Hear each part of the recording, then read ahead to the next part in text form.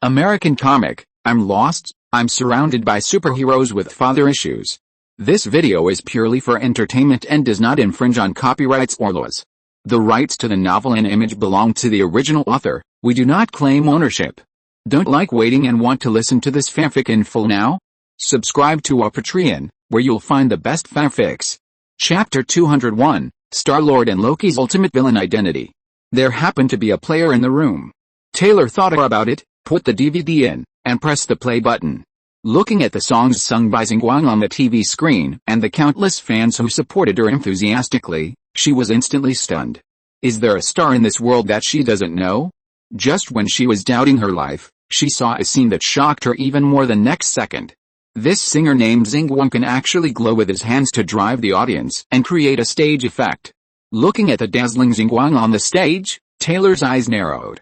If she also has this ability, can she become a more popular singer? Thinking of Loki's incredible ability to change, she believed in the existence of Xinguang in the DVD. Staring at the screen, she fell into deep thought. What kind of existence is this family she met?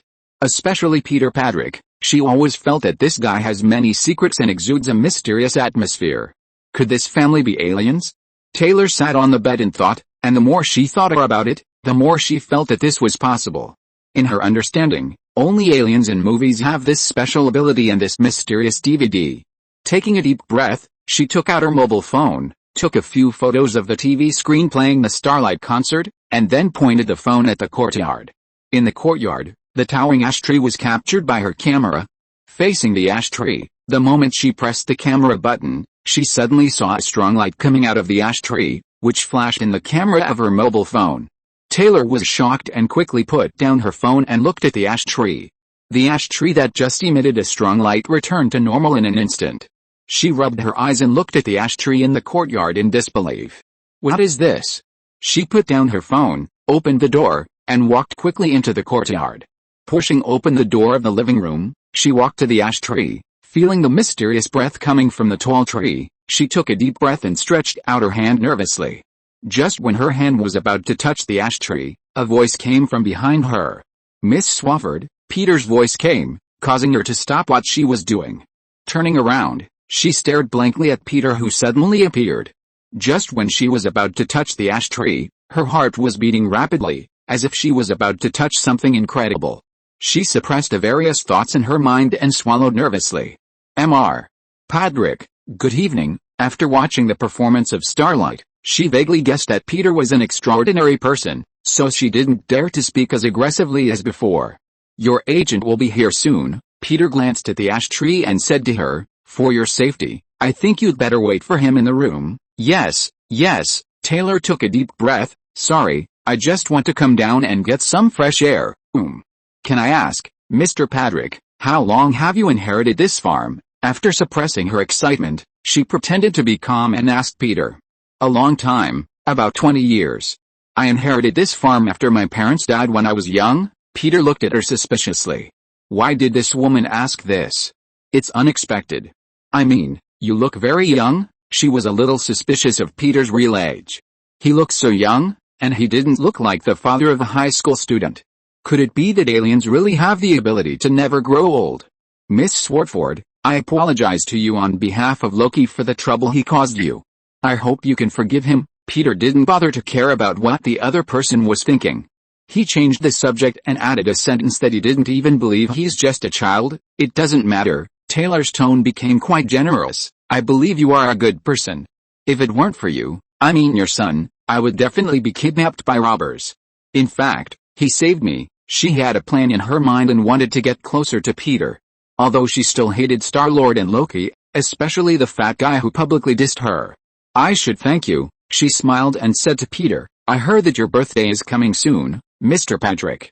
Maybe I can sing here to celebrate your birthday, if you need it. Then she handed Peter a business card. Here's my contact information, you can contact me at any time. Looking at the singer whose attitude changed drastically, Peter fell into deep thought. Could this woman have some plan? Thank you, Miss Swafford. Peter, who was determined not to let go of the freeloader, nodded and took the postcard from the other party. After talking with Peter, Taylor went upstairs to continue waiting for the arrival of her agent. She was not so eager for the agent to take her back now. When she came into contact with the ash tree, she suddenly burst out with countless inspirations. She took out a notebook from her bag and wrote a song on it. What happened tonight was too bizarre. Not only was she almost kidnapped, but she also had an incredible experience on the farm. She wanted to write all her experiences into the song. Of course, Loki and Star-Lord, the two annoying bear children, should also be written as villains. It would be best if he was the ultimate villain. Tyler gritted his teeth and had completely held a grudge against the two naughty kids.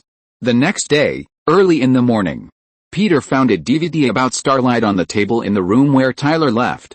He immediately thought that the big singer might have brought the DVD upstairs. But it didn't matter even if the other party saw it. After all, it was something from another world, and even if the other party saw it, he would probably be confused. Fortunately for Peter, he specially collected Starlight pulling the locomotive and didn't expose it to this woman. Otherwise, if the other party found it and wrote it into the song, his reputation would be ruined.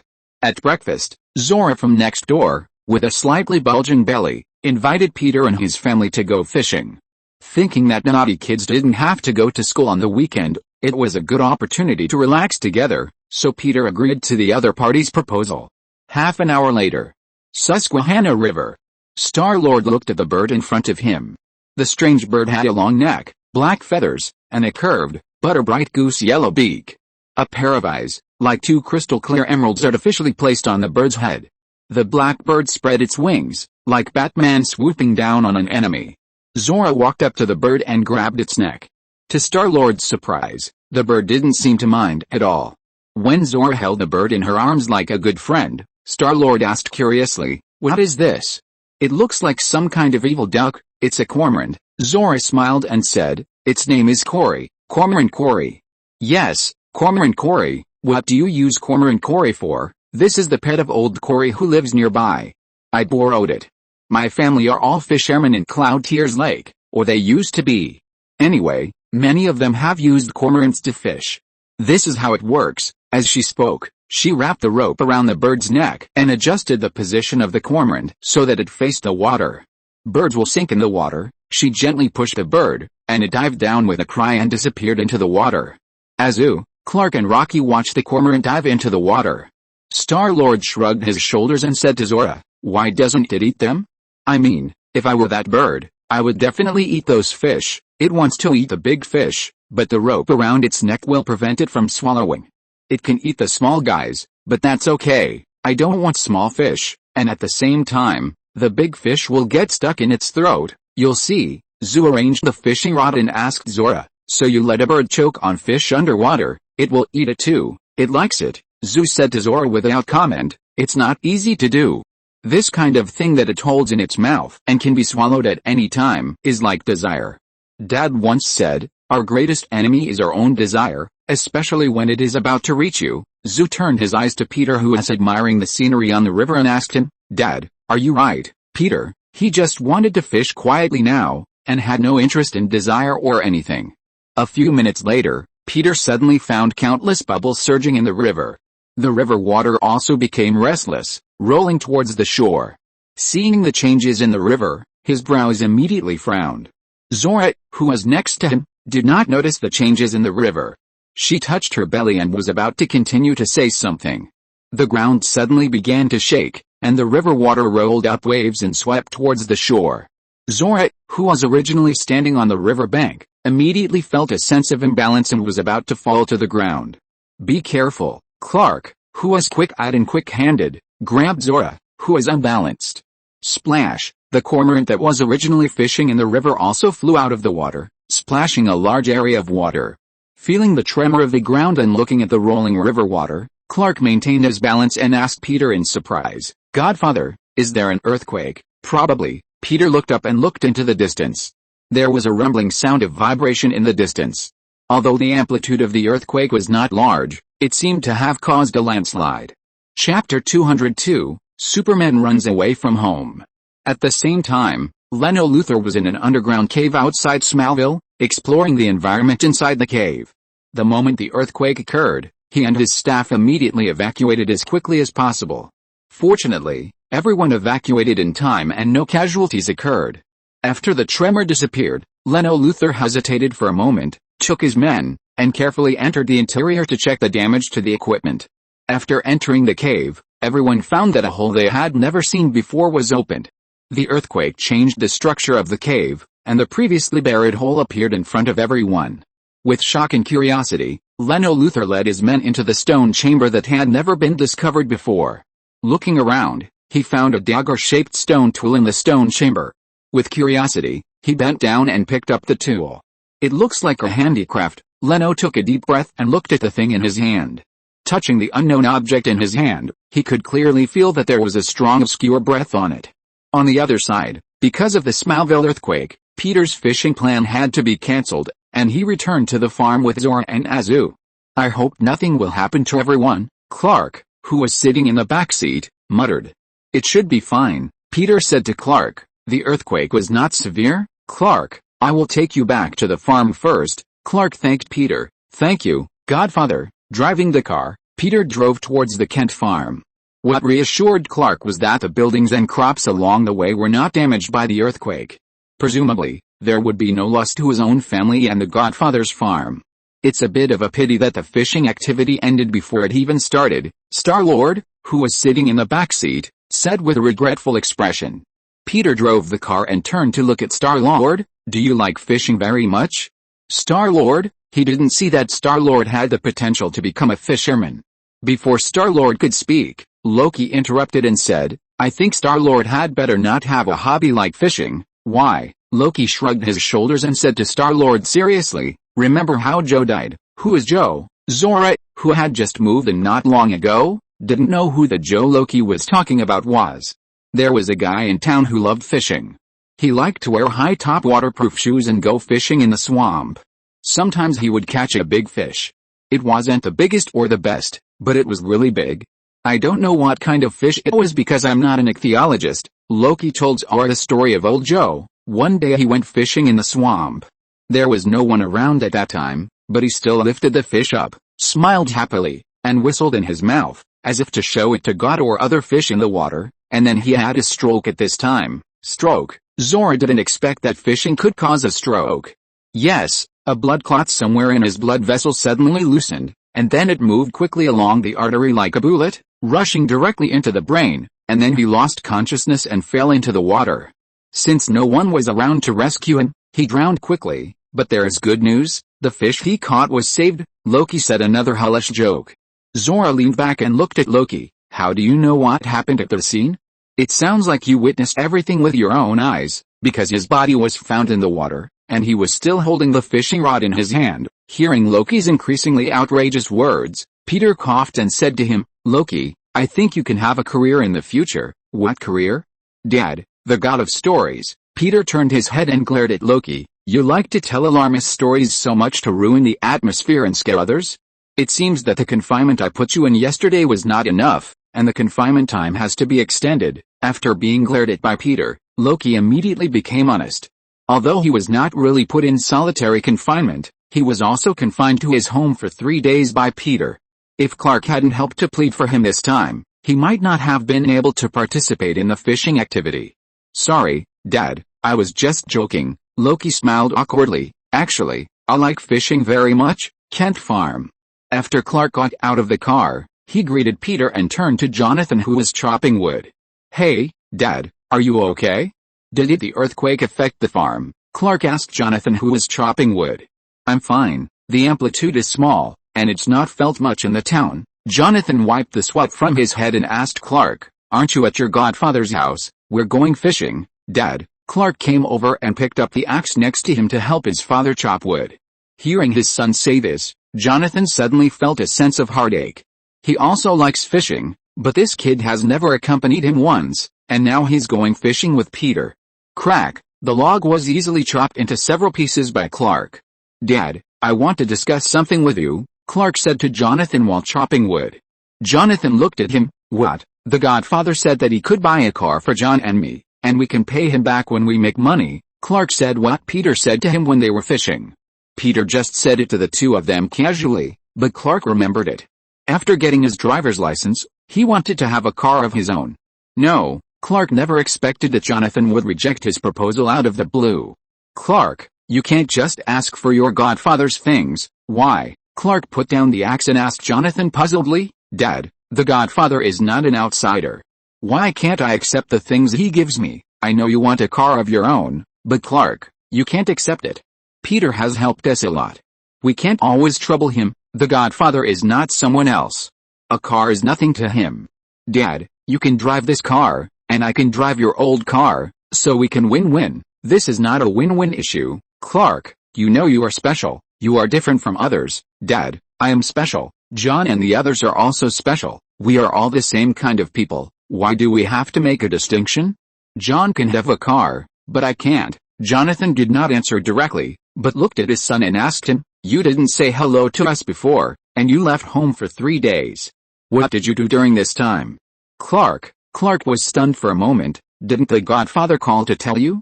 Dad, I went to the metropolis with the Godfather, but why can't I get through to your phone? Jonathan looked at him with sharp eyes. You always have your own secrets, and you even hide the secret from your parents. Clark, you always say that you hope to be an ordinary person, but you are always aware of your own extraordinariness and take action for it. No, Dad, Clark defended weakly. I just don't want you to worry. We have been worried. Clark, sorry, Dad, actually, you always thought that Peter was your biological father? Right. Jonathan suddenly sighed and asked Clark. Clark was shocked when he heard his father's sudden question. I don't know. Clark's tone was a little panicked.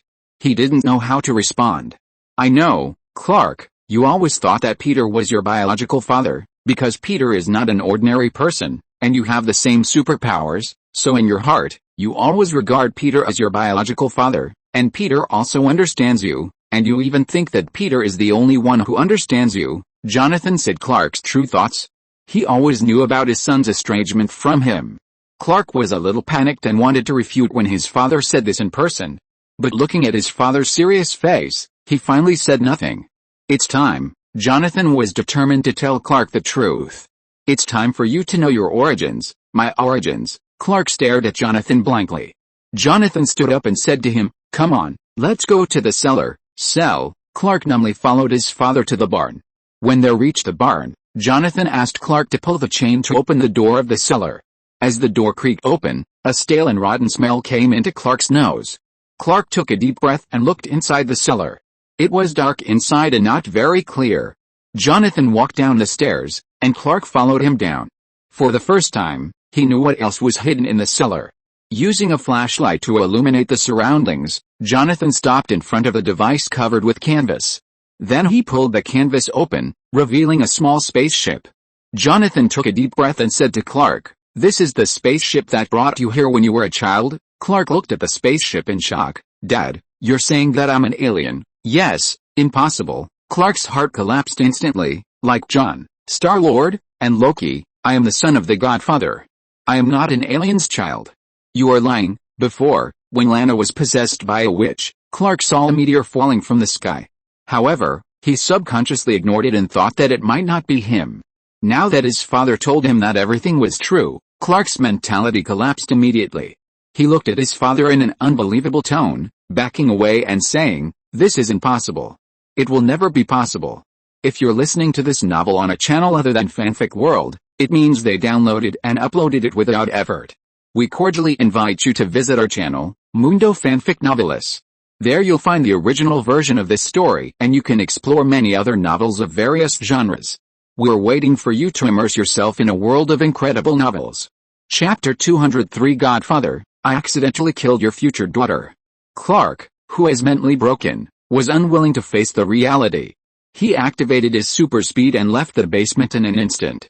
Clark, Jonathan shouted to him worriedly, but Clark disappeared in the next second. At night, at Patrick's farm, Peter received a call from Jonathan. After talking to the other party for a few words, he hung up the phone and frowned. Dad, is there something wrong? Azu asked him. No, it's Clark. What's wrong with Clark? Did he steal your key again? Loki next to him asked. He is good at digging traps, and often speaks a trick from time to time. Do you really want others to steal the key? Peter glared at Loki with dissatisfaction. I don't mean that, Dad, I'm just reminding you to be careful. Before Loki finished speaking, Azu next to him frowned. He was now 100% sure that his father could find out that he and Clark were missing because of Loki's trick. Peter looked at Loki and considered whether to teach this kid a lesson recently. Star-Lord heard the conversation and came over to ask, "What happened to Clark?" "Dad, he ran away from home," Peter said, something that shocked Star-Lord and the others. "He is already in high school. Would he run away from home?" Star-Lord even suspected that he had entered the rebellious period of adolescence. But isn't adolescence something that only happens to people of this age? Running away from home is not quite accurate. Clark just wants to go out and be quiet. Peter coughed and said to Loki and the others, "Do you know where Clark often goes?" They all shook their heads blankly. "I don't know." "Okay, let's try our luck." Peter asked Loki and the other two to look for Clark separately, find Clark and bring him to the farm. If he doesn't want to come back, contact me in time. He also left a farm to look for Clark. After searching in the places Clark often goes to, he found nothing. 10 minutes later, Peter found Clark in the cemetery. He didn't expect this kid to hide in the cemetery. "Clark!" Peter stood in the cemetery surrounded by light mist and shouted to him, "Is that you?" Hearing Peter's voice, Clark quickly wiped the tears from his face. "Godfather, it's me." Clark turned around with his head down, pretending to be calm. "Why are you staying in the cemetery?" Peter walked up to him and asked. "I want to find a quiet place with no one around, Godfather." Clark smiled at Peter.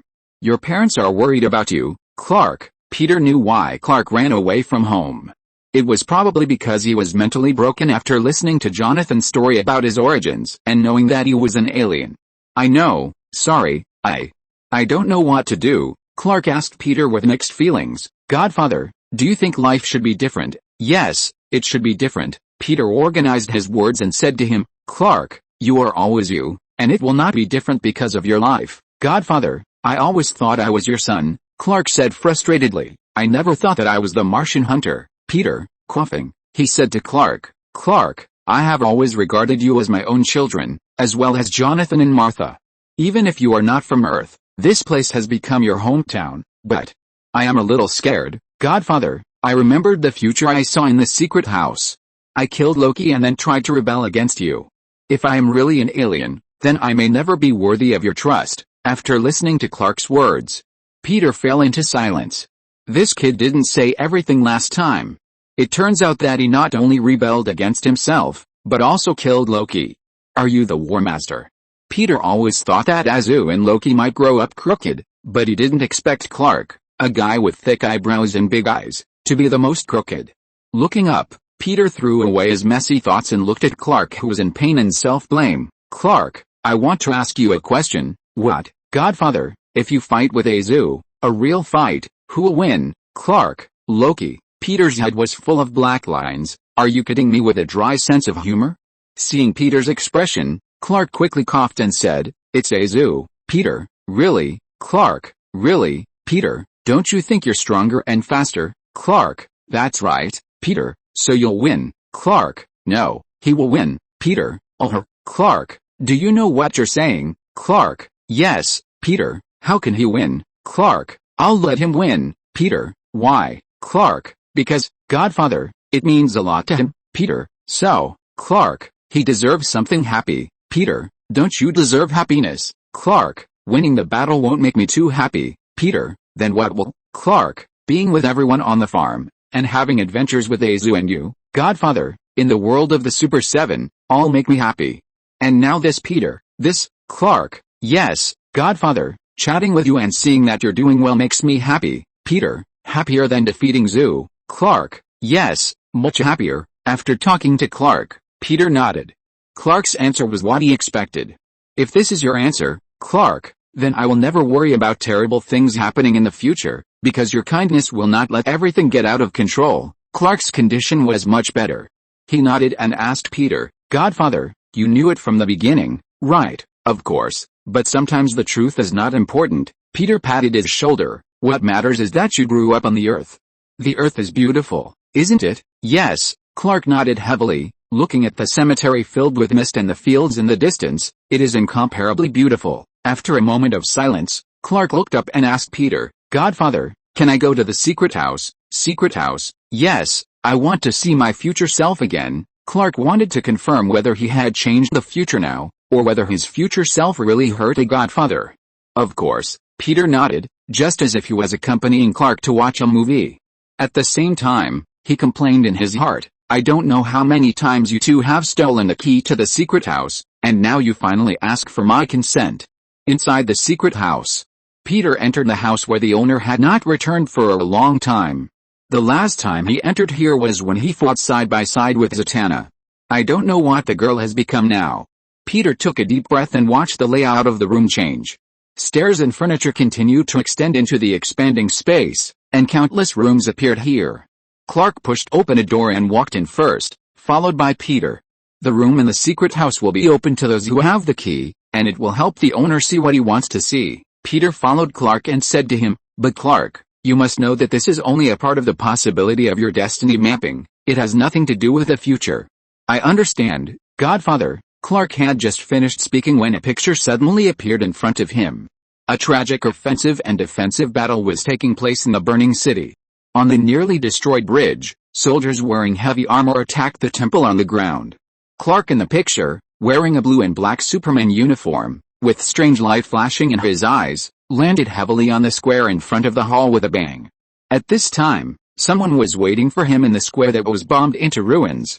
Loki is dead, the Homelander's army was annihilated on OA, and other armies can no longer come. Now, the Godfather is inside. Clark threw Darkseid's head to the ground and crushed it with one foot.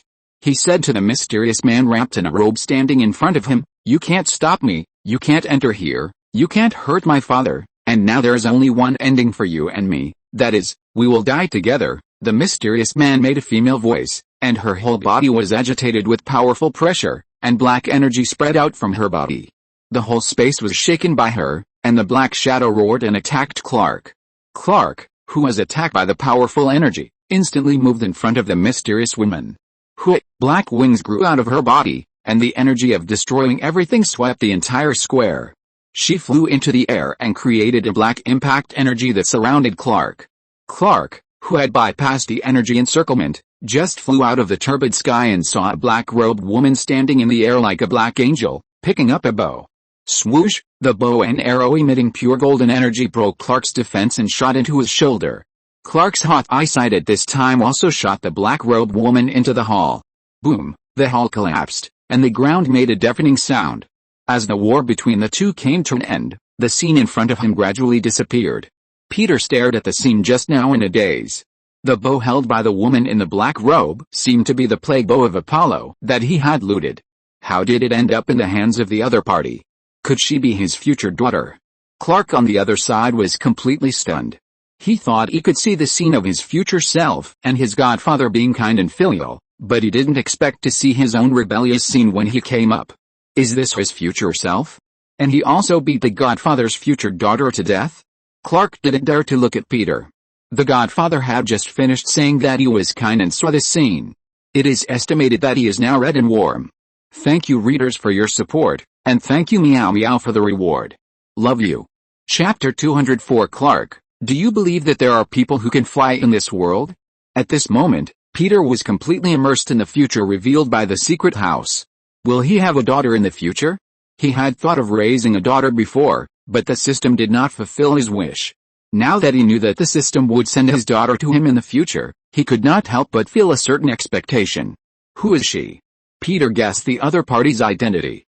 Clark, who was beside him, looked at Peter who was silent with his head down, and was as quiet as a cicada.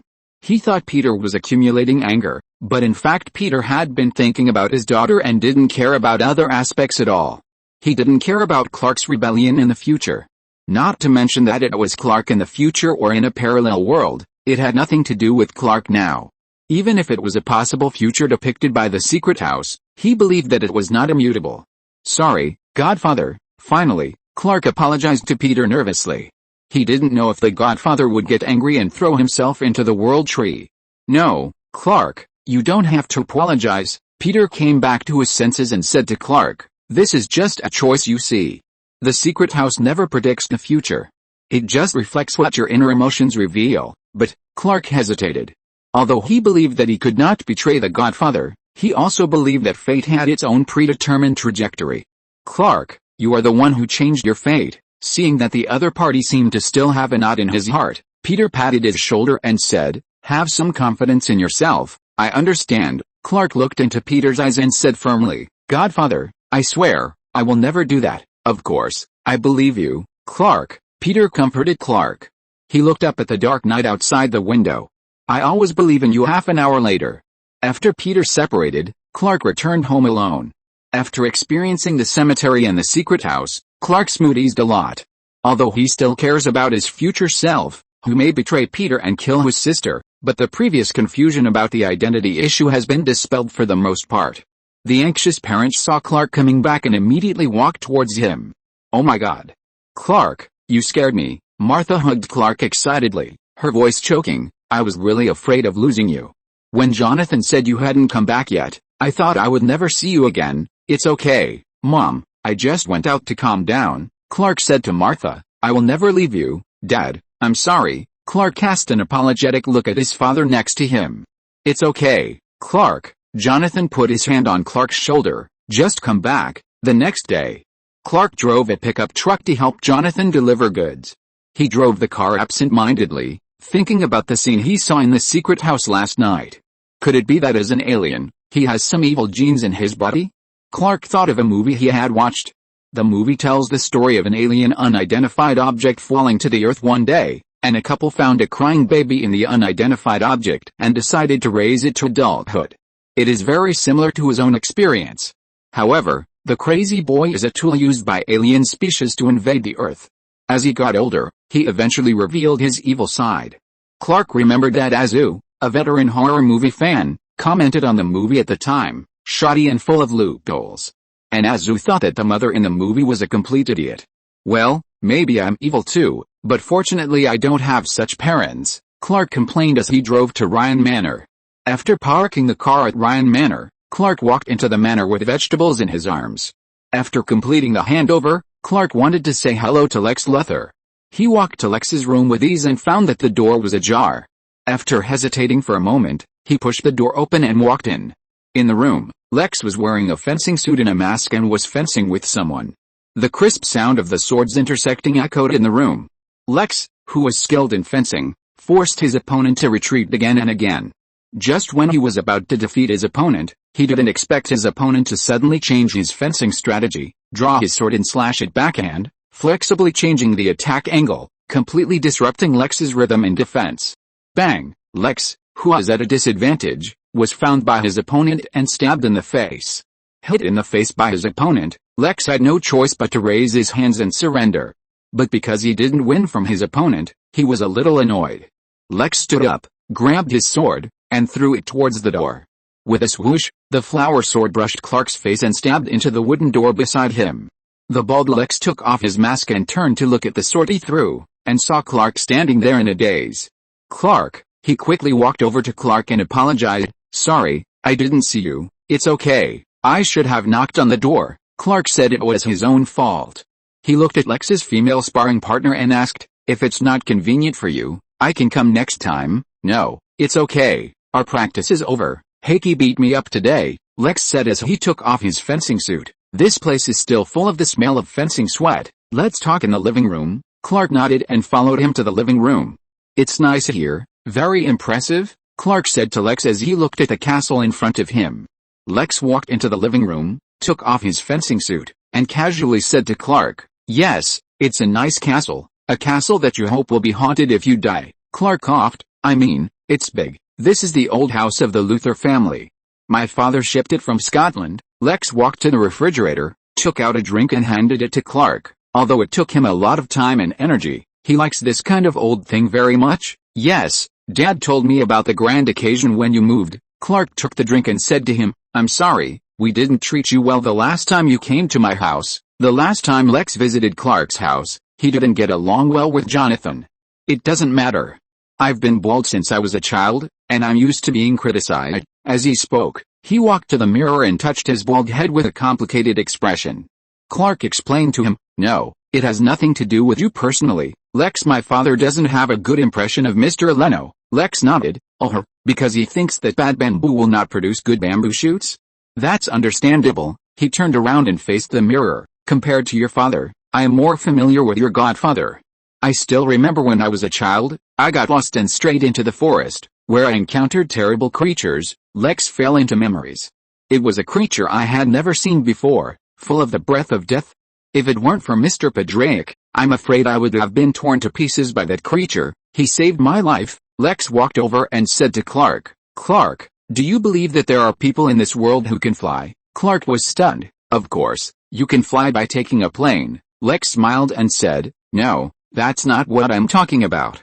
I mean humans who can fly in the clouds without the help of any tools." Clark didn't know if the other party knew something. He hesitated and said, "How could humans do that? I've flown before." Lex looked at the clouds outside the window.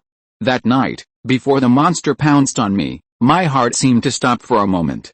It was the most unforgettable moment in my life, and then I felt like I was flying. Clark listened to Lex's words without saying anything. The two of them maintained a silent atmosphere. "Okay, thank you for listening to my meaningless nonsense." Lex broke the silence, put down the towel to wipe his sweat, picked up his clothes and said to him, "My father found something in the underground cave in Smallville yesterday. I think you should be interested." Hearing the other party talk about the new discovery of the cave, Clark's interest was immediately aroused. Under the leadership of Lex, the two entered the laboratory in the manor together. In the laboratory, Clark looked at the glass cabinet. There was a dagger-shaped stone artifact inside. "What is this?" "I don't know. I found it in the cave." Lex looked at the dagger-shaped artifact. There was a similar image painted on the stone wall of that cave, which means that a long time ago, the people here, most likely the ancestors of the Koash people, discovered it. Lex was explaining to Clark when a researcher came over and picked up the stone tool for testing.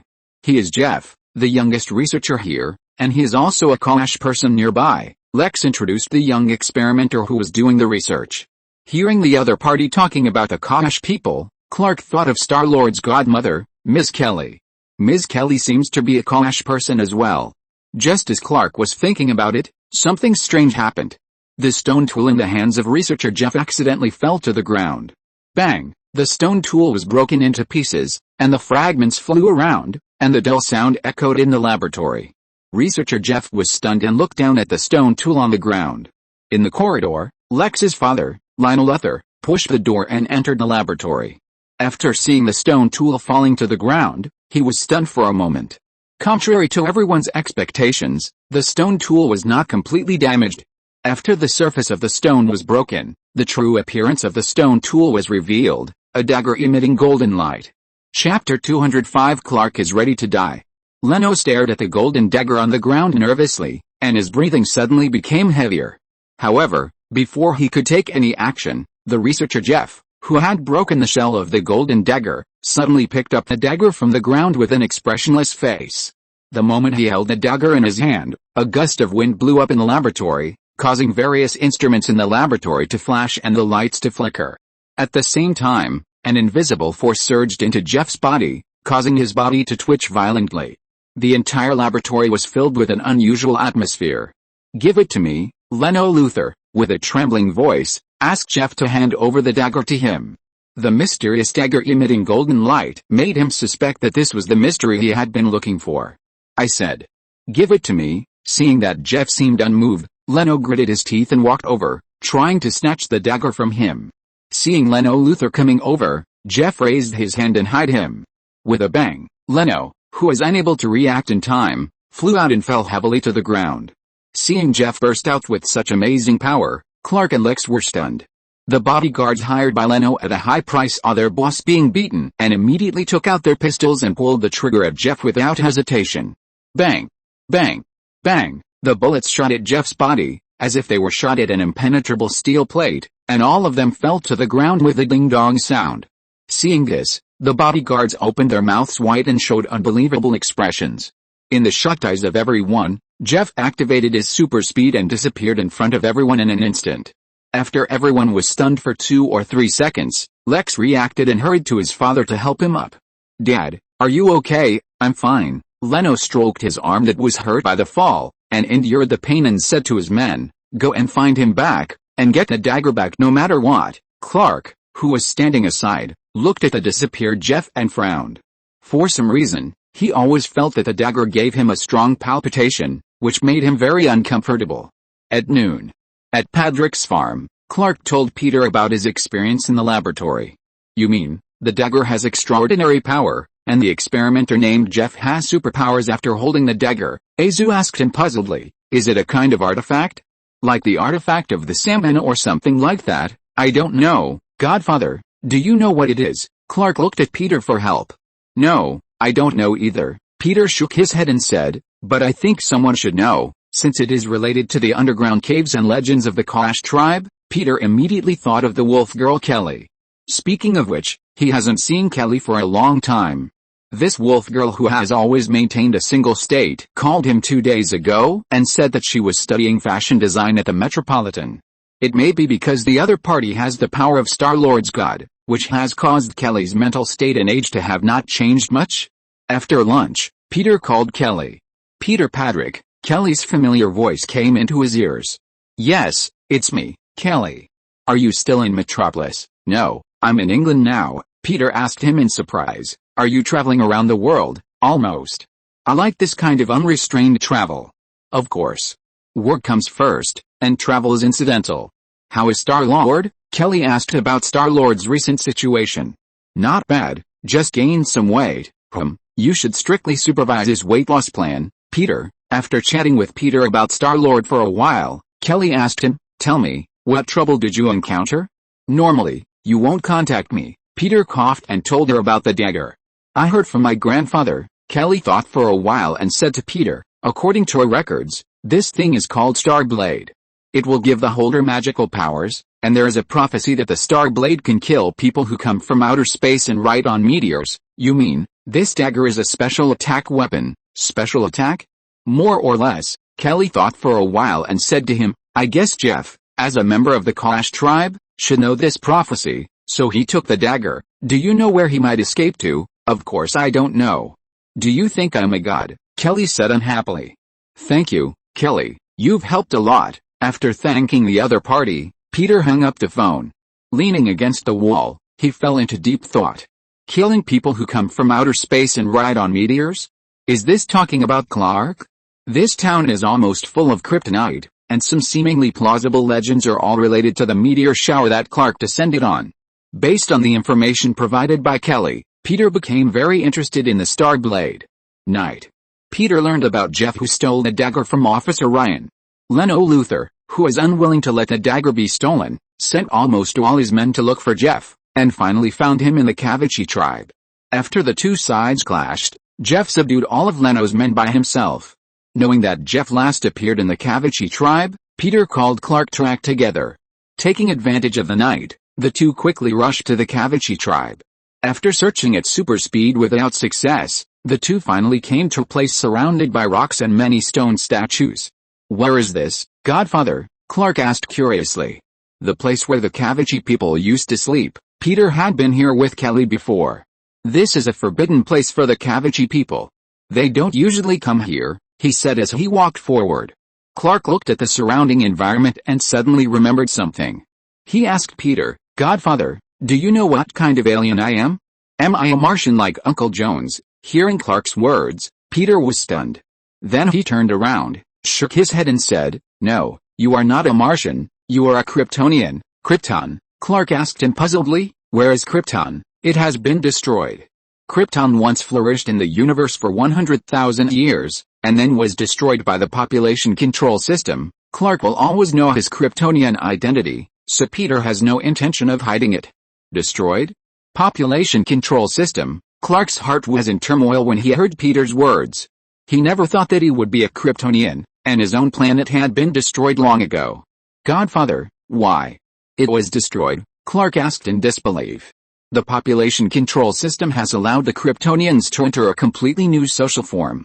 Simply put, after the emergence of this system, the Kryptonians no longer need to reproduce. If the entire planet needs a group of soldiers, then the system will use the genetic coding of the Kryptonians to allow the next batch of children to have excellent warrior genes. If scientists are needed, they will create children with wisdom and talent. Peter looked at the weathered stone sculptures around him and said to Clark, and this practice has led to the end of all hope. Everyone's birth is destined from the beginning, and the trajectory of their lives is completely determined. Everyone has lost the possibility of choice, so it inevitably embarked on the road of destruction. Godfather, how do you know this? Clark looked at Peter in shock. Is the Godfather also a Kryptonian? You forgot, Clark, I am now the owner of the secret house, the controller of the 3 artifacts, and the owner of the world tree. I can always see what I want to see. After listening to Peter's explanation, Clark suddenly remembered something. So, Godfather, you drew an S on my chest and told me to keep hope and not to repeat the same mistakes. He suddenly realized it. It turned out that the Godfather had been telling him to keep hope and that he had the possibility of choice at any time. Yes, you are the special one, Clark. Even if you are a Kryptonian, you are the one who has hope and is different from anyone else. Peter looked into his eyes and said. Clark calmed down and was about to speak when a figure suddenly flashed before their eyes. Peter saw the figure appear and immediately kept up with the other person's speed. Clark was stunned for a moment and hurried to catch up with Peter. Swoosh, Jeff, holding the star blade, moved to the highest point of the altar and stopped to wait for Peter and the others to come over. Amazing. Do you also have extraordinary powers? Jeff, holding the star blade, looked at Peter and Clark who were rushing over. Peter said to him, you don't know what dangerous thing you are holding in your hand. Be obedient, kid, and give it to me. Jeff looked at Peter and was a little speechless. You look younger than me, yet you still want to take advantage of me? No. I have been given a mission. This is used to kill Norman. I am the hero who has been given a mission. Jeff raised the dagger and said to the two of them, Norman fell from the sky, riding a meteor, from outer space, and I am the one who ends his life. I will kill him with my own hands. I am the chosen one, the one chosen by fate. Clark fell into a daze after listening to Jeff's words. Norman from outer space? Is that talking about himself? Is that a dagger that can kill himself? Looking at the dagger glowing with golden light, Clark fell into shock. No wonder it made him feel uncomfortable. Clark quickly thought of the scene in the future when he killed Loki and his sister and betrayed his godfather. If he suddenly had an idea in his mind, if he gave it to Loki or his future sister. The last chapter is a bit late. Readers can read it tomorrow morning. Go to bed early. Chapter 206 I am your destiny, child. If I could give them this dagger, then when I go crazy and attack them, maybe I can change the ending. As for whether I will be killed by Loki or the future angel, Clark pursed his lips and shook his head. If I would do such a bad thing, then facing death might be a good ending. And the Godfather just said that Kryptonians cannot choose their own destiny since birth. Since I can't choose to be born, then as a Kryptonian, I should choose death.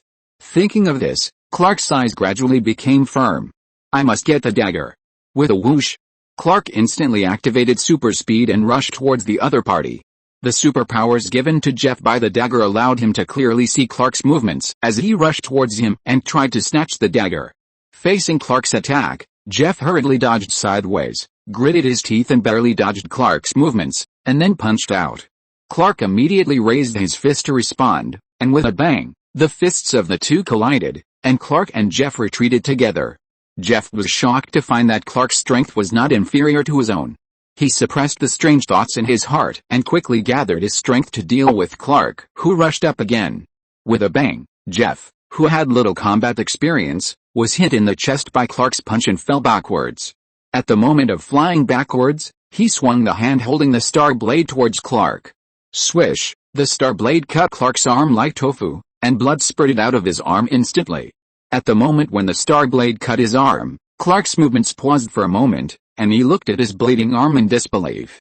Taking advantage of this opportunity, Jeff, who was high and flew backwards, forced his posture in the air, and with the help of the force acting on his body, he stepped on the ground with his legs and rushed towards Clark with all his strength. With a bang, Clark was directly knocked out by Jeff's body and fell heavily to the ground. The ground made a dull sound when he was smashed, and dust swung around along the ground. Jeff, who knocked Clark away, looked at the dagger dripping with blood in his hand in surprise, and then looked at Clark. You are the legendary Norman. The prophesied Norman was the one who came on a meteor. He said in disbelief, is the heroic mission I was given to kill you. Jeff, who looked a little excited, had an uncontrollable excitement in his eyes. This is my mission, boom. However, before he could finish his words, he felt a column of fire rising from his feet, directly knocking him out. Obviously you are not. Peter looked at Jeff who was knocked away by the flames and shook his head. Clark, are you okay? Peter came over and helped Clark up, frowning at his bleeding arm. It's okay, Godfather, Clark covered his injured and bleeding arm and looked at Jeff, who fell to the ground with his clothes burned.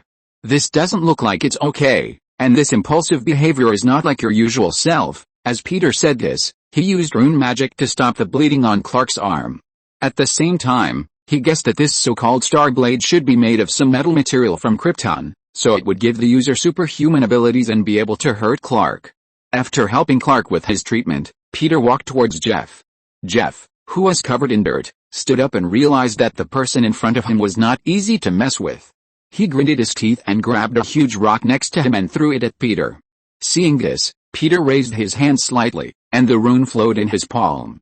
The next moment, the ground shook, and Jeff, who was holding the huge rock, immediately became unstable. Then Peter moved in front of the other party in an instant and grabbed the other party's neck. Jeff was shocked. He didn't understand why someone could have such a fast speed. Subconsciously, he raised the dagger and stabbed Peter in front of him. But before he stabbed it out, he suddenly felt a heavy body and his eyelids were fighting uncontrollably.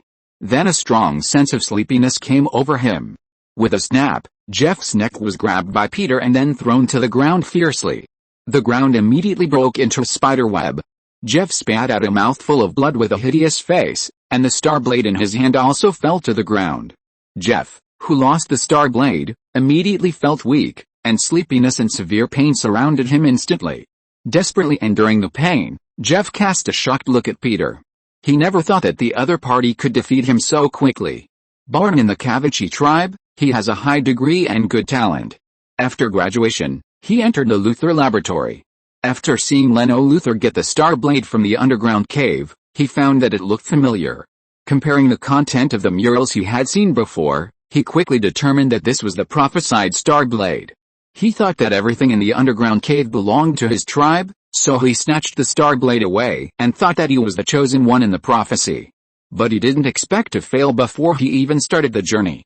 Where did this monster come from? Is his mission over? Seeing that the other party wanted to speak, Peter walked closer to him and looked down at him. "Who are you?" Jeff tried his best to squeeze out these words from his mouth. "I am your destiny, unfortunately, kid. Your mission ends here, Jeff." Peter shook his head and then used the ruby, and the latter fainted. After killing Jeff, Peter picked up the golden star blade. In an instant, a vast power passed into his hands. "Is this the weapon of Krypton?" Peter felt the power given by the weapon in his hand and whispered to himself.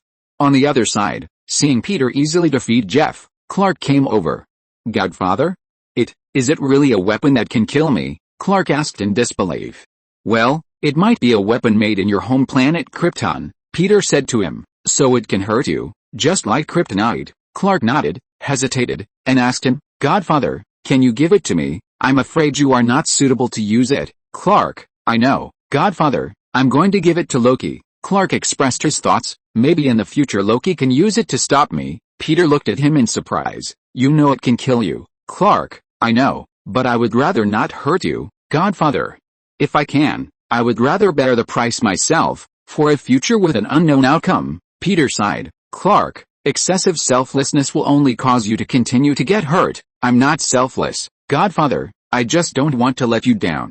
You said that Kryptonians are born without hope, but I learned hope from you, and I don't want to see myself destroying the greatest hope." Clark said to Peter earnestly, "Godfather, I have always regarded you, my parents, and Azu as my family.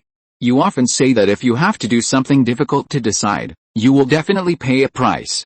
I think this price is fair." "No, Clark, the price is never fair, and feelings are never measured clearly." Peter shook his head with a complicated expression, then raised the star blade, and the hostile rune was engraved on it by him using the energy of the gods. "Hostile rune makes the weapon blunt and unusable." He looked at Clark. "Clark, the hope you have is not so cheap." Crack, a crisp sound rang out.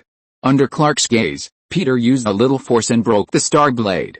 Looking at the broken star blade falling from Peter's hand, Clark looked at Peter in disbelief. "Godfather," he didn't expect Peter to break the star blade. "If I put my trust and feelings for you on a weapon, then it can only prove that it is just a sand castle on the beach, which can't withstand any wind and waves." Peter threw the dull fragments of the star blade to the ground, shook his head and said to him, "Clark, I will not let this star blade become a weapon to hurt you, nor will I hand it over to Loki." "Godfather," Clark suddenly felt a little sour in his eyes.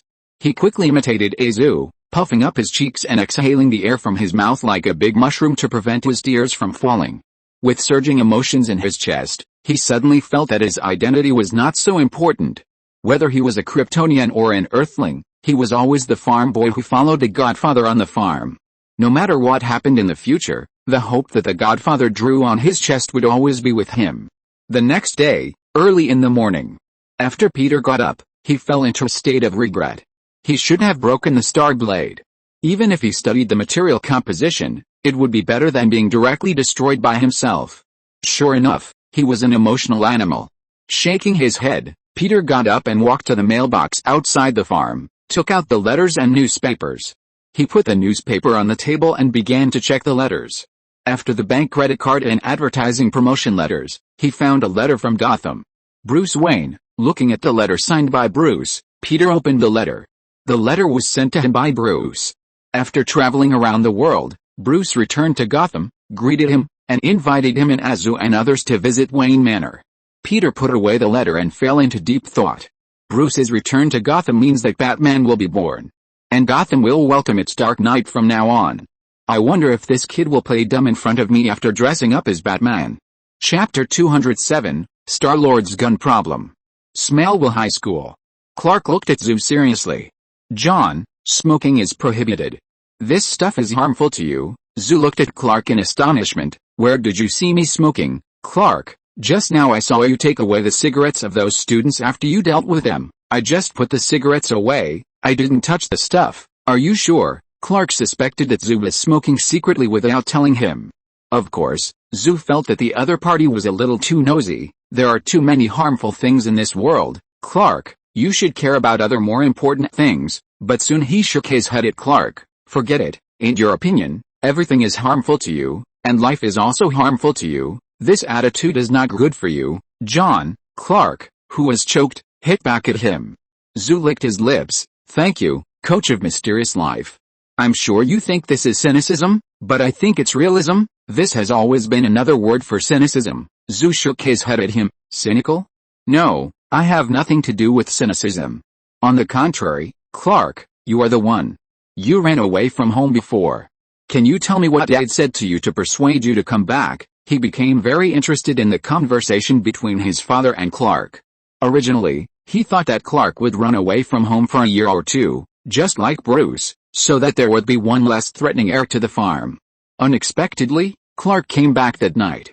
You didn't run away from home at all, did you? If you really planned to run away from home, you could run to any corner of Africa and no one would be able to find you. You are deliberately letting people find you. Zoo complained about Clark in his heart. Clark didn't answer Zoo. He thought of the conversation between the Godfather and himself yesterday. He knew the identity of a Kryptonian from the Godfather, but he also knew that no matter how the future changes, the Godfather's trust and love for him will not disappear.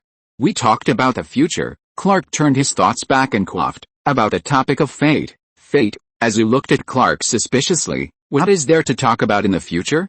Do you know the fate of the future? Who knows? Just like the other you saw in the Black Robe world, I will also see another me. I don't know, it may be me, or it may not be. In short, I have doubts about the future. Clark looked down at his chest, but now I have figured it out.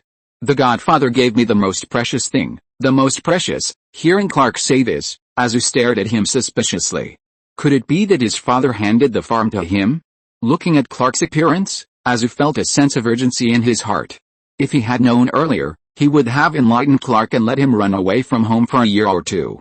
Yes, the most precious. Clark didn't know that Zoo had thought so much in his mind. He had now completely accepted his Kryptonian identity and was determined to protect the Godfather and the farm as an Earthling. And he had hope in his heart to create the future. Even if his future was not very good.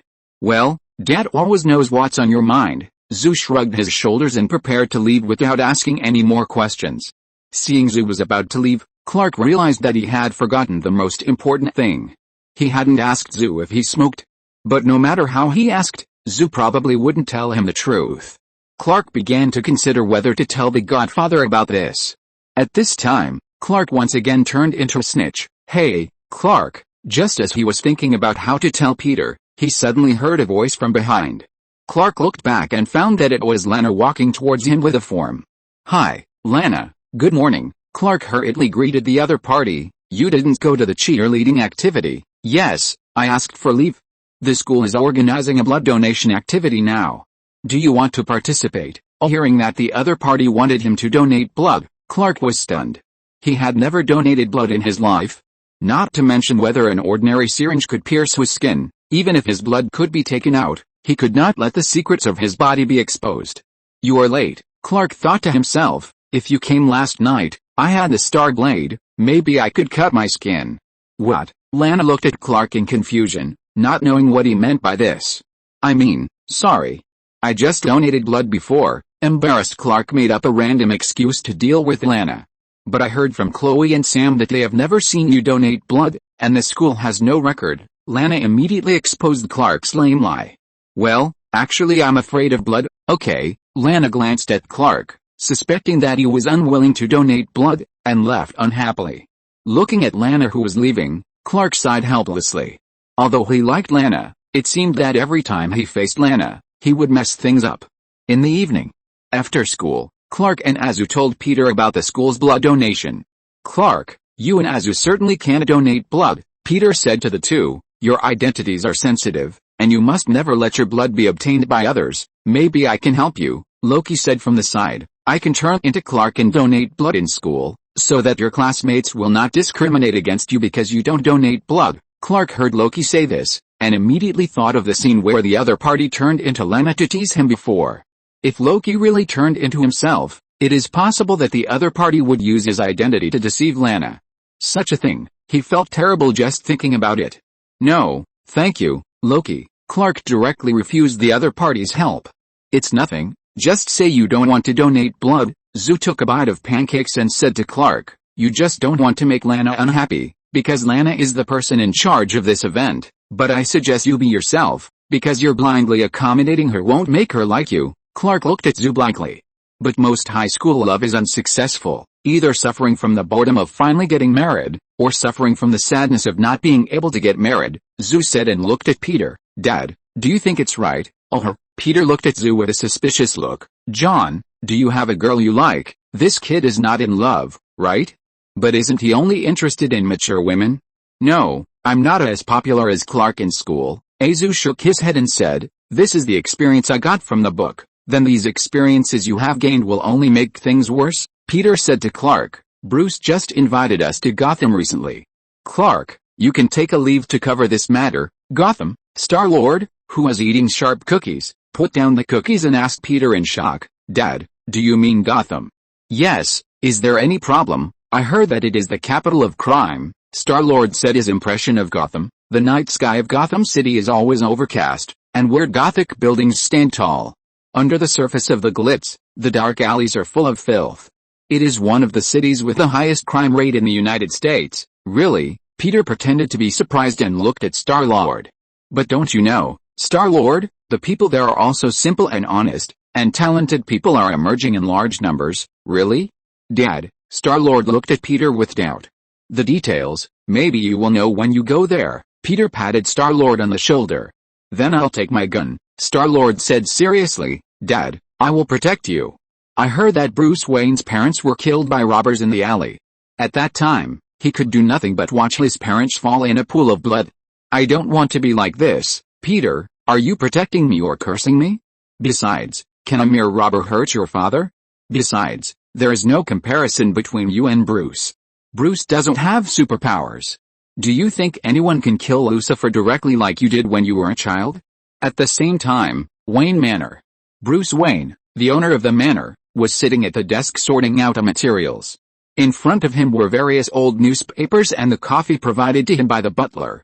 He sat alone at the desk and had been reading newspapers for several hours, but the coffee in front of him was not touched at all. "Master Wayne, you have been sitting here for more than 3 hours. I think you should take a break." Butler Alfred came over with hot coffee and saw the untouched coffee on the desk and sighed softly. "I am like a ghost wandering in the city now. Everything is so strange. So, I have to spend time to learn everything about this city as soon as possible." Bruce raised his head. Compared with his previous immature face, he has become more mature now. You don't have to rush, Master Wayne. This city is so big that you can't fully understand it in a short time. You are right, Alfred.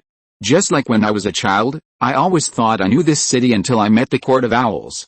If it weren't for Mr. Peter, I would have. At this point, he suddenly thought of Peter. I wonder if Mr. Peter will agree to my invitation. Chapter 208, A Zeus Feeding Thief. I'm a good person. Just as he thought of Peter, the phone in the living room rang. Bruce picked up the phone. This is Wayne Manor. Bruce was immediately shocked when he heard the voice coming from the receiver. Sir, this was really a surprise. He didn't expect that it was Peter who called him. After talking to Peter for a few words, Bruce stood up and said excitedly, "That's great. Mr. Peter agreed to visit the manor. I'm looking forward to it. When Mr. Patrick comes, I have to thank him." Alfred also welcomed Peter's arrival. "It's too hasty this time. I should drive to pick him up in person." Bruce felt that he shouldn't have invited him by letter or phone. "You look a little nervous, Master Wayne." "A little bit. After all, this is the first time I've hosted Mr. Peter at home." Bruce picked up the new coffee that the butler had placed on the table. "And we haven't seen each other for many years." He paused for a moment and said to the butler, "But I guess he hasn't changed much over the years. Every time I see him, he looks almost the same as the last time we parted." Alfred blinked. "You mean, Mr. Padraic has the ability to stay young forever?" "I don't know. Mr. Peter seems to be hiding many secrets." He put down the coffee cup at his mouth. "I heard Clark talk about it when I was a child. Mr. Peter once told him the story of mermaids." "Mermaid?" "Yes, the legendary mermaid who can make people immortal. It is said that just one bite can keep you young forever. There is a legend of 800 nuns in Japan." Bruce shook his head and said, "Forget it, let's not talk about this. Do you have any plans for tomorrow?" "You have a speech at Gotham University during the day tomorrow, and there is a banquet hosted by the Wayne Group at night. The group's top executives and others want to see you reappear in Gotham. Please turn it down for me, Master Wayne. If you want to maintain your image as a playboy, you must attend some social occasions." This is necessary. Bruce had already started making a bat suit to fight crime in the city. I know I have to play Bruce Wayne in life, but tomorrow, I have to receive Mr. Peter." Bruce shrugged and said, "This is very important." "Okay, Master Wayne, I'll arrange it for you." The butler holding the silver tray nodded slightly to him and turned to leave. After the butler left, Bruce sat back at the desk and took out the half mask he had obtained from the Court of Owls. At that time, the people of the Court of Owls were poisoned to death, and he had lifted the mask of one of them. He found that the other party was the patriarch of a famous family in Gotham. He could not imagine that the person who controlled a large amount of Gotham's wealth was actually a member of the Court of Owls. As he said, he did not know enough about this city. He raised his head and looked at the night in the city. The night with flashing lights gradually became blurred in his eyes, and the mist began to spread. The next day, early in the morning, Peter drove to Gotham with Azu, Clark, Star-Lord and Loki. "I have a question, Dad," Loki asked Peter who was driving. "What? Loki, are his parents really dead? I mean Bruce Wayne. Why are you asking this?" Peter glanced at Loki through the rearview mirror inside the car. "Nothing, just a little curious. By the way, Dad, you saved him when he was a kid." Loki's tone gradually became surprised. "And your bar, was it also given to you by him?" "Well, Bruce is very rich. He is a billionaire." While chatting about Bruce, Peter had already arrived in Gotham by car. He slowed down and parked the car in a parking space on the side of the road and asked Loki, "Is there any problem with this?" "No, I just think he's like a spendthrift prodigal. It is hard to associate him with traveling around the world or something.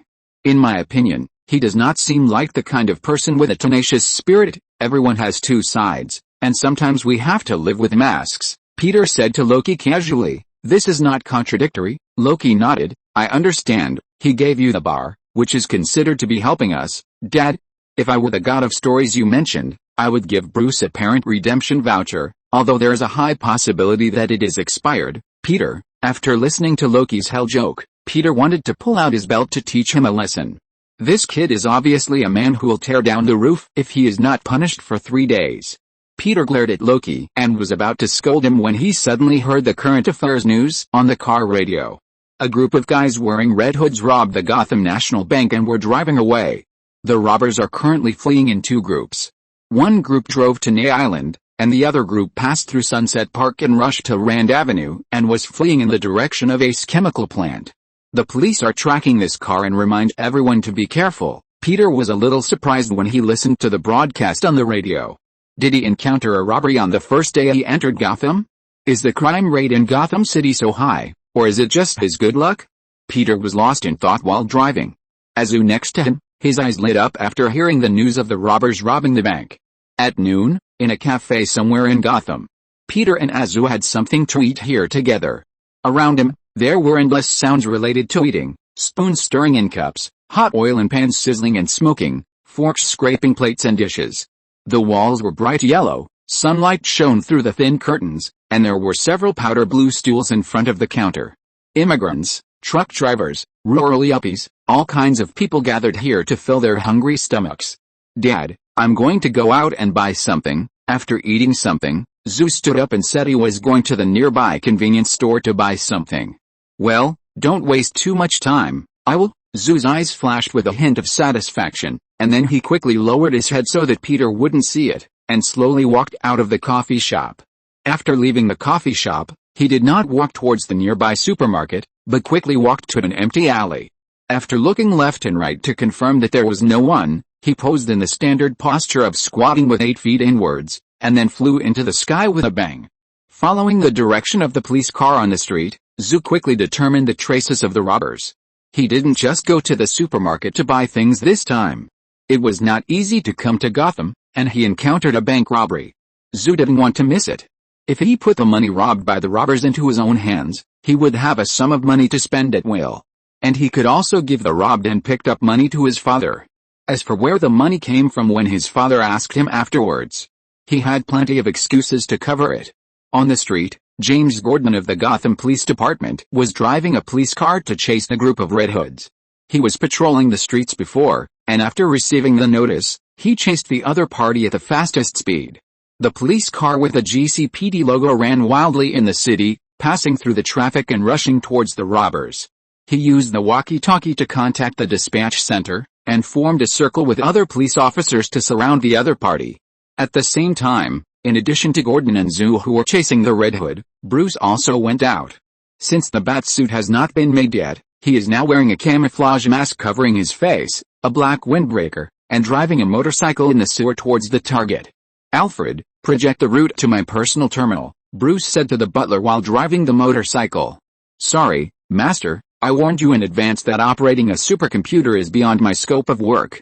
"You need to wait," Bruce, who was riding a motorcycle in the sewer, said helplessly to the butler. "I don't have much room for error, Alfred, you have to hurry, for God's sake." "Is this useful?" Alfred, who was a little unfamiliar, finally passed the route map over. Looking at the route map projected on his wrist, Bruce nodded with satisfaction. "Very useful, perfect." The Red Hood gang, who was being chased by everyone, finally got rid of the police and stopped the car in front of a chemical plant. The leader of the Red Hood got out of the car and breathed a sigh of relief. He didn't expect it to be so thrilling in the middle, and he was almost surrounded by the police. "These stupid policemen are only fit to follow us around in circles." The leader took off the Red Hood on his head. "Roadblocks, underground tunnels search, helicopters hovering, what they are going to do, I have already guessed. They will never catch us." He was very proud and asked his men to take out the money bags and prepare to change cars to leave here. Before they could make any move, there was a bang. A heavy sound of landing came from behind them, like a heavy hammer hitting their hearts. The Red Hood gang hurriedly looked back, and what they saw was Azu standing in front of them. Azu spread his hands, walked forward 2 steps, and then put his hands on his hips. He turned his head and looked around, and finally looked at the robbers in front of him with a puzzled expression. "What kind of beasts are you?" "What?" The Red Hoods looked at each other, not knowing what the other party meant. "Does attacking innocent people make you feel happy?" Azu stretched out a finger and pointed at several Red Hoods in the air. The Red Hood leader asked him puzzledly, "Who the hell are you?" "I'm from my homeland." The next second, Zu's eyes turned red, and the thermal vision starting from 0 frame was instantly emitted, directly piercing through the robber in front. Chapter 209 Bruce Wayne's broken back pain. Seeing their boss chest pierced by Zu's heat vision, blood spurting out, dead beyond death, the rest of the Red Hood gang members were all stunned. After a few seconds, the group reacted and hurriedly took out their pistols to shoot at Zu. Facing the opponent's heat weapon, Zoo's emotions did not fluctuate at all. Bang! Bang! Bang! Dense bullets rushed towards him. Zoo took a step forward, and a fiery laser shot out of his eyes, instantly shooting through the head of the front Red Hood. With a thump, the Red Hood's eyes widened and fell to the ground in disbelief. "Oh, sorry." Zoo leaned forward and raised his hands to apologize to the other party. After the insincere apology, he did not stop and continued to shoot the heat vision at other Red Hoods. Blood spurted, and the remaining Red Hood members had no power to resist Zoo, and were quickly killed by him. Looking at the body lying on the ground, Zoo smacked his lips, walked to the car, and picked up the money bag. He had done similar things more than once, so he was familiar with it now. Looking at the car, Zoo found a Red Hood mask on the car. He hesitated for a moment, and picked up the mask. The next second, the motorcycle roared, and Bruce, in disguise, drove the motorcycle to the scene. He was surprised to see the Red Hoods lying on the ground. He looked up at Zoo, the only one still standing. At this time, Zoo had put on the Red Hood and turned to face Bruce. Neither of them recognized each other's identity. "You killed them?" Bruce looked at Zoo in shock. He thought Zoo had killed all the Red Hoods and was going to take the money for himself. "Yes, don't thank me. I just helped Gotham City get rid of some criminals. Just call me Crime Buster." Zoo lowered his voice and said to Bruce. He is now playing a part of the Red Hood. "You are also one of the criminals," Bruce said, and punched him fiercely. But his powerful blow was easily caught by Zoo. Grabbing Bruce's fist, Zoo's face showed a trace of anger. "It seems that you don't know who you have provoked." Zoo had just finished speaking and had not yet taken action when he heard footsteps. Then there was the sound of bang-bang bullets. Gordon, who arrived in time, shot at Zoo repeatedly. Frowning and looking at the police, Zoo threw Bruce out directly. With a bang, Bruce, who fell to the ground, endured the pain, dodged the bullets with a nimble posture, and rushed towards the car next to him. Zoo saw the police coming and stopped pestering. He activated his super speed and left the place in an instant with the money bag.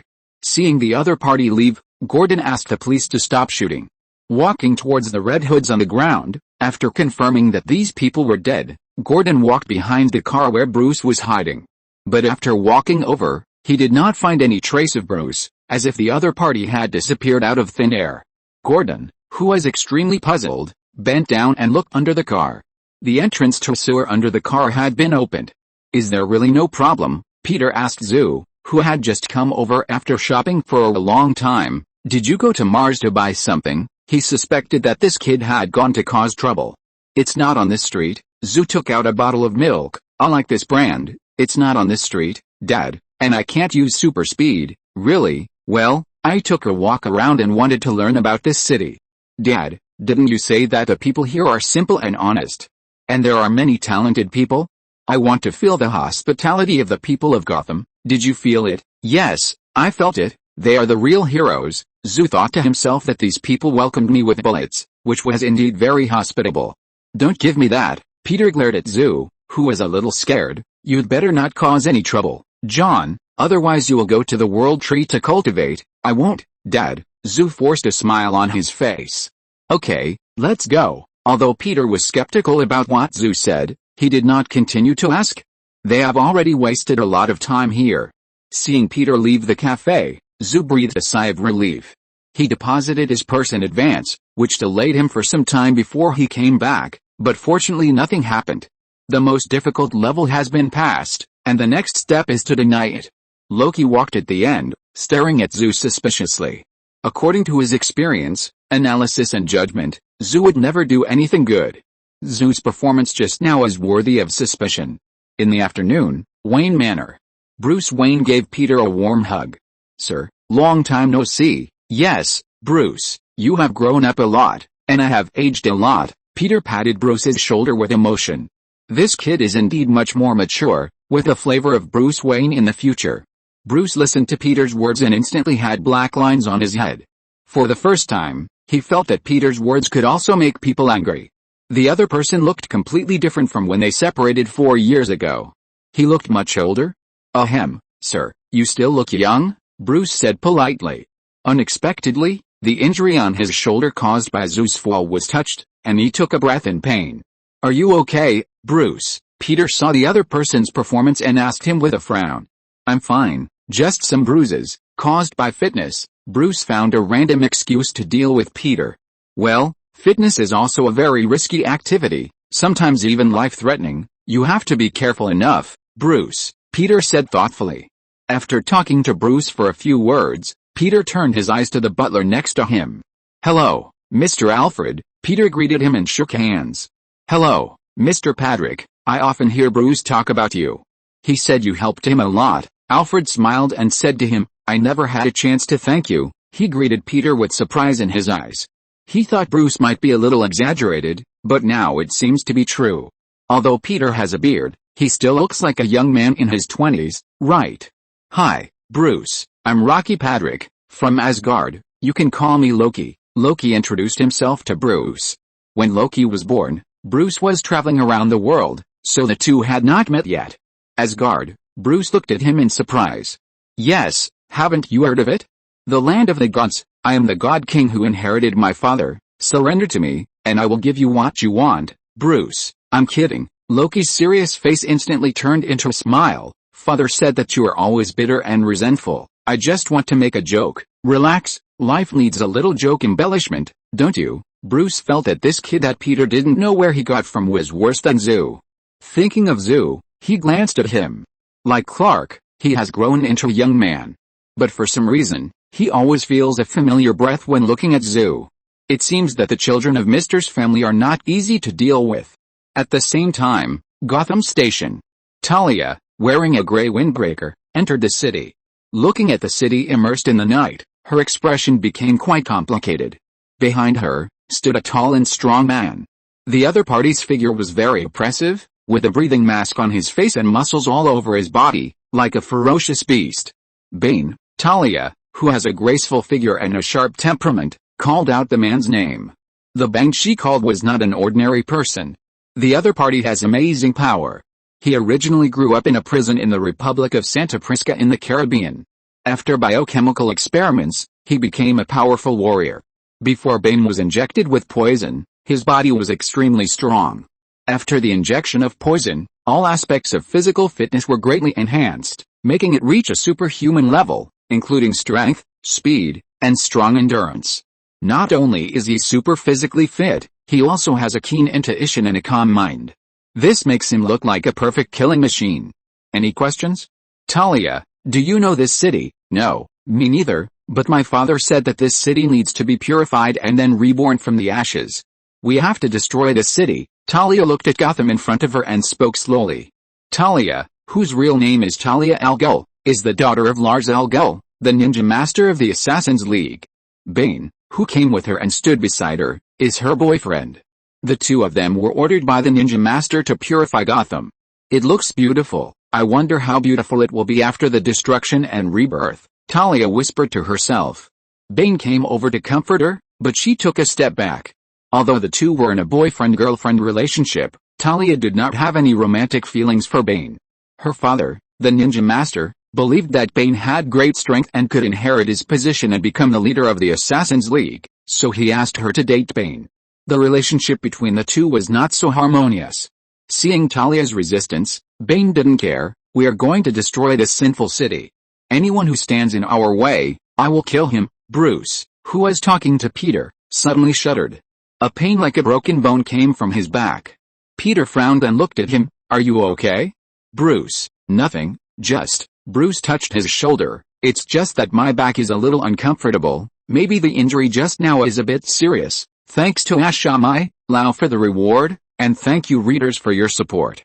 Mid-Autumn Festival is coming soon. Happy Mid-Autumn Festival. By the way, I'm asking for a monthly ticket. Thank you. If you're listening to this novel on a channel other than Fanfic World, it means they downloaded and uploaded it without effort. We cordially invite you to visit our channel, Mundo Fanfic Novelis. There you'll find the original version of this story and you can explore many other novels of various genres. We're waiting for you to immerse yourself in a world of incredible novels. Chapter 210 Loki, I just want to save some money for my father's pension. Really? Peter looked at him meaningfully. You don't have to be so tense, Bruce. The two of them had just finished dinner and were talking in the living room. Zoo and Clark had gone upstairs to rest. This trip around the world has changed me a lot. Bruce paused and asked Peter, sir, aren't you curious about what I've been through? Oh, if you are willing to share it with me, of course." A look of nostalgia appeared on Bruce's face. "After completing high school, I chose to explore the world, absorbing any knowledge that could meet my special needs along the way. I have traveled to the top universities in Europe and the Far East, and accumulated countless points." Bruce told Peter about his journey. "I learned a lot of fighting skills, practiced physical skills with senior teachers, and mastered most of them. In addition, I have participated in many major events with the world's top detectives. At that time, I understood the gap between the skills in textbooks and real combat, sir. I'm shocked. It's really difficult to apply what you have learned to practice." Peter nodded as he listened to the other party's story. "It sounds like you have experienced many unforgettable things." "Yes, but I think it's all worth it. It makes me grow." "Is that all?" Peter raised his eyebrows and asked the other party. According to what he knew, no matter which world Batman was from, he would go to the snow-capped mountains of the Celestial Empire or the temples of India. In the ravines of these places, there were always hidden hermits who had to pass a lot of tests before they could become successful apprentices. Actually, Bruce hesitated and said to him, "I learned martial arts in a snowy mountain." "Snowy mountain?" "Yes, there was an alliance there. Each of them was a martial arts expert.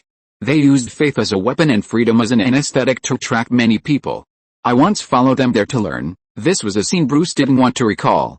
This organization called the Assassin's League left him with a deep psychological shadow. The League once asked him to kill a criminal to prove his commitment to justice, but Bruce refused on the spot. After recognizing the ambitions of this organization, Bruce finally chose to leave. "Oh." Peter listened to Bruce's story and nodded. He knew that the other party should be talking about the Assassin's League. The founder of the organization is the ninja master Lars Al Ghul. The basic tenet is justice must be achieved by one's own hands. It is mainly committed to training assassins and warriors, carrying out the so-called cleansing plan around the world to destroy corrupted cities. He remembered that Bruce had a son because he had a relationship with the ninja master's daughter, Talia.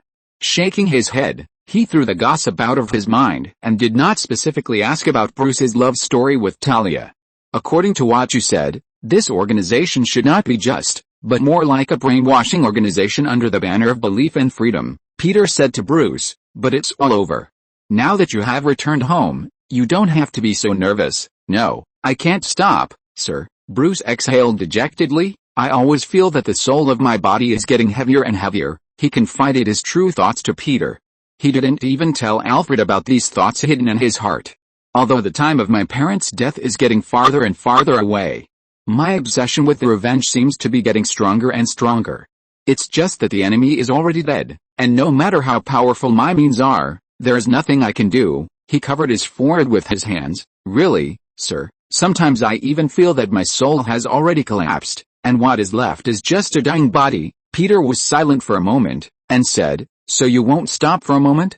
Do you think only death will make you stop?" "Yes, sir, I know what you think, Bruce." Peter sighed. "The reason you have such an idea, in addition to your deep hatred for evil, is that you are also deeply disgusted with your cowardly self.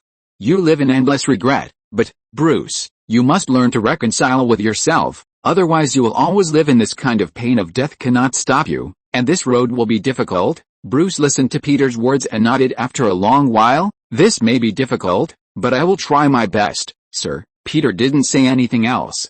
He stood up, patted Bruce on the shoulder and walked upstairs. Watching Peter's back as he left, Bruce was a little stunned, and then a bitter smile appeared on his face. Sure enough, no matter what he became, no matter how many changes he experienced, it seemed that the gentleman could always see his heart. After sitting on the sofa for a while, Bruce stood up and walked towards his room. After entering the room, he walked to the piano and pressed a few keys softly. As the sound of the piano came out, the bookshelf on the side slowly moved to both sides. Looking at the dark entrance to the basement, Bruce stepped into the basement. It is not accurate to describe it as a basement. It should be described as a large underground cave, which would be more accurate. This used to be the secret place where the ancestors of the Wayne family transported black slaves. The entire large cave has various infrastructures and lights. In addition, there is a waterfall covering the entrance of the cave leading to the outside, and there is also an elevator inside, which can help him directly enter the study on the second floor. After returning to Gotham, Bruce and the butler modified this place to use as a secret base in the future. Walking to the glass cabinet, looking at the Kevlar armor on the mannequin, he sighed slightly. He had worn this armor before and worked as a vigilante on the street for a few days. Although he suffered a lot at the beginning, such as when he was dealing with gangsters, he fell from the upstairs when he was picked by many people. He almost broke his leg when he fell on the fire escape. Picking up a dart he made on the table, Bruce's mood became quite complicated. Mr. is right, I choose to crush and tear up the sin with my fists, and the fundamental reason is that I always live in regret, at the same time. Knock. Knock. The door of Azu's room was knocked. Going forward to open the door, Azu looked at Loki in front of him in surprise. Loki, yes, it's me, your dear brother. Loki looked enthusiastic. I was afraid that you couldn't sleep, so I came to talk to you. I don't think I can't sleep. Azu frowned and looked at the other party. He always felt that the other party had bad intentions. Especially after the black robe incident last time, his trust in Loki dropped to the lowest level. Although there is no evidence that Loki was the one who informed on him, he intuitively believed that he was the one who did it. This is Gotham, the capital of crime, Loki said to him seriously. I was trembling with fear when I first came in. If you don't want to talk about business, then get out. My time is limited, Zeus said to him unceremoniously. You said dirty words. Loki looked shocked. If Dad knows, you will be scolded. John, okay, what do you want to say? Zeus puffed up his face and exhaled, looking towards the corridor. After confirming that Peter was not here, he pulled him into the room. Don't threaten me with Dad again. Otherwise, I will let you know the consequences of provoking me. Zeus searched Loki's pockets and found no recording equipment or anything like that before letting him go. Really? Loki tightened his collar and looked at Zeus with a confident expression. What if Dad knew about your robbery today? What? Zeus narrowed his eyes. I watched the news tonight. The Gotham National Bank was robbed. The Red Hood escaped after the robbery, and then, Loki paused and said to him, they were robbed by the gangsters, and the money disappeared. The Red Hoods died in a special way. It looked like something blew their heads off. Plus, you were not in the cafe during that time. What do you want to say? Hearing Loki say this, Zeus' heart was a little confused, but he still maintained his calm on the surface. What do you think will happen if I tell my father about this? Loki continued to say to Zeus. I guess my father will not be very happy. Listening to Loki's threat, Zeus' face kept changing. He took a deep breath, put his hands on his waist, and forced a bright fake smile on his face. Hey, brother, you won't do that, right?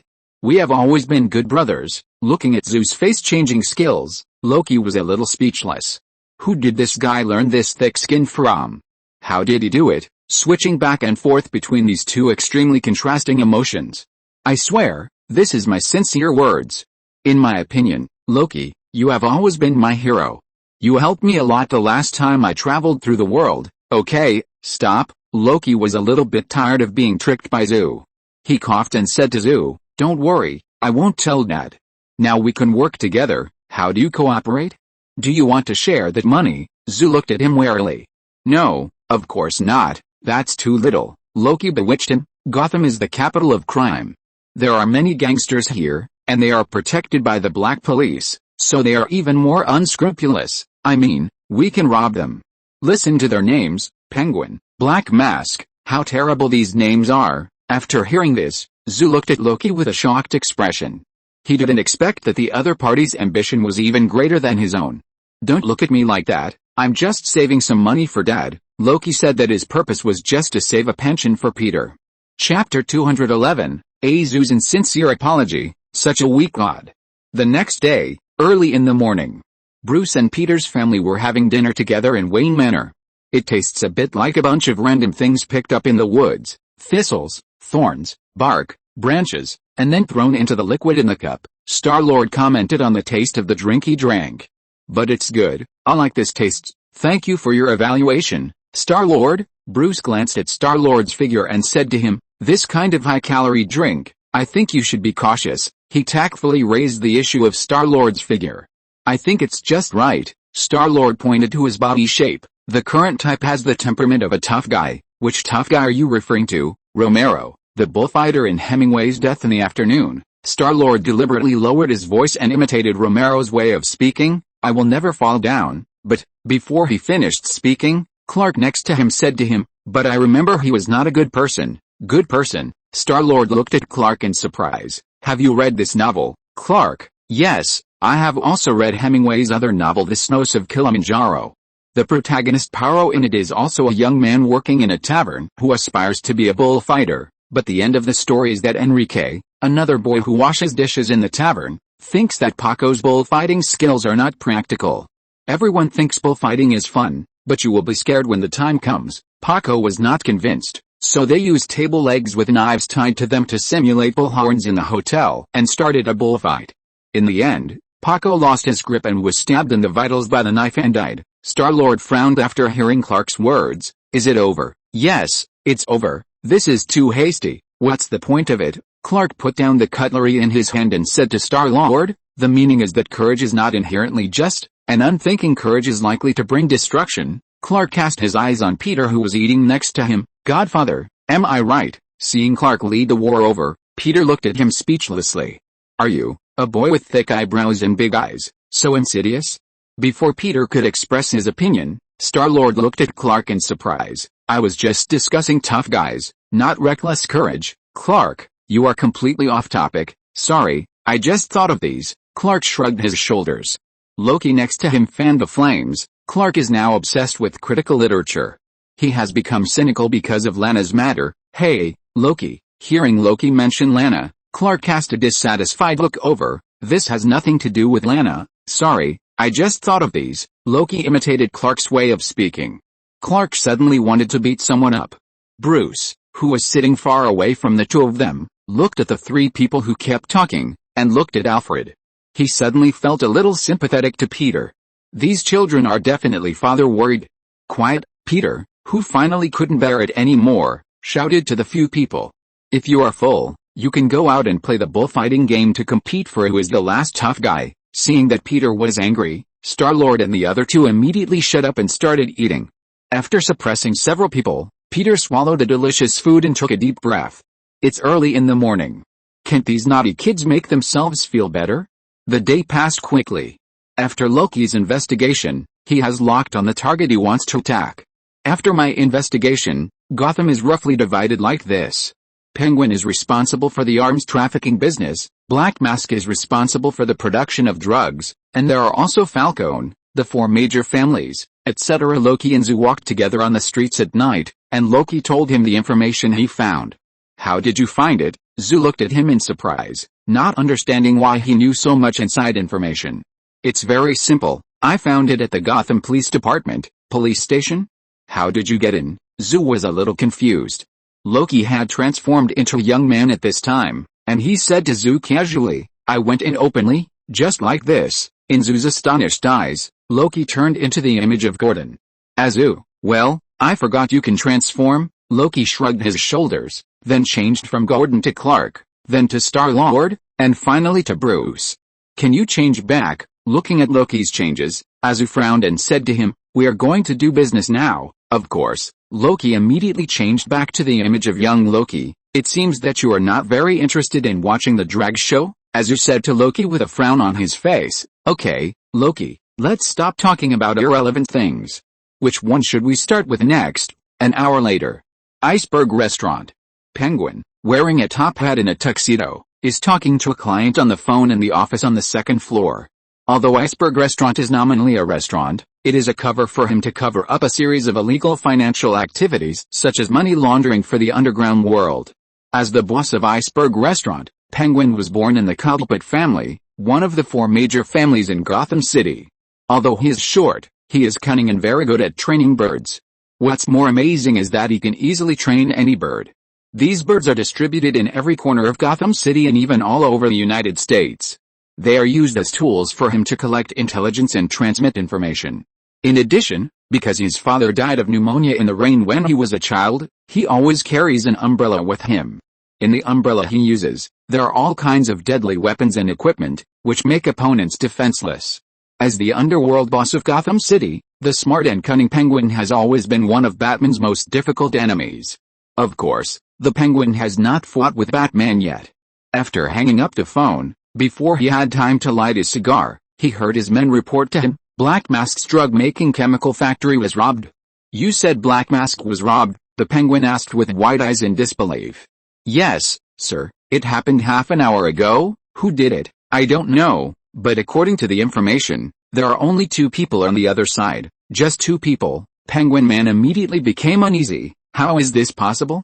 Who are they? It is said that one of the guys claims to be a god. God? Penguin Man opened his mouth wide. At the same time, downstairs, the iceberg restaurant was closed at this time, and all the people inside were Penguin Man's men. At this time, his men were staring blankly at Loki standing on the stage. Loki, a young man in a green robe, stood on it with a huge staff and looked down at everyone. The staff flashed with a strange light, which hurt everyone's eyes. Although it looked impressive, in fact, this staff was a branch he picked up on the roadside, engraved with some runes, and added some sleight of hand to scare the gangsters. Seeing Loki's arrogance, some gangsters in the audience raised their guns and wanted to shoot Loki. Bang! Without waiting for the opponent's bullet to be fired, the magic in Loki's staff shot towards the opponent's body. The gangster who was unable to react was directly shot away by the magic shot by the staff, fell heavily to the ground, and spit out blood from his mouth. I am the king of Asgard, the son of Padrik, and the god who rules over you mortals. Now, kneel down. Loki's tone became heavier when he said the last word kneel down, shaking everyone's heart. Many people were shocked by his powerful words and could not help but kneel down to him. There were also many gangsters who were ready to fight back. At this time, the Penguin Man came down from upstairs and saw Loki holding the staff.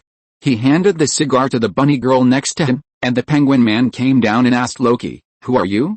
Why are you here to make trouble?" The Penguin Man, who was used to big scenes, would not be shocked by Loki. Loki shouted at the penguin, "I am the god who rules you. Why don't you kneel down when you see me? Mortal, I don't believe in God. You can't order my people here." As soon as the penguin finished speaking, Loki raised his staff and shot at him. The startled penguin quickly dodged to the side. With a bang, the magic energy hit the stairs behind the penguin, smashing the wooden stairs. "You idiot, I am a god," Loki cursed at the penguin. The next second, with a bang, Azu broke through the glass and fell heavily on the stage. The powerful impact instantly shattered the floor. Because Azu deliberately did not restrain his power, the powerful impact burst out instantly. Loki, who was closest to him, was directly blown away by the shock wave. Loki only felt that time was slowed down, and everything in front of him was stopped. With the sawdust flying all over the sky, his body flew out diagonally uncontrollably. He wanted to grab something, but he could only watch his body fly away like a baseball. With a bang, time returned to normal, and Loki fell heavily to the ground on his back. With his eyes fixed on the ceiling and breathing heavily, the staff in his hand flew out instantly. After completing the landing, Azu looked at Loki lying on the ground and shook his head. What a weak god. Penguin Man and others were completely stunned. They only saw Loki being smashed away after he announced that he was a god. The sudden change caught everyone off guard.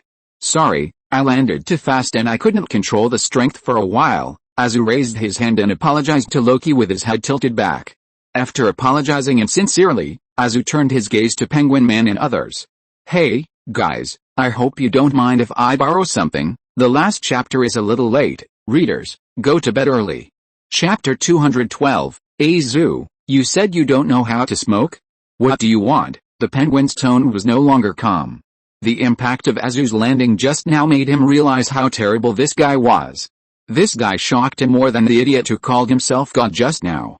"I heard that you are the richest man in the city." Azu pinched his waist and looked at the penguin. "I think you don't mind lending me some of your money." Hearing that the other party was borrowing money from him, the penguin's expression instantly became sinister. Of course, the penguin quickly adjusted his mood and forced a smile on his face. "But there is one thing you are wrong. I am not the richest man in Gotham. I can give you a list. The wealth of the people in it is far greater than mine. In this decadent city of luxury, they will only keep grabbing wealth, and I will give back to society. Greedy people, people who ignore fear. I will never be at the forefront." The penguin, leaning on an umbrella, said to Azu, "Come on, come to my office, I will get you money." Azu looked at the penguin in surprise. This guy is so cooperative. When he robbed Black Mask's factory before, the group of people didn't cooperate very much. It was not until he killed several gang leaders that those guys obeyed. But since the other party cooperated, he was also happy and followed them upstairs. "It's in my safe, in the office upstairs." Penguin pointed at the safe with his umbrella and walked up to open it. Green banknotes appeared in front of Zoo. When Zhu saw the banknotes, he immediately came up to take them with his eyes shining. Unexpectedly, the next second, a poisonous gas suddenly spurted out of the safe. Penguin, who was standing aside, saw this and quickly raised his umbrella. Bang! Bang! Bang! Sparks flashed at the tip of the umbrella, and the bullets shot out rushed towards Zhu. Penguin, who thought he had succeeded, laughed sharply while shooting. Huh? Penguin, whose smile stopped abruptly, looked at Zhu, who was unharmed, in shock and took out a preset gas bomb from the safe. Under his incredible gaze, Zhu put the gas bomb to his nose and took a deep breath. As the poisonous gas passed through his lungs, Zhu showed a comfortable expression on his face, just like an old smoker for many years. If Clark was here, the problem that had troubled him for a long time would be solved. You have the expression of an old smoker, and you still say you don't smoke. Zhu looked at the stunned penguin man, and his mouth twitched. What kind of beast are you? Before he finished speaking, his eyes shot out hot sights, hitting the penguin man's umbrella. The umbrella was destroyed in an instant, and the mechanism inside fell down in a mess.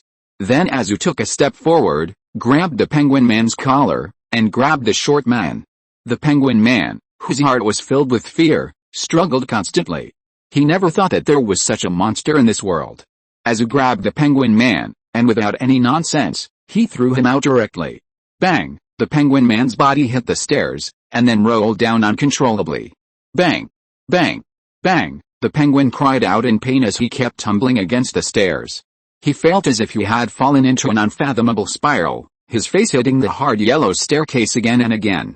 Every muscle in his body was screaming, and every bone was wailing. The penguin stretched out his arms and legs desperately to stop his body from tumbling. After rolling down about 20 feet, he finally stopped. The severe pain made his eyes roll back and he fainted. Zhu looked at the miserable state of the penguin lying on the ground, and his eyes narrowed. You damned dwarf! The remaining penguins' brothers were stunned when they saw the miserable state of their boss. Everyone had the same thought in their hearts: when did this kind of monster appear in Gotham? At the same time. Wow! Bruce put on a bat uniform and drove a motorcycle in the night of Gotham. The streets of Gotham were cold, and sparse pedestrians occasionally appeared and disappeared in the night in a hurry. Bruce, who hacked into the police system, learned that a warehouse containing chemicals at the Gotham docks was robbed and the robbers injured workers. Master Wayne, are you sure you have to go out tonight? Alfred's voice came from the personal terminal. Any questions, Alfred? Mr. Padrick is visiting the manor. I thought you wouldn't be a vigilante tonight. It won't take too much time. And, Alfred, I don't have much personal time, although that's the case. Master, I think you smile a lot more today, and your tense body has finally relaxed. I don't want you to return to your previous state. Alfred knew that it was Peter's arrival that made Bruce in this state. I can't stop, Alfred, you are also immortal. Master, no one can keep moving forward, Alfred said helplessly. He didn't want his master to become a hero or the embodiment of a great spirit. That responsibility is too heavy, and it will crush people sooner or later. I know. Sorry, Alfred, I'm here. We'll talk later. Bruce drove his motorcycle to the dock and hung up the call with the butler. Hiding his figure in the dark, Bruce saw a group of people dressed as ninjas loading goods onto the speedboat at the dock. Next to the ninjas, there were several people lying on the ground who had lost their breath. Looking at the dress of these ninjas, Bruce instantly thought of the Assassin's League where he had been. Are these people from the Assassin's League? Why did they come to Gotham? Looking at the ninjas, Bruce, who was in a mess, had a bad premonition. Are they here to destroy Gotham? He knew that these lunatics had destroyed many cities, and this crazy behavior has not stopped. Taking a deep breath, he calmed himself down. No matter what these people want to do, just catch them and ask their purpose.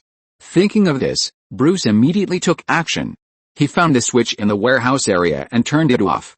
With a click, the street lights suddenly went out, and the whole world fell into darkness in an instant. The dark cave opened, and Bruce's wings drove the howling of the wind. Before Ninja could react, his feet were entangled in the ropes and he was pulled into the air. The sudden attack made the ninjas react quickly. The well-trained ninjas did not panic and took countermeasures immediately. However, due to the dark environment, the vision was not clear, causing several ninjas to fall into a disadvantage.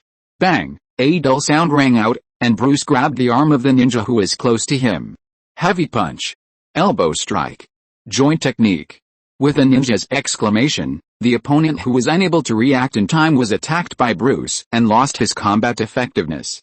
Bruce, who turned into Night Knight, put all the things he learned during the parade into play. With the sound of fists falling to the ground and exclamations, a few minutes later, Bruce was the only one standing on the ground. Before he could take a breath, with a snap, the switch of the dock was turned on. Under the dazzling light, Bruce looked up and looked forward. A strong figure stood in front of him.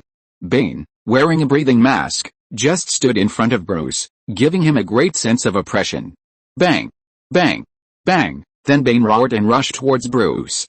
Damn it! Bruce quickly used the hook gun to shoot out the rope, spread his wings, and took himself away from the spot. Bane rushed over and chased Bruce again. Swoosh! Bruce shot the bat dart at the opponent, but the opponent endured the damage of the bat dart and rushed straight towards him. Facing the strong wind brought by Bane's raised fist, Bruce quickly raised his arm to block it, ready to block this powerful blow, and then find an opportunity to distance himself. Bang! Bruce was hit on the shoulder by Bane's punch, and was instantly knocked back by this force. His arm was in unbearable pain, and the arm that was bombarded lost its fighting power and drooped in the air. Bruce, who was in a mess, rolled back to avoid the opponent's violent attack. He didn't expect the opponent's power to be so strong. And whether it is combat experience or strength, he has an advantage over himself. Just as he was frantically thinking about how to fight the enemy, Bane rushed towards him again. Bruce endured the pain and shot the bat dart at Bane.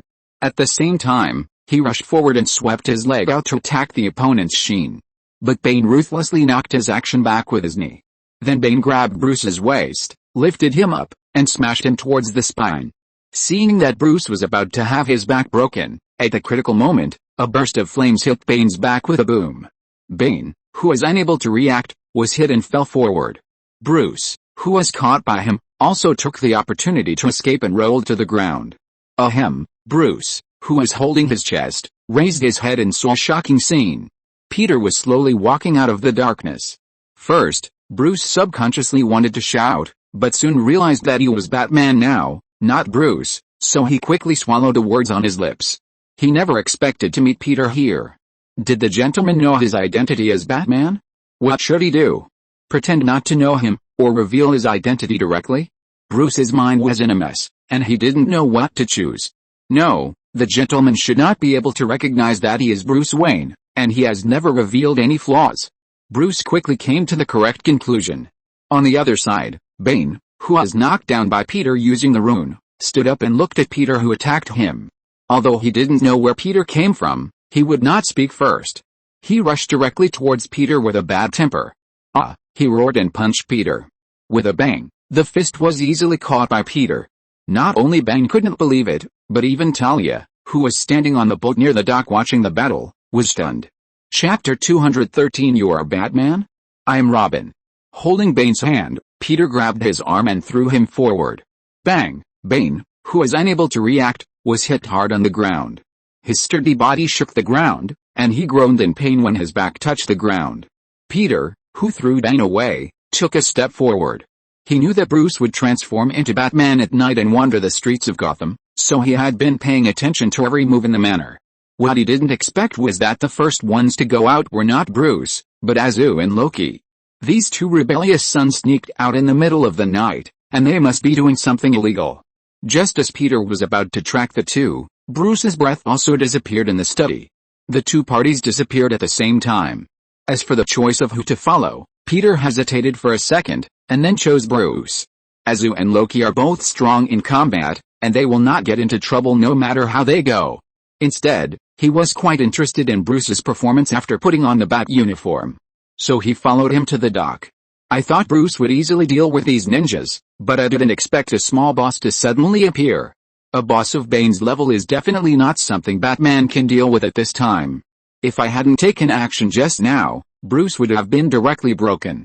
Peter had many thoughts flashing through his mind, but his expression did not change at all. He looked at Bane who was slowly standing up and said to him, "You look a little weak, big guy." Peter's casual words instantly made Bane blush. Regardless of the injuries on his body, he roared and jumped towards Peter, clenching his right hand into a fist with all his strength, determined to punch the guy in front of him who made him hate to death. He attributed the result of being knocked out to his carelessness. However, what he didn't expect was that after he was about to land and had already swung his fist, the opponent's figure disappeared directly. The burst of power caused the air to emit a dull whistle. Before he could figure out what was going on, Peter's voice came from behind him. The force is enough, but the speed is a little slow. As soon as the voice fell, Bane turned his head immediately, and then in his unbelievable eyes, Peter stretched out an arm and grabbed his throat. A piercing pain came over him. Bane was thrown to the ground by Peter. With a loud bang, the ground cracked like a spider web. At this moment, he felt the most intense pain in his life. Looking at Bane lying on the ground with his eyes desperately rolling up, Peter shook his head and said to him, "This should calm you down." Feeling the severe pain in his body, Bane's breathing was rapid. After calming down, he endured the severe pain and asked Peter, "Who are you?" No matter how irritable his temper was, he now realized the power of the person in front of him. When did such a person appear in Gotham? Talia, who was watching the battle on the ship in the distance, saw this scene and her face was full of disbelief. Before she came to Gotham, she had done a detailed investigation. In the information she saw, there was no such person as Peter. Could this be Batman's reinforcements? Talia immediately regarded Peter as Batman's accomplice. That's a problem. Facing Bane's question, Peter coughed and said to him, "I am Batman." Peter said this in a low voice. Bruce on the side, "Godfather, you are Batman? Then what am I?" As if he heard his voice. Peter continued, "This is Robin, my follower." As Peter spoke, he cast his eyes on Bruce who was lying on the ground in a daze. "Are you right? Robin, Bruce, why do I feel like I'm being played? No, it's more like a feeling of being spoiled in advance. Did the gentleman recognize me and want to team up with me? But I have no plans to team up now. I have been accustomed to acting alone for a long time." Bruce immediately fell into wild thoughts. Bane on the other side soon realized that Peter was playing a trick on him. He roared and rushed towards Peter again. Looking at the opponent who was more than twice as fast, Peter frowned slightly. Will this guy explode again? Peter did not defend himself and let Bane's fist hide him, making a series of explosions. "It seems that your strength is not strong enough. Maybe you should use more strength," Peter said to him. Bane, "No. Damn it. Don't underestimate me." Bane, who was completely enraged, suddenly had a crackling explosion all over his body. In an instant, his blood was flowing wildly, his heart was beating wildly, and the whole person was like a cooked shrimp. "Okay, kid, the fun is over." After saying that, Peter punched casually. Bane flew backwards with a bang, and then fell to the ground and rolled. Bang! Bang! Bang! Things on the nearby dock suffered misfortune and were hit by Bane continuously. Containers and fire hydrants were destroyed by Bane and the momentum he carried. Finally, it hit the hard ground of the dock, making a loud boom. The fragments of the stone steps were smashed by him and the rocks were splashed, and the dust quickly spread. At this moment, Bane has fallen into a stage of doubting his life. He doesn't understand why his originally invincible power has become so weak. He was severely mentally hit, but he gritted his teeth and stood up to continue his unyielding attack. With a bang, the air was shaken slightly. Peter instantly flashed in front of Bane and punched out, and Bane's body was hit hard again. With a bang, Bane fell to the ground like a pinball, and fell on a piece of grass after hitting the ground a few times. The squeezed air made a burst, and the dull sound spread all around. Bane's eyes turned wide and he suddenly spit out a mouthful of blood. A set of combination skills made Bane thoroughly see what real power is. He lay on the ground powerlessly, looking up at the sky, doubting whether everything he had experienced was meaningful. After being beaten by Peter, he calmed down completely. Looking at Bane who had lost his fighting spirit, Peter shook his head and turned around. This guy didn't die because Peter had retained some strength. After all, this is Bruce's villain, so let Bruce deal with it himself in the future. Bruce on the other side was stunned when he saw Peter knock Bane to the ground with a combination of punches. He didn't expect Peter to be so violent. When did he jump so high? Bruce was doubting his life here, and on the other side, after Peter solved Bane, he looked at the coast wrapped in the dark night. Talia immediately felt a gaze locked on her. Unexpectedly, the other party could find her at such a distance, and Talia felt a palpitation. Where did this monster come from? Taking a deep breath nervously, she cast a worried look at Bane. Peter, who was dubbed a monster by her, solved Bane and walked towards Bruce. He reached out to Bruce who was lying on the ground. Bruce hesitated for a moment, took Peter's hand and stood up.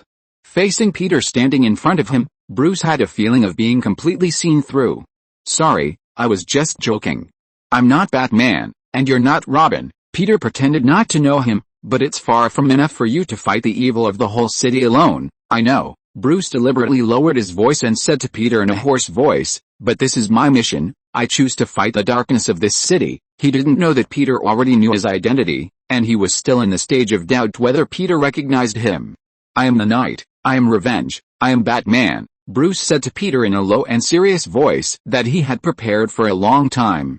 Peter nodded, and after Bruce finished speaking, he took out the recorder. In Bruce's stunned eyes, Peter pressed the play button, and the recorder immediately heard what Bruce had just said. "I am the Knight. I am Revenge. I am Batman." Bruce was stunned when he saw Peter recording his own second-year lines. In his impression, Peter gave him a steady and reliable impression like a father, but now seeing Peter's behavior, it completely overturned his previous impression. He suspected that Peter had guessed that he was Bruce and was deliberately playing a trick on him.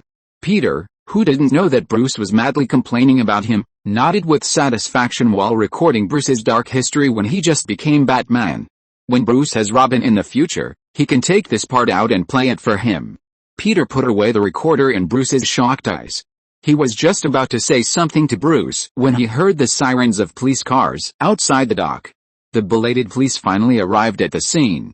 Bruce glanced outside the dock, turned around and wanted to talk to Peter, but found that the other party had disappeared. He was stunned for a moment, looked at the ninjas on the ground, and then looked at the unconscious Bane. After hesitating for a while, he grabbed a ninja and fled in the other direction of the dock. He needed to find out the purpose of the Assassin's League coming to Gotham. A few minutes later, Bruce threw the captured ninja to the ground in an empty alley. He was about to wake him up, but found that he had lost his breath. Stunned, he quickly pried open the man's mouth, and found that a tooth had been replaced with hard particles. It was obvious that the man had crushed the poison in his mouth before he fainted to prevent being caught. Shaking his head, he covered his aching arm and hammered the wall hard. "Damn it." Chapter 214 Loki, "Look, I'll show you a magic trick, girl." Half an hour later, Bruce returned to the underground Batcave of Wayne Manor. He took off his bat armor and helmet and sat on a chair. Alfred, who was beside him, prepared medical equipment to treat his wounds. "Let me do it, Master Wayne," Alfred said to Bruce, who was naked from the waist up. His back was covered with scars. "Sorry, I encountered some accidents today," Bruce said to the butler who helped him sew his wounds. "Some forces are beginning to stir in this city, and I have to stop them." "You can't eliminate all the evil in this city, Master Wayne," Alfred has persuaded Bruce countless times. But he knew that every time he persuaded, it would be ineffective. Evil is like weeds. It grows again after being shoveled out, and it may be more lush than before, so people like me were born. Bruce turned his body sideways and let the butler sew up his wounds. Alfred stopped talking and concentrated on sewing Bruce's wounds. "Your arm, young master, seems to be dislocated." After stitching the wound, Alfred said to him in surprise, "What enemy did you encounter?" "A very difficult enemy," Bruce said in a relaxed tone, "but someone has dealt with him." "Who?" "Mr. Peter." Bruce told the butler about what happened at the dock today. "Well, it does sound like Mr. Patrick's style." Alfred smiled. "I guess Mr. Peter should have guessed something. I didn't intend to hide it from him, but this is just our guess. Maybe he just met me by chance," Bruce said to the butler. "Mr. Peter is not an omnipotent god. He can't know everything at the same time." Peter, who was talked about by Bruce and the butler, was looking for Azu and Loki in Gotham. Azu showed that something was wrong when he came from the cafe. He now suspected that these two guys were plotting something. Bang! Azu's feet stepped on the road in the Gotham district, looking at the fleeing figures not far away. After robbing Penguin's Iceberg restaurant, Azu and Loki went to a money laundering center of Falcone, who is said to be one of the leaders of Gotham's underworld. Carmine Falcone is one of Gotham City's famous traditional gangsters and the head of the Falcone family. His nickname is Roman, which comes from the ruthless way he built his criminal empire. When the two were robbing the company, they unexpectedly encountered a thief who sneaked in. The female thief, wearing a black uniform and agile like a cat, stole precious jewelry and fled from the company. The two people who have regarded the Marconi company as their own property will naturally not let each other go.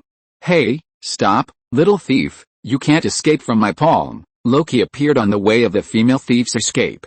He cast a bad look at the other party with a cane.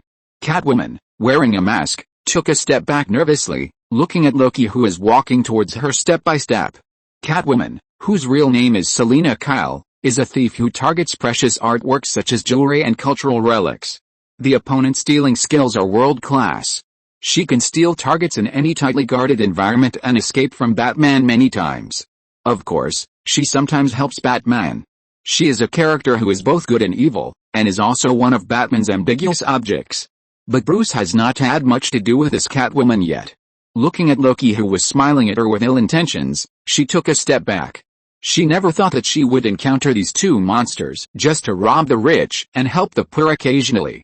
The whole Gotham, you who are corrupt and fallen here can't escape the palm of the hand of the King of Asgard. Loki raised his staff and said to her slowly.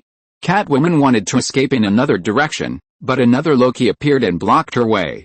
The shocked Catwoman looked back and forth at the two identical Lokis and fell into a moment of stagnation. What the hell is this? Suppressing the shock in her heart, she quickly ran in another direction. As a result, the third Loki blocked her way again.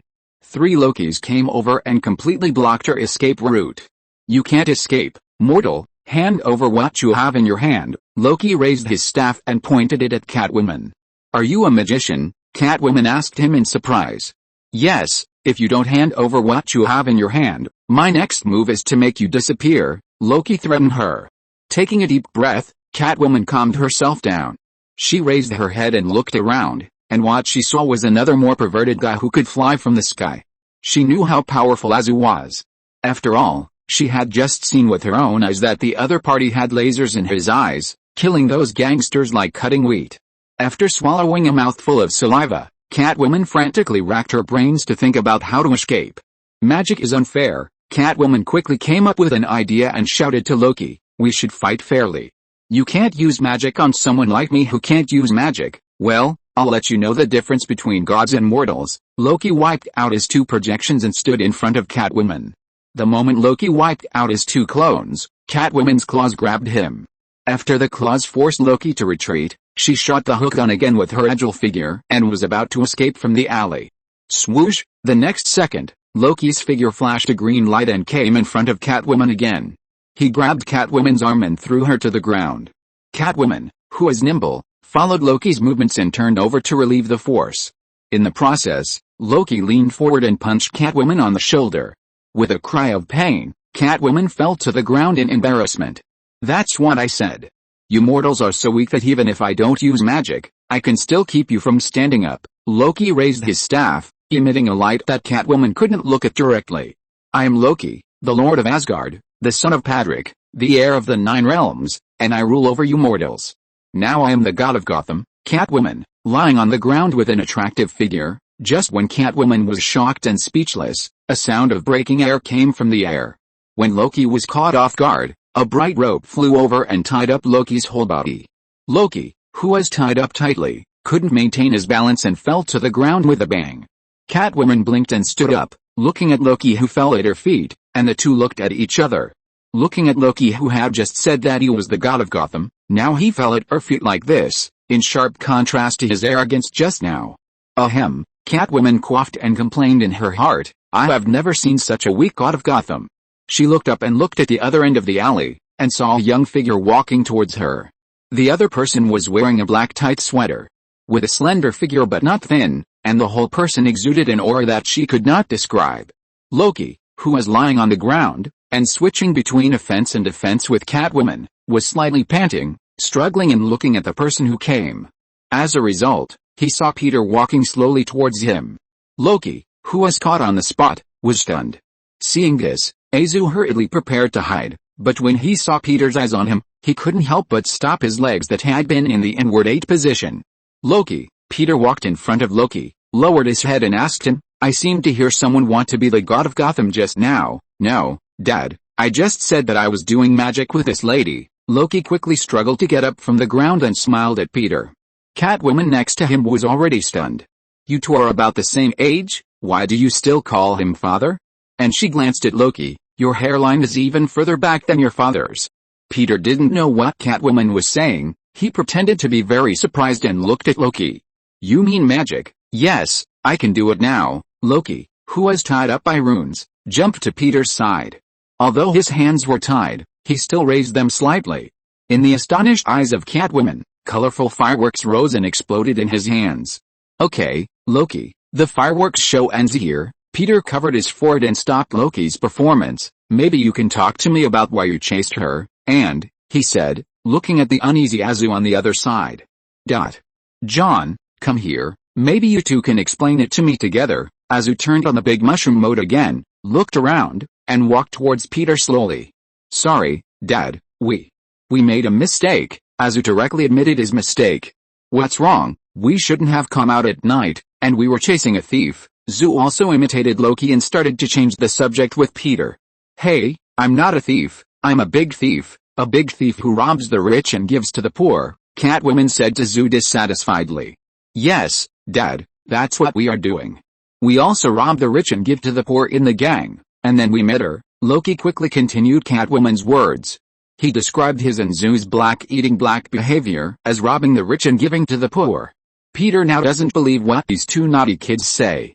I don't believe that you two have the potential to become superheroes. Peter glared at the two of them. Now, come home with me, and then confess to leniency, and resist to be strict. He has now begun to consider whether to lock these two guys up in Arkham Mental Hospital for 2 days. Seeing that they couldn't fool them, Zu and Loki immediately became dejected.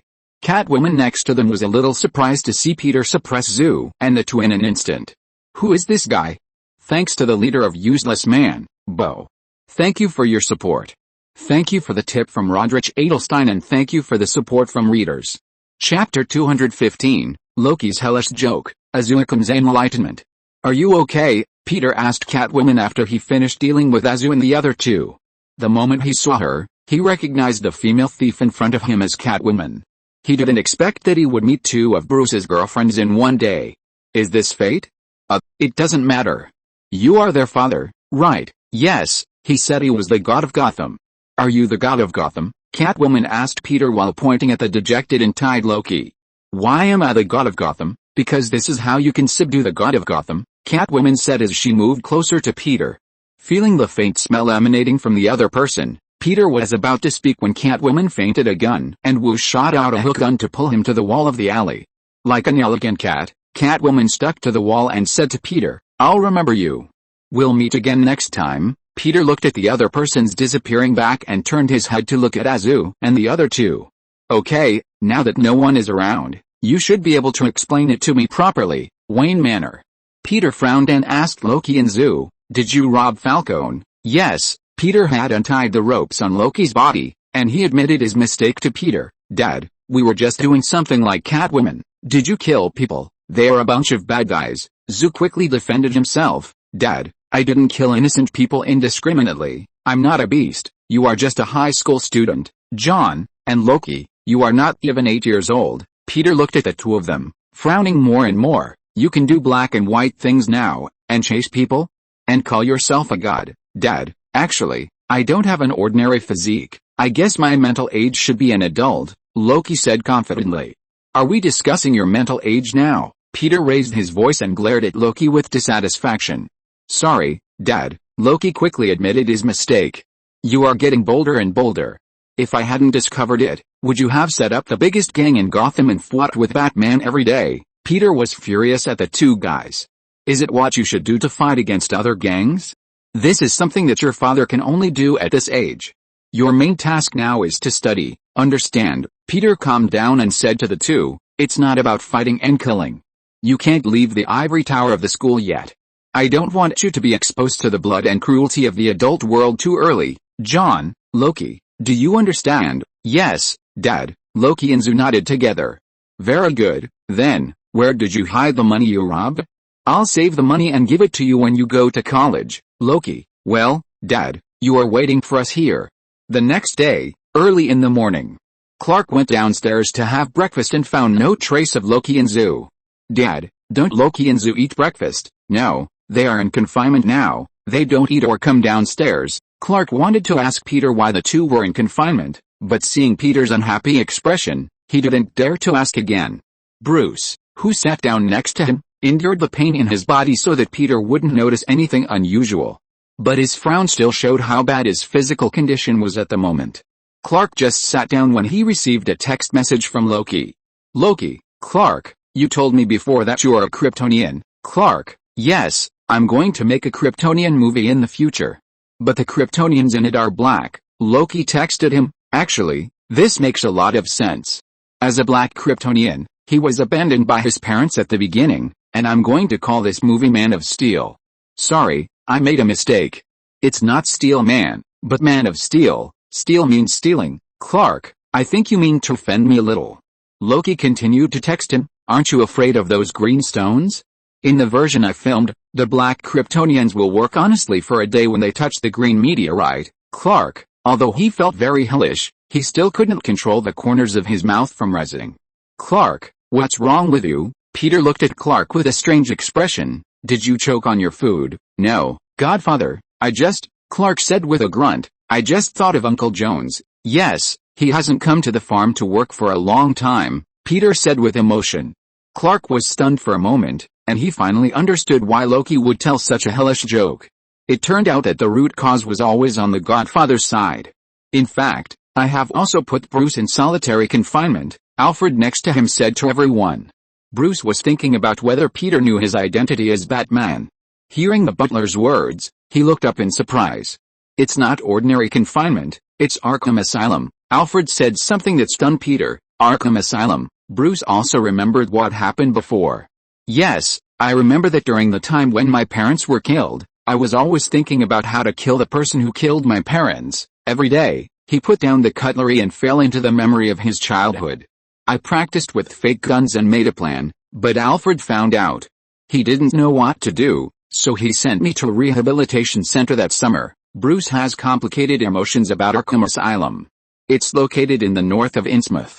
The Arkham family is not very satisfied with the current state of the mental hospital, so they opened their own house to treat sick children. They want to make it a good place for rehabilitation, without guilt, shame, or past names. Star-Lord listened to Bruce and asked him, did you have a good experience there? No, it can't be said to be good or bad. On my first day there, I met a boy named 2A, Bruce said with a gloomy expression. I didn't know his name at the time. His parents were politicians, but every weekend his father would go to the cruise casino to gamble, then get drunk and come back to beat up the boy. His father had a coin with a coat of arms on both sides. He would toss the coin and say to 2A, if you throw a heads up, you go to bed. If you throw a coat of arms, we'll have some fun. Everyone fell silent when they heard this. Star-Lord exhaled and said, that was a bastard father. Yes, so one day, he unexpectedly tied up his father. He used the same method to deal with his father during those days, and then went to school as usual.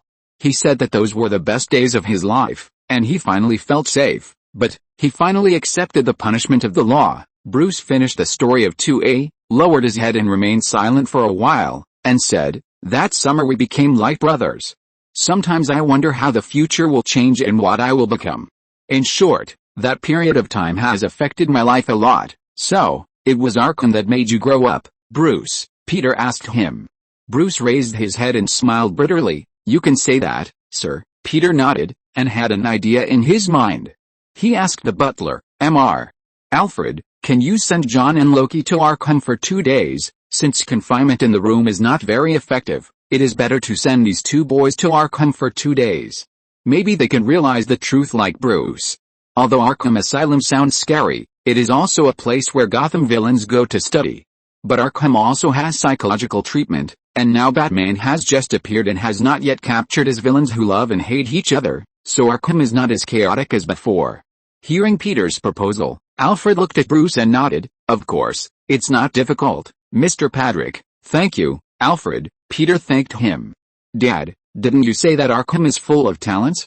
I want to go too. Star-Lord put down the cookie next to him, indicating that he also wanted to go. No, Peter immediately refused.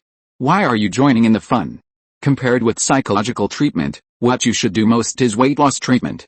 At the same time, on the cargo ship outside the Gotham harbor, Talia of the Assassin's League frowned and asked her subordinates, haven't you investigated the origin of that person yet? Not yet. Since the camera at the dock didn't capture the other person's appearance, it's difficult for us to find out useful information, Talia said impatiently. Then use other methods. Yes, the subordinate paused and asked her, do we still need to investigate Batman's identity? No, I already know who he is. Talia put her long black hair up, and her eyes became sharp. But our plan continues. We made a promise to bring the doomsday promised by the Ninja Master to the city. Gotham will be destroyed. If Batman stops us, he will pay a heavy price. After the subordinates left, Talia walked to the laboratory alone. In the laboratory, a huge tank was placed behind the unconscious Bane. The chemicals in the tank were continuously poured into his body through his breathing device. While repairing him, his strength was also constantly enhanced. Looking at Bane in front of her, Talia thought of the mysterious man who easily dealt with Bane before. Who is he? She began to worry whether the other party would affect her plans. Chapter 216, Loki is given psychological treatment by Harley Quinn. Director Jeremiah has made some renovation plans for Arkham Asylum. Although it took several months, it also expanded the scale of Arkham, Alfred said to Zoo and Loki behind him. Peter asked the two to follow Alfred to Arkham to accept confinement punishment and receive youth psychological counseling. The purpose is to punish the two for the looting of the Gotham gang yesterday.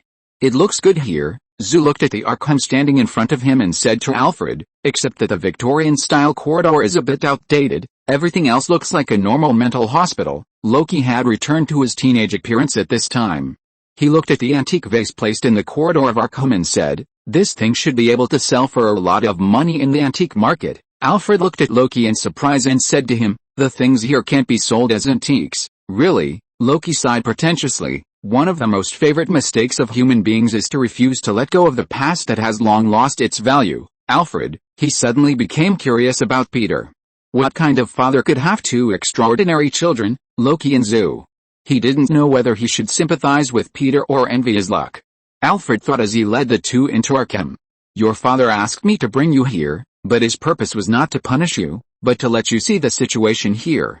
Sometimes, when you are obsessed with something or have some dangerous thoughts, you do need some psychological counseling, Alfred said to the two. Just like Bruce, who just lost his parents, he often has some extreme actions, so I sent him in. Okay, Mr. Alfred, we all know that you sent Bruce to a mental hospital. You don't need to repeat it. Loki said something that almost made Alfred blush. What is this place? Zoo suddenly pointed to another corridor at the corner and asked Alfred. It is a heavy monitoring area, where some dangerous mental patients are detained. Alfred adjusted his mood and explained to Zoo. Zoo nodded and activated his perspective eyes to look inside. Inside a ward, doctors and guards were surrounding a patient. Sir, you must take medication. No, don't come over. The thin patient raised his fist to confront the guards. The guards walked towards the patient with sticks in their hands.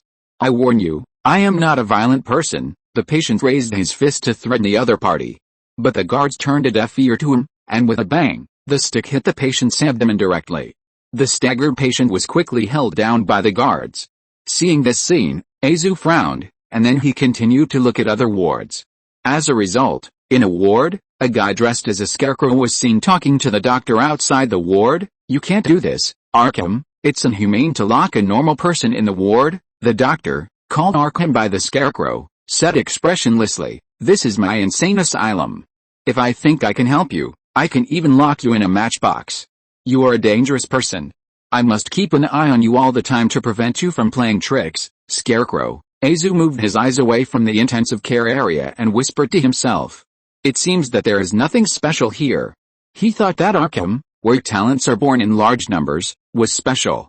Now it looks like it is not much different from an ordinary mental sanatorium. Alfred didn't know that Azu had used his perspective eyes to look around here. He took the two to the Youth Psychological Treatment Center and said to them, you only need to stay here for 2 days and then you will be out, so don't worry. He thought the two would have some resistance, so he whispered to comfort them. But what he didn't know was that Zu and Loki didn't have any resistance. Instead, they were full of excitement and curiosity, feeling like going home. After handing the two to the person in charge and giving them some instructions, Alfred drove back to Wayne Manor. The person in charge of Arkham Asylum was a middle-aged white man with a sturdy figure. I'm Martin, the person in charge here.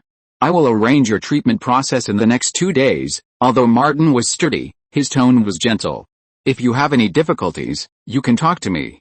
In fact, he handed 2 sticks of chewing gum to Zu and Loki. I'm also a psychotherapist. Really? Loki took the chewing gum and looked at him in surprise. Do you often use your fists to treat those unlucky children? Martin smiled awkwardly. No, Arkham never advocates violence. Loki shrugged his shoulders. I don't like violence either.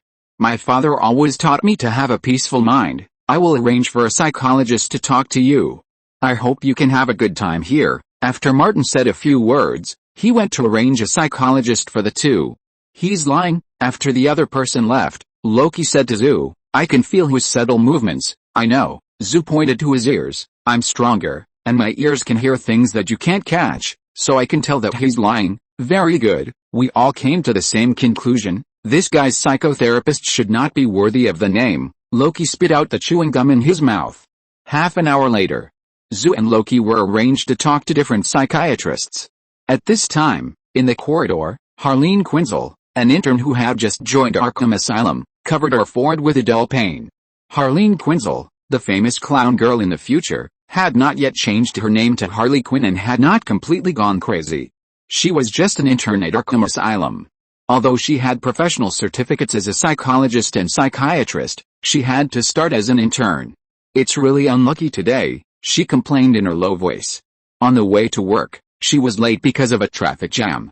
After entering Arkham, she was harassed by the hateful Martin. After taking a deep breath to adjust her mood, she looked through the list of patients to be treated today. Loki, seeing this name, she was stunned for a moment. To be precise, it's Peter Patrick. In a dim room, Loki said to the psychiatrist Harleen Quinzel who was sitting opposite her. At this time, Loki's mischievous spirit burned again. The moment Harleen Quinzel pushed open the door and came in, he turned himself into the image of Peter. In the image of his father, Loki imitated Peter's way of speaking. Nice to meet you. He glanced at the other party's name tag. Ms. Quinzel, I remember the patient I'm going to see as a teenager. Harleen Quinzel looked at Loki, who was disguised as Peter, in confusion. You look like an adult. No, actually, I just developed faster. Loki lied to him. There are always some special cases in this world, aren't there? Maybe. Let's start. Harleen Quinzel straightened her white coat, looked at Loki who gave her a weird feeling, and asked him, I took a quick look at your information. Before Harleen Quinzel finished speaking, Loki interrupted her. Actually, I'm not sick. Everyone who enters Arkham says so. Mental perception sometimes affects your judgment, or, sometimes we can make mistakes in our own mental perception. Harleen Quinzel looked into Loki's eyes and said slowly, like sitting by the fire in a dressing gown, have you heard of this phrase? No. Loki shook his head. Harleen Quinzel nodded and said slowly, one day, the great mathematician Descartes came up with a feeling of I am sitting by the fire in my dressing gown, but in fact, he was just lying in bed. Similar things happened to him many times. For example, one time, he was counting the number of sides of a square or calculating what 2 plus 3 equals, and somehow that's what he said. Something went wrong. Do you know what happened? Do you know why Descartes' mind sometimes has wrong perceptions? Harleen Quinzel paused, without waiting for Loki to answer. Later, Descartes himself came to a conclusion that the human body is not important. What is important is I think. If I think, I must be there. Our thoughts always develop uncontrollably, but sometimes they are separated from the body, so we have cognitive biases between the two, and the mind cannot be consistent with the body. Loki blinked. Ms. Quinzel, Descartes is wrong. It's not I think, therefore I am, but I think, therefore I am. Although Loki doesn't like going to school, his talent as a god is unparalleled. He had read all the books on the farm when he was very young, and he also read all the books in the Smallville library. So he could discuss Descartes with Harleen Quinzel. Harleen Quinzel looked at Loki in surprise. The answer of this mentally challenged guy seemed a little different from that of others. Loki continued, freedom or I is born in thought. Harleen Quinzel exhaled and said to Loki, but these thoughts and behaviors themselves are just byproducts of behavior. Didn't Skinner say that? Compared to the gorgeous comedy performed in the depths of the mind, the behavior itself seemed superficial as he spoke. Loki looked up and looked at her. Sometimes, crazy actions are often performed in our thoughts. If you're listening to this novel on a channel other than Fanfic World, it means they downloaded and uploaded it without effort. We cordially invite you to visit our channel, Mundo Fanfic Novelis. There you'll find the original version of this story and you can explore many other novels of various genres.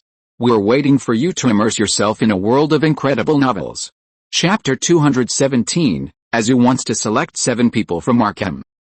Some crazy things, like burning down the entire Arkham Asylum, or even more extreme things.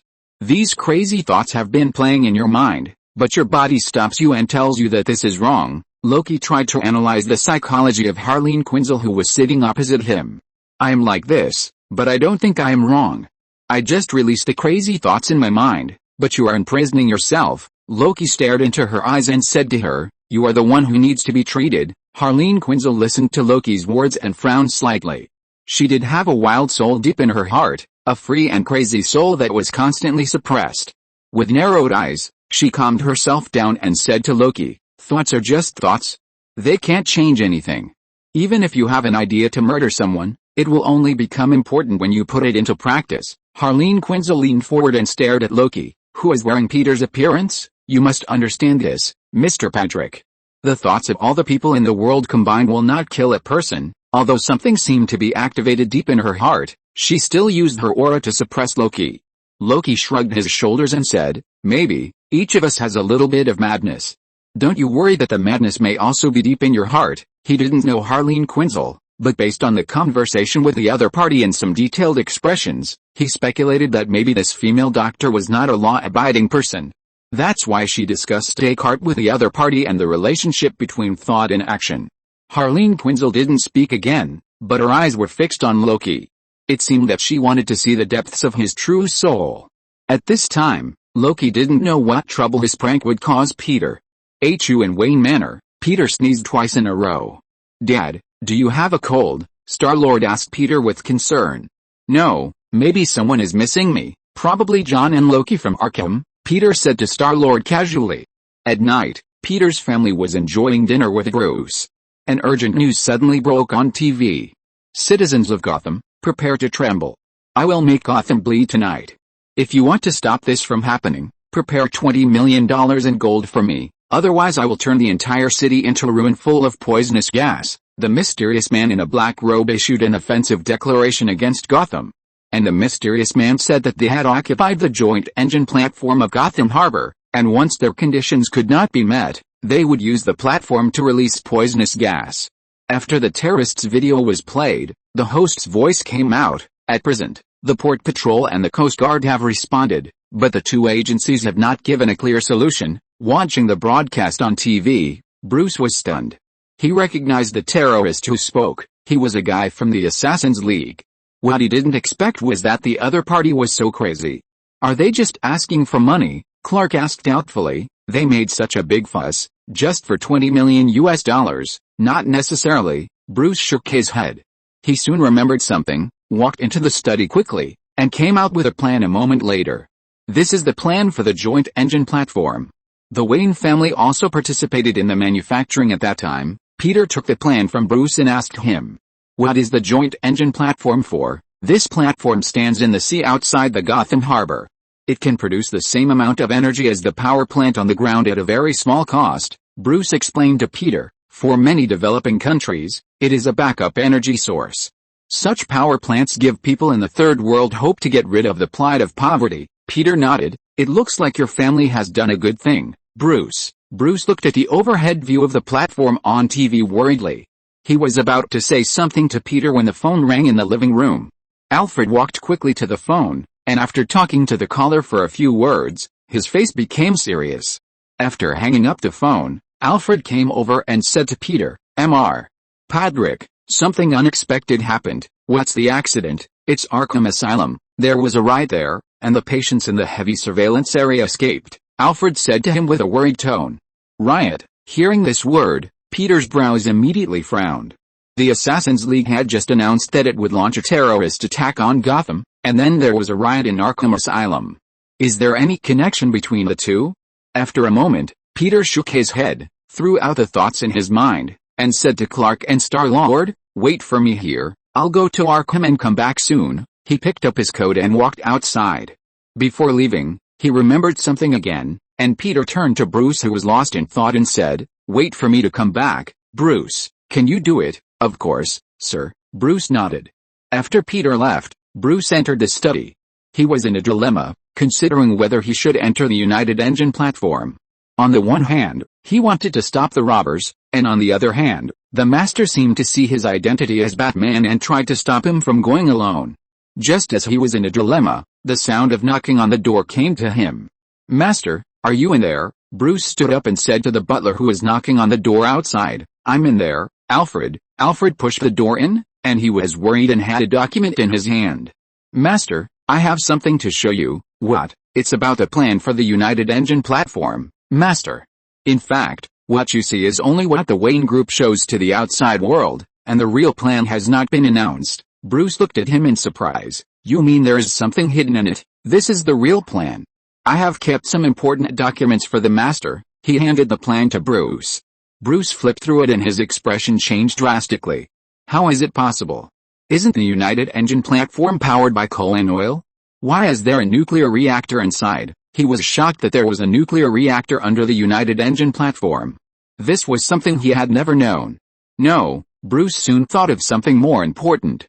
If the Assassins League destroyed the nuclear reactor and the ship they hijacked crashed into the reactor, there would be an explosion involving the entire Gotham City.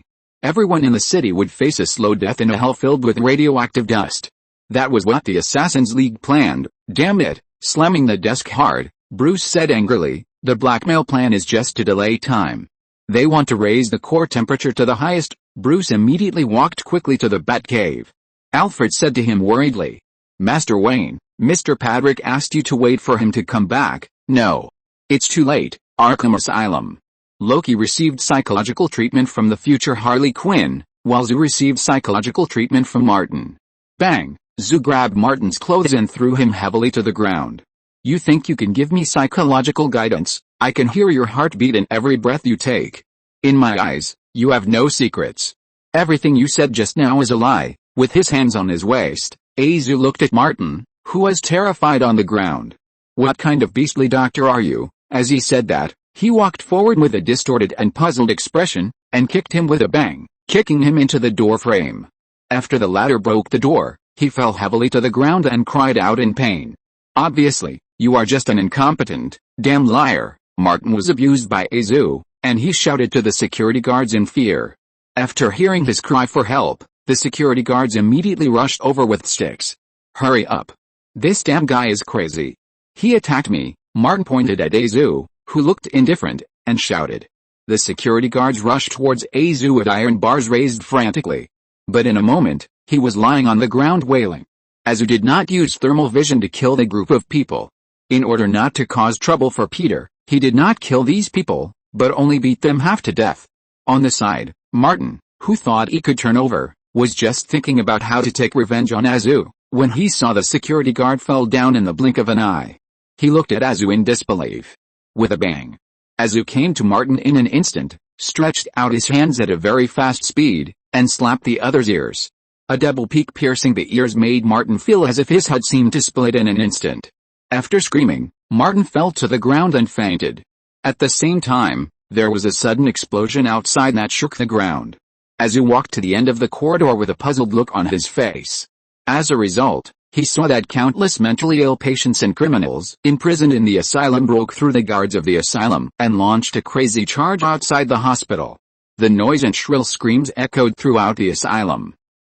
A guy who was covered with green scales, had sharp claws, and looked like a crocodile, grabbed a guard and threw him out heavily. "Damn it! Let's rush out." The crocodile man rushed out with the criminals in the intensive care unit. Azu looked at the crocodile man and others who were running away, but he didn't do anything. Instead, he fell into deep thought. It seems that what his father said is right. There are indeed many talented people here. He suddenly had an impulse. If he wanted to learn from his countrymen in another world and form a Super 7-man group, he could select them in this Arkham Asylum.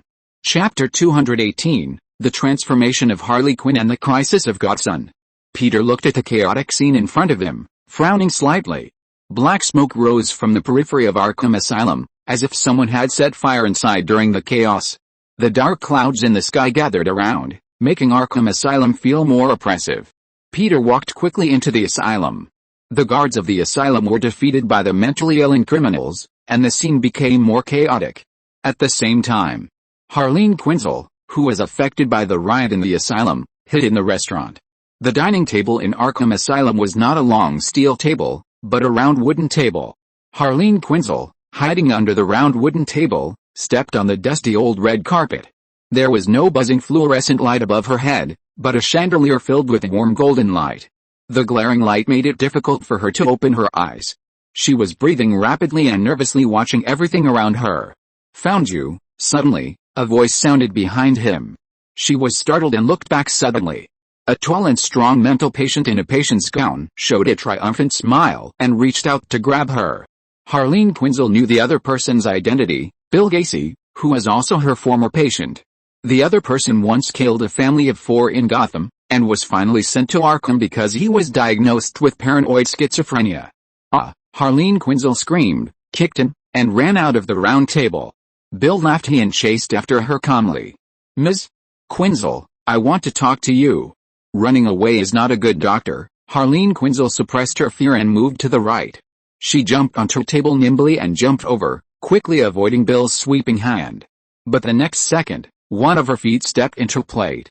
She screamed and almost lost her balance.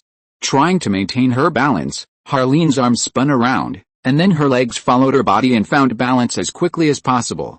Without taking a breath, she jumped down, landed on the ground and ran out. Bill, who was following behind her, rushed towards her. This strong guy was like a bull charging in a porcelain shop. Any table and cabinet that touched him were knocked to the left and right by his elbows, and the tables were knocked and the drinks spilled. Harleen Quinzel glanced back nervously, and she even saw a vein protruding on the other's bald head. It looked very thick, and she could even grab it with both hands, like the handlebar of a Harleen brand bicycle. "Fuck. What am I thinking about?" Harleen quickly threw away the messy thoughts that popped up in her mind. "Calm down. You can deal with him. He's just an idiot, and you have thought about killing people like him more than once." Harleen tried her best to calm herself down. When she ran to the exit of the restaurant, she grabbed a handful of food from a plate and threw it at Bill's head. With a pop, a chicken leg hit the opponent's eyes hard, and then fell to the floor with a bang. Harleen faced the opponent and patted her chest. "What? How is it? Do you want to touch it?" Just as Bill approached with a roar, she kicked a chair in front of him. After kicking the chair, Harleen hurriedly fled towards the exit. She thought she was about to escape from the restaurant, but she slipped and stepped on the leftovers on the ground. Her body immediately lost balance and fell to the ground. With a bang, Harleen groaned in pain. At this time, Bill also chased after her. Seeing Bill rushing towards her with a ferocious breath, Harleen's face showed a look of despair. Peter happened to be looking for Azu and Rocky and walked here. Seeing that the wild beauty was about to be ruined like this, Peter subconsciously took action. With his brows slightly furrowed, he instantly constructed a rune with the energy of the gods, and a ball of fire suddenly burst out and rushed towards Bill. With a bang, Bill, who was unable to react in time, was hit hard and fell to the ground. Harleen Quinzel, who thought she was going to die, stared at Bill lying on the ground groaning in a daze. "Are you okay?" Peter walked over and asked her. "Padraic." Harleen's head moved, and she only reacted at this time, looking at Peter in shock. She didn't expect that the one who saved her would be the patient she just talked to. Peter didn't recognize that the other party was the famous Harley Quinn in the future. He didn't know that he was tricked by Loki, so he asked the other party, "Do you know me, Harleen?" "What do you mean I know you? Didn't we just talk?" Just as she was about to speak, Peter's eyes caught Loki's figure outside in an instant. He immediately activated his super speed and disappeared in front of Harleen. Harleen rested on the ground for a few seconds before she reacted. "Peter Padraic, what kind of monster is this guy?" Holding her aching arm, she staggered to her feet and looked at Bill, who was lying on the ground and groaning. With a hint of madness on her face, she walked to the dining table and casually took down a fork placed on it. Then she walked to Bill and knelt down. Gritting her teeth, she stretched out her fork and stabbed him in the chest. Warm blood immediately spurted out and splashed on her face. Bill's screams, warm blood, and the stimulating smell of blood mixed together and entered her senses. Swish, swish, swish, stabbed one by one, something crazy in her heart gradually awakened, and the corners of her mouth gradually opened up. Near the Gotham dock. In addition to Bruce rushing here, Gordon and his team from the Gotham Police Department are also rushing to the cargo ship hijacked by the Assassin's League. "Did the governor say anything?" Gordon asked his partner Harvey Bullock next to him. Harvey Bullock stood at the bow of the ship, looking at the sea in the distance with a telescope. He handed the matter over to the committee, Gordon asked him in surprise. Committee? You mean, he's going to take the next flight to Honolulu, right? Harvey Bullock shrugged and put down the binoculars. Although I don't want to admit it, we can only rely on ourselves now. Gordon pushed the frame of his glasses and looked at the policeman in the cabin. This means we can only rely on tactical forces. Is there any news from them now? Not yet. Gordon sighed. I hope everything goes well. On the other side, the tactical troops that Gordon was thinking about had already rushed to the vicinity of the hijacked cargo ship in a motorboat. The fully armed soldiers wanted to sneak onto the cargo ship under the cover of night, but they were soon discovered by the Assassins' League, and a gunfight broke out between the two sides. At this time, Bruce had already driven a speedboat to the sea not far from the cargo ship. Wearing a breathing device, taking a look at the battlefield where the gunshots were heard, Bruce jumped into the water and dived towards the cargo ship. Inside the cargo ship, the current leader of the Assassins' League is Bane, who was dealt with by Peter at the dock before. Bane, who had recovered at this time, stood in the cabin, looking down at the mercenaries and Assassins' League members below. The assassin member next to him asked him, "Why do we have to postpone the plan? We can start now and let the devil's wrath fall here." Bane turned and explained to him, "The reactor core has not reached its maximum output yet, and it will have the greatest power at the end. Don't you really want the ransom?" The other party questioned him. Before the other party could finish speaking, Bane grabbed the other party's neck and lifted him up. Never question the master's plan. With a bang, Bane threw the other party out heavily. After throwing the annoying guy out, he turned his attention to the tactical troops who were fighting. "Batman, that guy will definitely come," Bane whispered to himself, "and that powerful guy." He thought of Peter again, who left a deep impression on him. Bane, who was enhanced by the enhanced poison and became stronger than before, now wants to do most, in addition to killing Batman, is to take revenge on Peter. Crash! Bruce climbed up the side of the ship from the other side of the battle, spread his wings, shook off the water droplets on them, and took advantage of the cover of night to enter the interior of the hull. When he met the patrol ninja coming towards him, Bruce hid in the darkness, and when the other party walked by, he strangled the other party by the neck and knocked him unconscious. After getting rid of the guard, Bruce continued to walk forward to an empty corner, turned on the personal terminal in his hand, and began to scan the structure of the entire hull. "Alfred, help me build a three-dimensional structural diagram of this ship. I must stop it from entering, Master, this is very dangerous." Alfred's voice came from the terminal. "I know, but I have no choice." "Then do you know where the leaders of the Assassins' League are?" "I don't know, but you can find them by following a bunch of bad guys." After Bruce finished speaking, he hung up his personal terminal. After groping forward for a while, he soon came to the cabin near the cockpit. Just as he was about to move forward, there was a sudden pop and the lights in the entire cabin were turned on. After his eyes adjusted to the light, Bruce looked up. Bane stood on a high platform and looked at him. "Our Batman is finally here. How brave, how determined, and how noble," Bane said as he walked towards Bruce. With a bang, he approached and punched Bruce fiercely.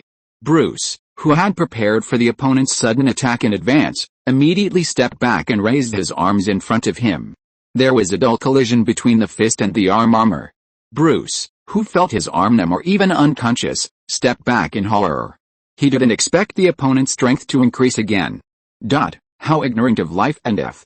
Chapter 219 Bat broke back, Azu rescue. Everything is over tonight, Bane, whose strength has become much stronger than before, said as he attacked Bruce again. Bruce endured a severe pain in his arm and dodged Bane's fist. Spreading his bat wings, Bruce shot out the hook gun to take himself away from the spot. After pulling away, he used the silk thread shot by the hook gun to wrap around the opponent's wrist while shooting the bat dart, and then quickly approached Bane and punched him. Bang! This time Bruce's fist hit the opponent's chin firmly. Bane, who was thick-skinned and tough, withstood the attack and grabbed Bruce's arm with his backhand. The mechanism of Bruce's armor was activated instantly, and with a snap, the sharp blade that popped out stabbed Bane's hands. What Bruce didn't expect was that Bane actually dodged the attack of the sharp blade, and the fist of his left hand turned into a palm and hit him hard on the chest. Bruce's body bounced back after being hit by this blow, and Bane hit the bulkhead heavily. The cabin wall cracked, and the cracks appeared behind him, and the dust on it fell down. Plop! Bruce, who felt a sharp pain in his body, staggered and fell to the ground. "It seems that you can't beat me. Your precious city is in my hands." It will be destroyed soon, and you can't do anything to stop it. Bane looked at Bruce, who was lying on the ground and gasping for breath, with pride. The ship will soon enter the platform. As long as a hole is punched through the hull to the platform, the seawater will not continue to pour in. Bane walked towards Bruce step by step.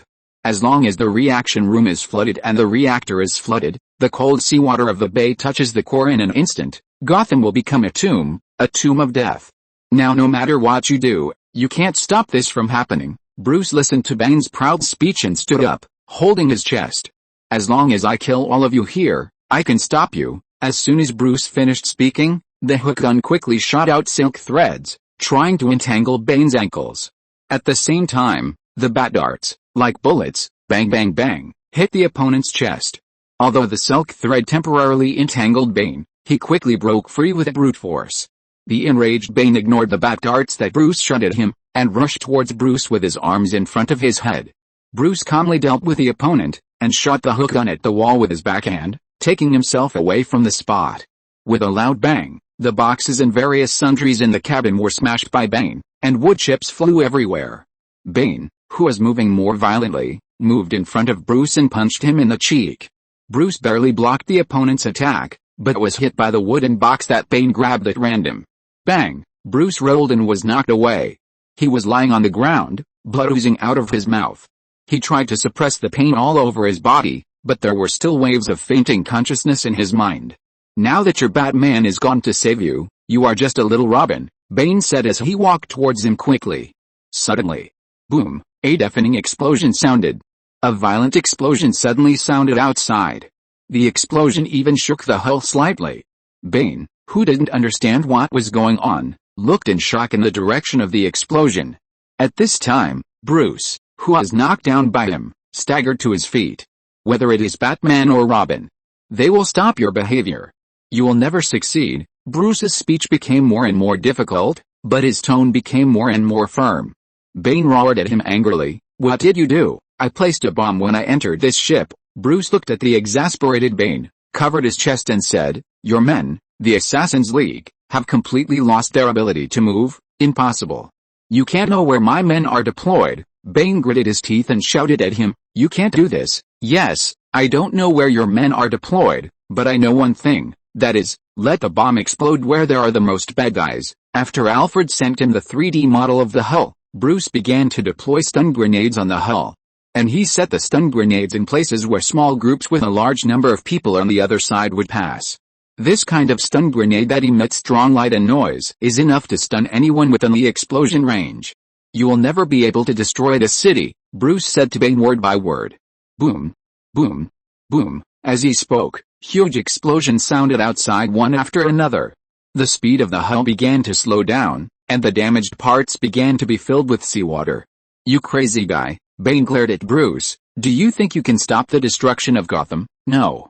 You just stop the process. The nuclear reactor has been turned on and its temperature has risen to the highest.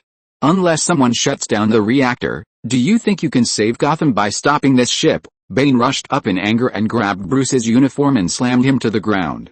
You are wishful thinking. No one can stop the advent of the devil. Bane, with red eyes, grabbed Bruce fiercely and lifted him into the air. He grabbed Bruce's body and made his back hit his knees.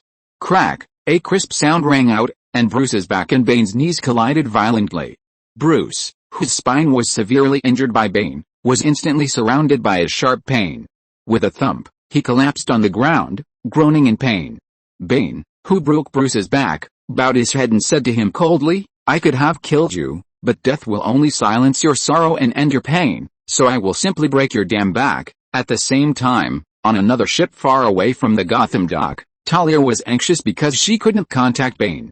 Her subordinates suddenly reported to her that the reactor under the joint engine platform had an abnormal reaction. Talia quickly asked someone to switch the surveillance screen to the joint engine platform. Due to the influence of radiation, the picture was blurred and the whole scene could not be clearly seen. Finally, it was clearly seen in the video that a figure was slowly walking towards the reactor. When Talia saw that the person coming was Peter, she was stunned. When she saw Peter entering the reactor with the core exposed alone, Talia's eyes widened.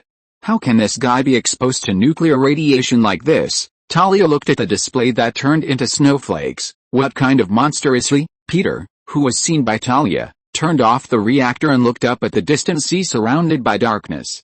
With his inhuman physical strength, he can ignore the damage of these nuclear radiation. After bringing Zoo and Loki back to Wayne Manor, he learned from Alfred that Bruce had disappeared. Then, he got the real platform plan from the butler, and easily guessed that Bruce had violated his agreement and went to the freighter alone to stop the Assassins' League. Worried that Bruce would be in danger, he rushed over with Zoo as fast as possible. Peter shut down the nuclear reactor of the joint engine platform, and Zoo went to help Bruce. Tick, tick, Peter walked to the top of the platform, felt the raindrops falling on his head, and looked up at the dark sky. It's raining. 5 minutes later. Inside the freighter. When Peter arrived at the scene, he saw Bruce and Bane lying on the ground, and Zoo holding his waist. Bane, whose chest was pierced by the hot line of sight, gasped for breath. Bane could never imagine that there was such a powerful guy in this world as the mysterious man who defeated him last time. After breaking Bruce's back, Bane was about to go to the wheelhouse and check the damage to the hull. Unexpectedly, he was shot on the chest by a laser that broke through the air just as he walked to the door. Swish, the laser passed through his chest, and he felt a sharp pain and raised his head in disbelief. In the sky above the waves swirling with dark clouds and strong winds, a figure was suspended in the air. The other person's eyes flashed red, like a demon descending from hell. Bane, who was shocked and terrified, fell to the ground with a thump. After Peter turned his eyes away from Bane, he looked at Bruce. Bruce was lying on the ground, unable to get up. Zoo stood aside and looked at Peter helplessly. Sorry, Dad, Batman looked like this when I arrived. Hearing Zoo calling Peter Dad, Bane next to him was even more numb. Peter frowned and walked to Bruce's side, squatting down to check his physical condition. Bruce, are you okay? Not very well, but I can still hold on. Bruce's face was pale, his head was covered with sweat, and every word he said was a painful torture for him. I'm sorry, sir, I didn't keep my promise. I should have waited for you to come back. Bruce didn't seem too surprised that Peter knew his identity. From the moment Zoo appeared here, he knew that Peter had already recognized him as Batman. The funny thing is that he has been deceiving himself and pretending that Peter didn't know. No, don't talk, Bruce. Peter comforted him while checking his injuries. The spine was severely damaged and almost broken. It seems that in any world, Batman can't escape the fate of being broken by Bane. Sighing, Peter said to Zoo next to him, John, go throw Bane into the sea. Bruce held Peter's hand and wanted to say something, but a sharp pain came and he fainted directly. Peter stood up and looked up at the dark night outside the window. Boom, thunder sounded, and the whole sky was illuminated as day. Chapter 220 Peter the Sun becomes a lighthouse for the bats. The next day. Gotham General Hospital. Bruce woke up slowly. As soon as he woke up, he felt a splitting headache. The slightest movement of his back would cause waves of unbearable pain. Gritting his teeth and enduring the pain, he looked around. Are you awake? Bruce, hearing the familiar voice, Bruce looked up at the window. Peter, standing in the bright sunlight, turned around and slowly walked towards him. Sir, yes, it's me, Bruce, joint engine platform. And the Assassins' League. Bruce immediately thought of the danger Gotham was experiencing and wanted to get out of bed. As a result, his wound was involved and he gasped in pain. Don't move, Bruce, your spine is seriously injured. If you move again, it might break directly. Peter motioned for the other party not to move. The crisis has been resolved, the temperature of the nuclear reactor of the United Engine platform has dropped, and the members of the Assassins' League have been arrested by the Gotham Police Department, Peter said to him slowly. You saved Gotham, Bruce. No, it was you, sir. Bruce smiled bitterly. It was you who shut down the nuclear reactor, and it was you and John who came to stop Bane at the last moment. Enduring the pain in his body, Bruce apologized to Peter. Sir, I'm sorry that I concealed the identity of Batman from you. I didn't mean it. I understand, Bruce. Sometimes we all live with a mask on. Peter walked over and handed him a glass of water. The difference is, Bruce, you chose to wear the mask of Bruce Wayne. Bruce took the water from Peter with mixed feelings. Enduring the discomfort of his body, I can never hide anything from your eyes, sir. That's not necessarily true. Peter asked Bruce, who was drinking water. Why did Bane only break your back, Bruce? He said that he knew I was not afraid of death, and even wanted it, so he wanted to give me a more severe punishment, not only to torture my body, but also to disintegrate my spirit. He wanted me to witness the destruction and end of Gotham with my own eyes. Bruce's eyes flashed with sadness. Sir, what did the doctor say? Can I still stand up? The doctor didn't make any judgment, Bruce. Peter sighed slightly. As long as you believe, you can stand up. Bruce, with sweat on his forehead due to the pain, grabbed the bedsheet with his left hand. I don't know. At this time, Bruce's eyes showed a trace of confusion. Weakness and pain filled his scarred body. He had never felt the fragility and pain of his flesh and blood body like he did now. Don't be defeated by these setbacks, Bruce. Peter sat on the chair beside the bed and looked at him deeply. The Bruce Wayne in my memory will not be defeated by such setbacks. No, sir, maybe I'm not as strong as you think. Bruce showed his weakness in front of Peter. During the time he became Batman, he had always shown himself, criminals and Alfred his determination to never give up and fight against evil. But now that he knew he might never be able to stand up again, he could no longer suppress the despair in his heart. Sir, Batman is not as powerful as you think. Really? Peter looked into Bruce's eyes. Bruce, human beings are inherently weak. You may think that only Clark and Zoo are powerful, like the sun in the sky, but the sun in the sky radiates endless heat, making you want to reach out but dare not look directly at it. Peter paused for a moment and said to him, do you know what sailors want to see? They don't want to see the sun, but a lighthouse, an inconspicuous, tattered, dim lighthouse, vague and difficult to distinguish. Maybe it will be difficult to see when the waves are high. The lighthouse will always stand, no matter how stormy or how huge the waves are, because the sun is too far away. Rowing towards the sun will only keep you from moving forward for the rest of your life, but the lighthouse is in the distance as far as you can see, and you can always touch it if you row hard, because the sun is like a god, dazzling but distant, brilliant but dazzling, but the lighthouse is built by humans themselves, brick by brick, bit by bit. Peter looked at Bruce and became serious. Humans have always admitted their weakness, Bruce. We will fall and get lost while we are taking steps. The most ridiculous thing is that despite this, we are still moving forward. What was your original purpose of becoming Batman? Bruce was stunned for a moment in the face of Peter's sudden question, and then said to him, I don't want to see Gotham in sin again. Well, see, your purpose is so simple. Batman will fail because success has never been your specialty. Batman will be injured because invincibility has never been your gene. Batman will die because eternity has never been your goal. Humans are like this, and so are you. Bruce, listening to Peter's deafening voice, he suddenly felt something in his heart being moved. Suddenly, an illusion arose in his mind that the Godfather understood himself, but seemed to understand Batman better. The haze in his heart seemed to be dispelled by the light of the lighthouse. Sir, Bruce's expression was solemn and relieved. He looked at Peter and felt that his throat was blocked by something. He wanted to say something but couldn't. Taking a deep breath, Bruce calmed down. Looking up, he suddenly found that Peter had an extra bottle of blue reagent in his hand. What is this, sir? Compound number 5, a magical potion that does not exist in this world. Inject it into your body and your back injury will be completely healed, so you can stand up again. Peter told him the ability of compound number 5. But, he suddenly changed his tone. This thing is not perfect. It will also give you special abilities and make you a superpower. What Peter handed to Bruce was not ordinary compound number 5.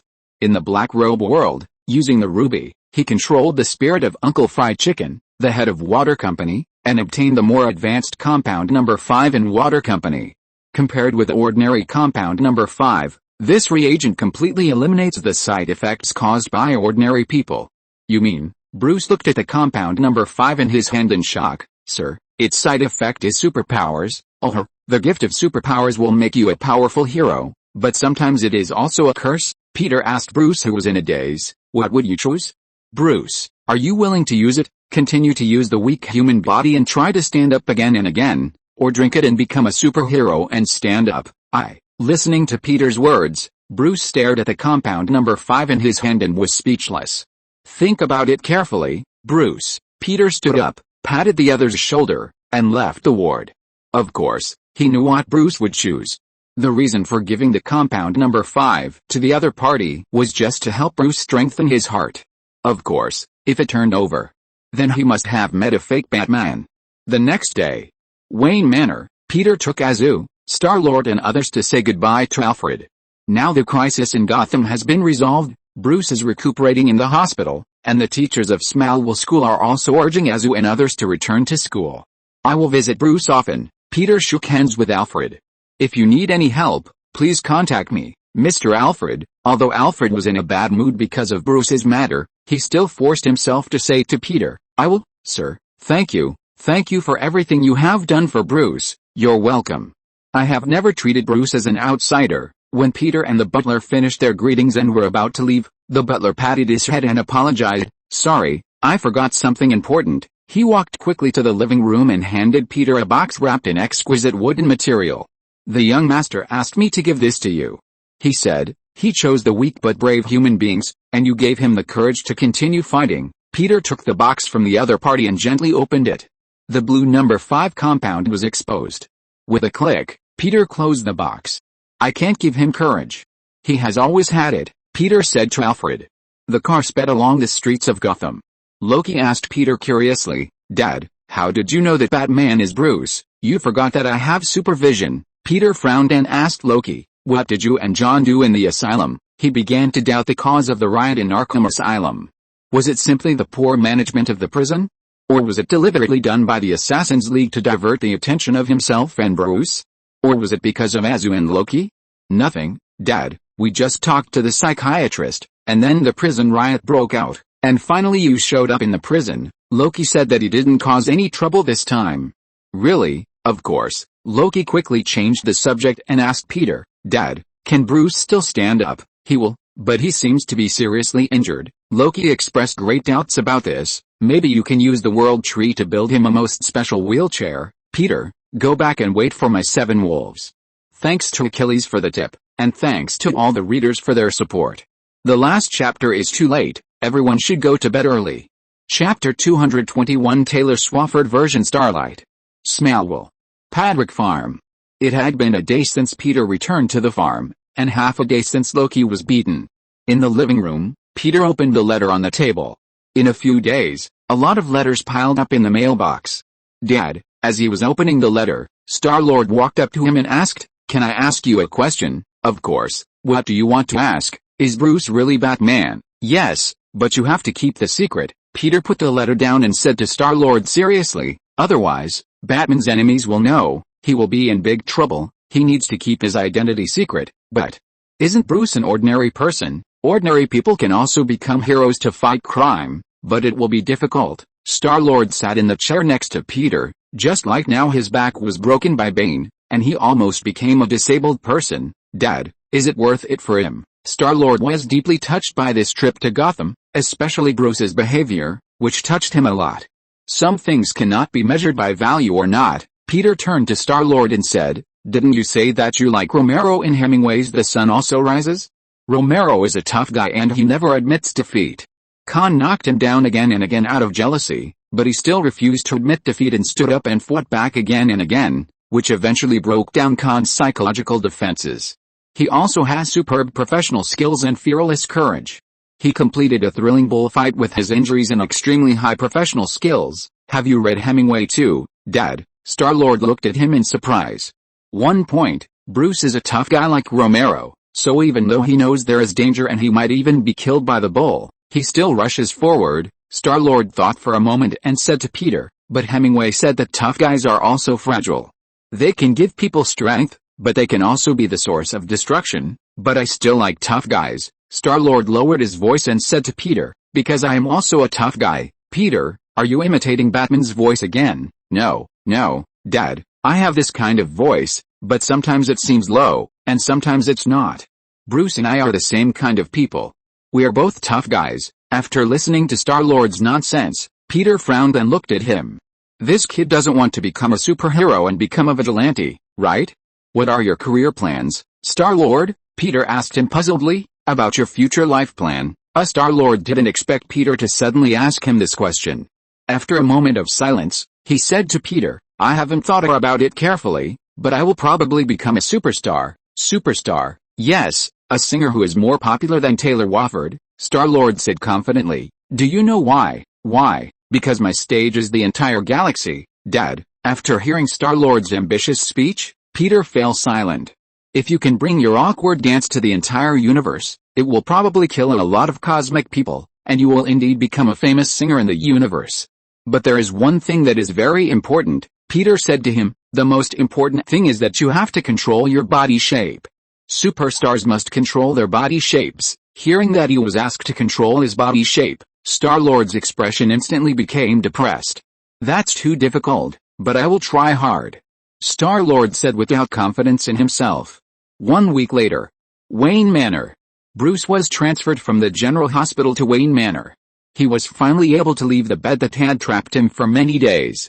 Although now he still feels pain when he walks and exercises a little. Bruce's feet were shaking on the ground. After taking 2 steps, his body could not support his balance and fell to the ground. "What you should do now is to lie on the bed, Bruce, not get out of bed." Peter supported him with one hand and frowned. "Sir, why are you here?" Bruce said in surprise. He hadn't reacted just now, he only felt a gust of wind, and Peter stood in front of him. "Your housekeeper called me and said that you refused to lie on the bed and rest, and you must get out of bed." He received a call for help from the housekeeper and rushed to the manor. Unexpectedly, as soon as he arrived at the door of the manor, he saw the scene in front of him. Peter handed the crutch beside him to Bruce. "With such a serious injury like yours, you will need to stay in bed for at least 3 months to recover." "I know, but Gotham needs me." Bruce leaned on the bed and said to Peter, "If I stay in bed for a long time, the city will breed more evil. Your personal power can't change much, Bruce, but it can also be a signal, a lighthouse, sir, can't it? You were right last time. The people of Gotham City need a lighthouse.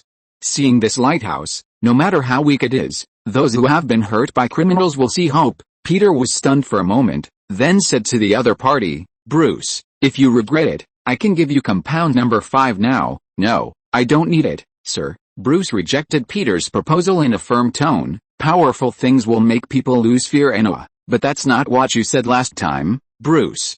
You seemed to be moved last time." Facing Peter's teasing, Bruce's face was a little unnatural and he coughed. "No, I wasn't moved. I was just a little confused at that time, but you gave me courage." Peter looked at the other person's uncomfortable expression and stopped teasing him. "Okay, now you lie back on the bed and I'll help you heal." "Sir, can you heal?" Bruce asked in surprise. "A little. The rune magic used by Peter has a healing rune.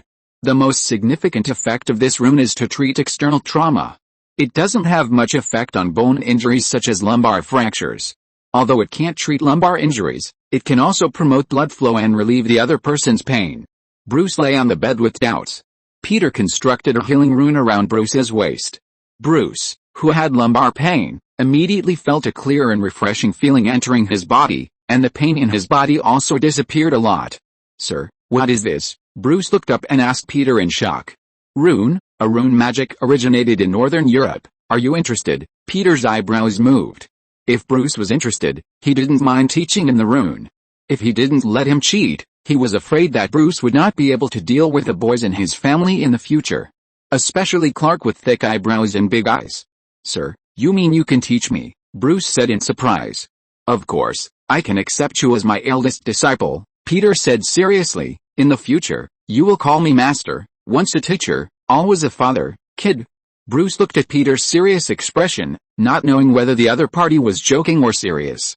He knew that in ancient China, there was a master-disciple relationship like master and disciple. "I can also teach you Wing Chun.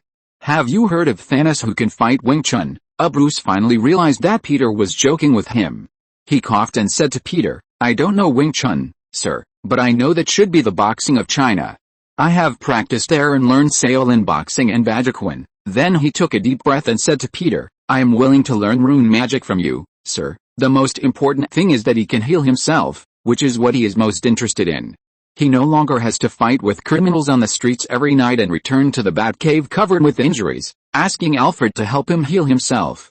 Seeing that Bruce was willing to learn rune magic from him, Peter felt relieved. But soon he frowned.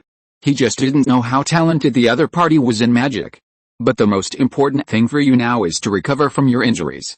We will learn rune later." Peter pulled his thoughts back and said to Bruce, "I understand, sir." Bruce felt a warm current flowing through his heart. He exhaled and experienced a long-lost feeling in Peter. It was a feeling that he had never had since he lost it in Crime Alley at the age of 8. At night, Peter drove back to the farm from Gotham. As he was a little unhappy about Peter going to Gotham again. He had been at odds with Bruce since childhood. After Bruce became Batman this time, His father was very concerned about him. Should he become a superhero and fight criminals in Metropolis? Azu ate dinner and fell into deep thought. But he didn't seem to have the motivation of Bruce's parents who died. Otherwise, he would recruit the 7 from Arkham and be the boss like himself in another world. The Scarecrow who could release poison and the Crocodile Man with infinite strength were good. Azu touched his chin and began to think about his recruitment plan. He was thinking about how to form a Super 7-member team to fight against Bruce, when a familiar song suddenly came from the TV in the living room. Looking at the TV, Azu was stunned. Clark and Peter, who were eating, were also shocked and looked at the TV in shock. Taylor Swafford, who had been kidnapped by Loki before, was singing a song on TV. Peter was really surprised that the other party was dressed as the Starlight of the Black Robe world. The sexy uniform wrapped the key parts and revealed a slender figure. "Is this Starlight?" Clark asked Azu in disbelief. Taylor, who turned into Starlight on the stage, didn't know what props she had, and her hands would also emit electricity. As she danced, dazzling light continued to emit from her hands. Azu nodded blankly. "She sings better than Starlight, but," Azu asked Peter, "Dad, He originally wanted to talk to Peter, but he saw Peter slowly raise his mobile phone, and it made a click. Chapter 222, Azu, Dad, next time I will do it instead of talking. Dad, seeing Peter pick up his phone and take a picture of Taylor's version of Starlight on the TV screen, Zu asked him puzzledly, "What are you doing?" "Nothing, just for a souvenir." Peter put his phone away calmly. "Maybe next time, I can show the Starlight of our world to the Starlight of the Black Robe world. He has always been interested in women's quarrels." Zu was stunned and said to Peter, "Dad, I think you can bring the real Starlight to this world, so you can get 2 Starlights. If you want, you can let them perform for you together." "Am I the kind of person who kidnaps others at will?" Peter glared at Zu with a bad expression. "If you want, Dad, I can help you realize it." Zu said that he could help him realize his wish. "Just lend me the sandbag, I can help you bring Starlight and Maeve. Storm is also okay." Peter listened to Zu's words and wondered if he wanted to find a stepmother for himself. "Isn't Maeve your girlfriend in another world? Are you planning to snatch your girlfriend from another world? Or has this kid always coveted the 3 artifacts of the sleeping demon?" "No, John, I don't have such an idea." Peter sternly rejected Zu's proposal and warned him, "The 3 artifacts are not something you can control now. Have you forgotten how you were influenced by the sandbag and became a villain last time? It's just my proposal, for reference only. The real decision is made by you, Dad. You are my hero." Zu smiled at Peter with a sincere expression. Peter, Star-Lord next to him, did not notice the conversation between Peter and Zu. Now his attention was completely attracted by the Starlight Taylor on the TV screen. The last time he watched TV so seriously was when he was watching the 3rd season of Star Trek. "Dad, maybe the sandbag just activated some emotions hidden in John's heart." Suppressed emotions. After being scolded by Peter, Loki, who had been honest for a few days, was ready to move again. Everyone has a devil hidden in his heart. John's devil may have been lured out by the sandbag. Hearing Loki say bad things about him in front of his father, Zu's expression became unhappy. "So what is your devil? Don't tell me you're a good person, Loki," Zu said to the other party rudely, "or, you're just a person full of lies and betrayal." "Quiet." Peter, who felt overwhelmed, stopped the quarrel. "If you 2 are energetic, you can go to the farm to work. Don't quarrel here." Peter frowned and said to the 2 of them, "Or you 2 can have a fight to decide who is the one with the devil in his heart." Facing Peter's scolding, Loki immediately thought of the spanking he had received before, and quickly smiled and admitted his defeat. "Sorry, Dad." Zu saw Loki admitting his defeat, and quickly coughed and explained to Peter, "Sorry, Dad, I will just do it with my hands instead of my mouth next time." "Peter, is this your attitude of apology? I said it wrong. I should just talk instead of do it with my hands." Zu quickly corrected his slip of the tongue. But seeing the way he glanced at Loki, it should not be a slip of the tongue. Peter was too lazy to get entangled with these 2 naughty kids, and continued to cast his eyes on the star version of Taylor on the TV screen. The next day, early in the morning, Zu and Star-Lord went to school. Because of the many days of absence, the 2 were completely behind schedule, especially Star-Lord, which made him fall into painful struggle in school. Now he not only has to study hard in class, but also has to stay after school for tutoring. "Well, I actually envy Bruce's state of saving the world more than studying," Star-Lord complained while writing furiously in the classroom. An hour later, Star-Lord left the school alone with his school bag. As soon as he left the school gate, he saw a familiar Toyota SUV parked outside. It was his father's car on the farm. Beep. Beep. Zoo, who was sitting in the driver's seat of the car, honked at Star-Lord. Hey, Star-Lord, good afternoon. John, can you not make the engine so loud? How can I have a sense of presence if it's not loud? Zoo said to Star-Lord. Come on, get in the car. Dad asked me to pick you up. Okay, thank you for coming to pick me up. Star-Lord thanked Zoo and sat in the passenger seat of the car. The car drove along the street of Smallville towards the farm. In a grocery store that the car just passed, the door was pushed open with a creak. Hanks, the owner of the grocery store, was sitting behind the counter and taking a nap. He looked up and saw 3 hoodlums in coats walking in. He knew these 3 people. These 3 guys were the idle bikers in the neighborhood.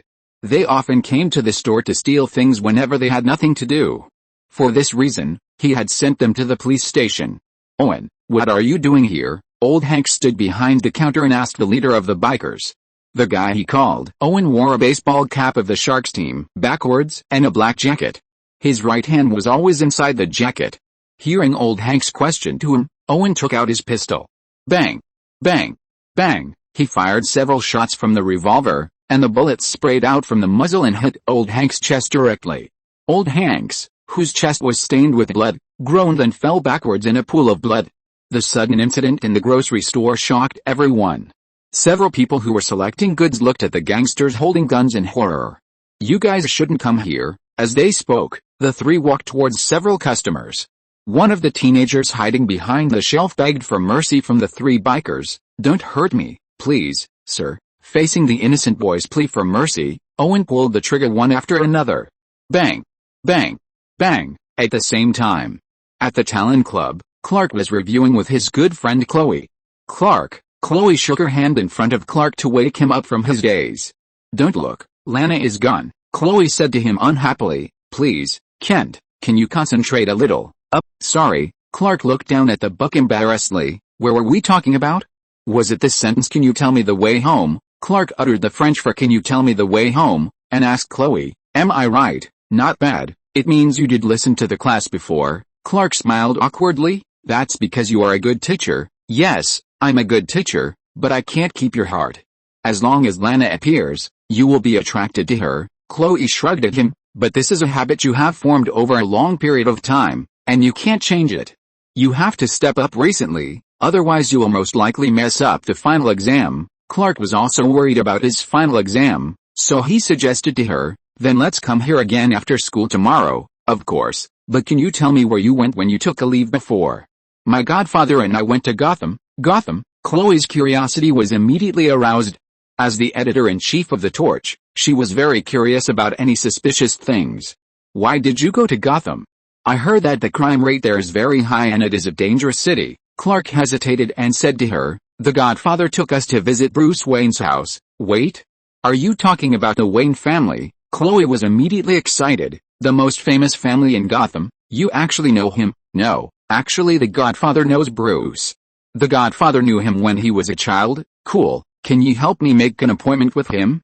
I want to interview him and ask him why he disappeared in Gotham for several years before suddenly appearing in front of the public. If it works, the sales of this issue of the Torch will definitely be very high. Chloe's tone became more and more excited. Well, I can try, but it may not succeed. Although Clark believed that Bruce would definitely agree if the Godfather took action, he did not believe that his relationship with Bruce would be so close if he invited Bruce himself. Of course, you just need to invite him for me. Chloe closed the book. It seems that I have to change the theme of next week to Bruce Wayne. Clark asked curiously, what was your previous theme? Aliens and alien creatures. Hearing the other party talking about aliens, Clark's expression was a little strange. Are there any problems? Seeing Clark's abnormality, Chloe looked at him in confusion. Are you feeling uncomfortable? No, I just thought of some memories. Chloe did not doubt it and continued to say to him, I have investigated all the strange things in Smallville before. Most of these things happened after the meteorite shower that year, and at that time, someone claimed to have seen an alien spaceship landing. That must be nonsense, Clark said insincerely. Maybe. Besides, similar things didn't just happen in Smallville. When I was collecting information, I found similar records in Westover.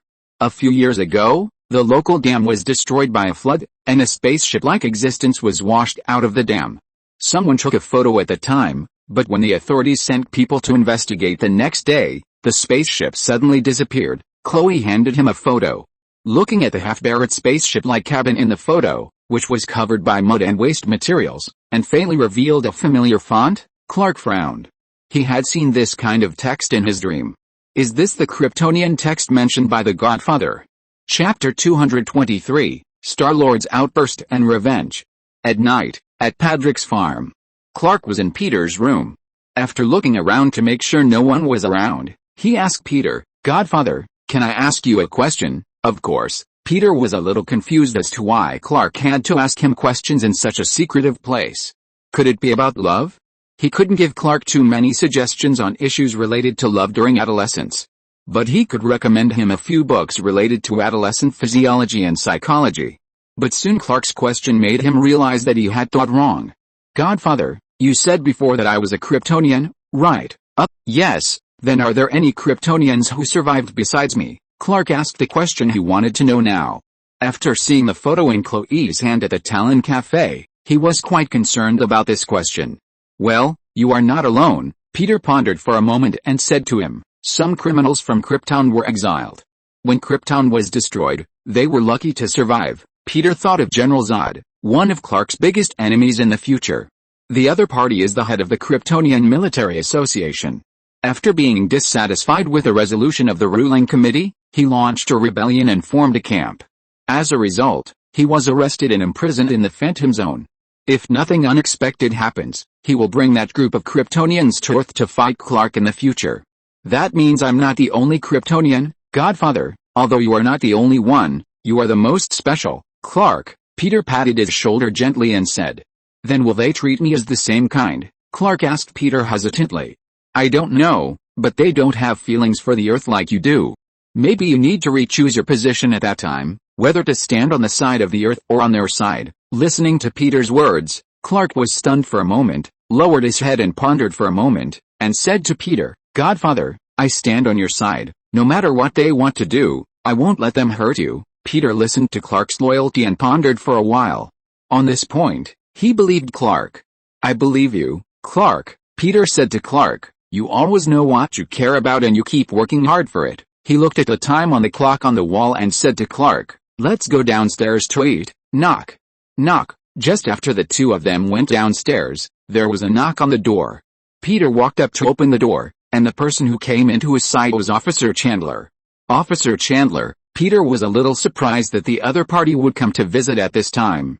"Good evening, Mr. Patrick." Chandler took off his police hat and greeted Peter. "You look so sad, you must have encountered some trouble." "Officer Chandler, come in." Peter let the other party into the living room. Sitting on the sofa, Chandler looked at Peter and Clark and others sitting on the sofa. "We are in some trouble. There was an accident at the gas station. Ed Vincent is dead, Kurt Burns is dead, and the youngest child of the Holloway family is dead. I came to remind you." "What?" Star-Lord looked at Chandler in shock. "What do you mean? Brett Holloway is not dead. I just saw him after school." Brett Holloway was Star-Lord's classmate. When Star-Lord stayed in school for extra lessons today, he said hello to him when he left. Now Chandler said that the classmate he had met before is now dead, which made him completely shocked. Chandler shook his head. "Sorry, this is really hard to accept." Peter nodded solemnly and asked Chandler, "Have you found the murderer?" "No." Chandler sighed and said to Peter, "There is also a policeman among the dead. The killing of a policeman means that the U.S. Marshals Service will take over this matter. They took the case away from us." "Are there any survivors?" Peter asked him. "No." Chandler stood up and was about to leave. "I came here to remind you to be careful. The suspect hasn't been caught yet." "Thank you for your reminder, Officer Chandler," Peter said as he walked the other person out. When they reached the door, Chandler suddenly stopped and asked Peter, "Peter, you can catch those bastards, right?" Peter's eyebrows moved. "This is actually your purpose, right? You want me to help you catch the criminals?" Chandler grabbed the doorframe and said with a heavy expression, "I am not here as a policeman this time, but as a Smallville man. I hope you can catch them. Those bastards blew that kid's head off. I've seen a lot, but this time I just want to cut those bastards into pieces." Chandler looked into Peter's eyes and said, I always knew you were not an ordinary person, Peter. You may be an alien, an angel, or a demon from hell, but I know you are definitely not a villain. You can't tell. Peter shook his head and said to him, sometimes people who look like villains are actually good people, and sometimes good people are villains.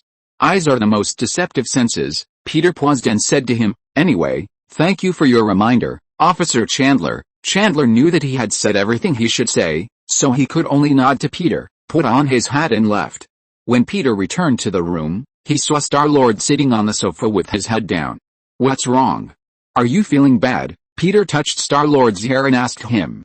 I just met Brett Holloway before school.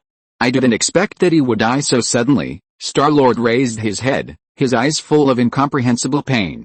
This is unfair, Dad. Why did death find him? Peter sighed and said to Star-Lord, we can't control death, Peter, but there is no need to fear it. The end of life is just a death. The meaning of death is just rebirth or eternal sleep. Death is not the loss of life, but walking out of time. You will meet many people walking out of your time in the future. We can't do anything about it. He knew Star-Lord's fear of death. Star-Lord often dreams of death and separation in his previous life. Death is the most important thing for him. But, why are those people so cruel? Star-Lord now hates the murderer more. Don't worry, they will be punished. Peter narrowed his eyes and looked up at the dark night of the farm. Late at night. The farm was quiet. Star-Lord, who was lying on the bed, got off the bed, walked to the window and looked out, took a deep breath, and then jumped down. Bang! Star-Lord, who had the power of God, jumped to the ground safely. He clapped his hands, looked at the farm, and left as fast as he could. He was going to catch the murderers and avenge his classmates. Although Star-Lord considered himself a peace-loving person, he was never soft on villains. 10 minutes later, Star-Lord came to the grocery store near the gas station. The grocery store, which was the crime scene, had been cordoned off. Star-Lord pulled open the cordon and entered the store. Star-Lord closed his eyes and took a deep breath as he stared at the store that smelled of blood. He meditated and then concentrated his mental power. Under his perception, the power of God in his body slowly lingered throughout his body, then spread outward and surrounded the entire store. Opening his eyes, Star-Lord was in a space surrounded by the energy of the gods. He seemed to vaguely see the scene that had happened here before. Crying and wailing echoed in the store. People begged for help but were killed mercilessly. The whole space was filled with despair and blood. Under Star-Lord's perception, the murderer pushed open the door and left after completing the crime. Adjusting his mood, Star-Lord used the perception of the energy of the gods to leave the grocery store and track the other party's clues. At the same time, a mansion outside Smallville.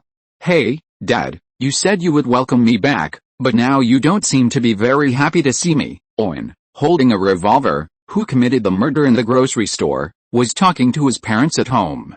His parents and younger brother snuggled together on the sofa, looking at Owen and his two companions with guns in horror. That dog is too noisy, let it be quiet, the companion said impatiently. Owen ignored his companion's complaints and cast his eyes on his father. His father said to him, indeed, Owen, we welcome you back, but not, I ruined him, didn't I, Dad?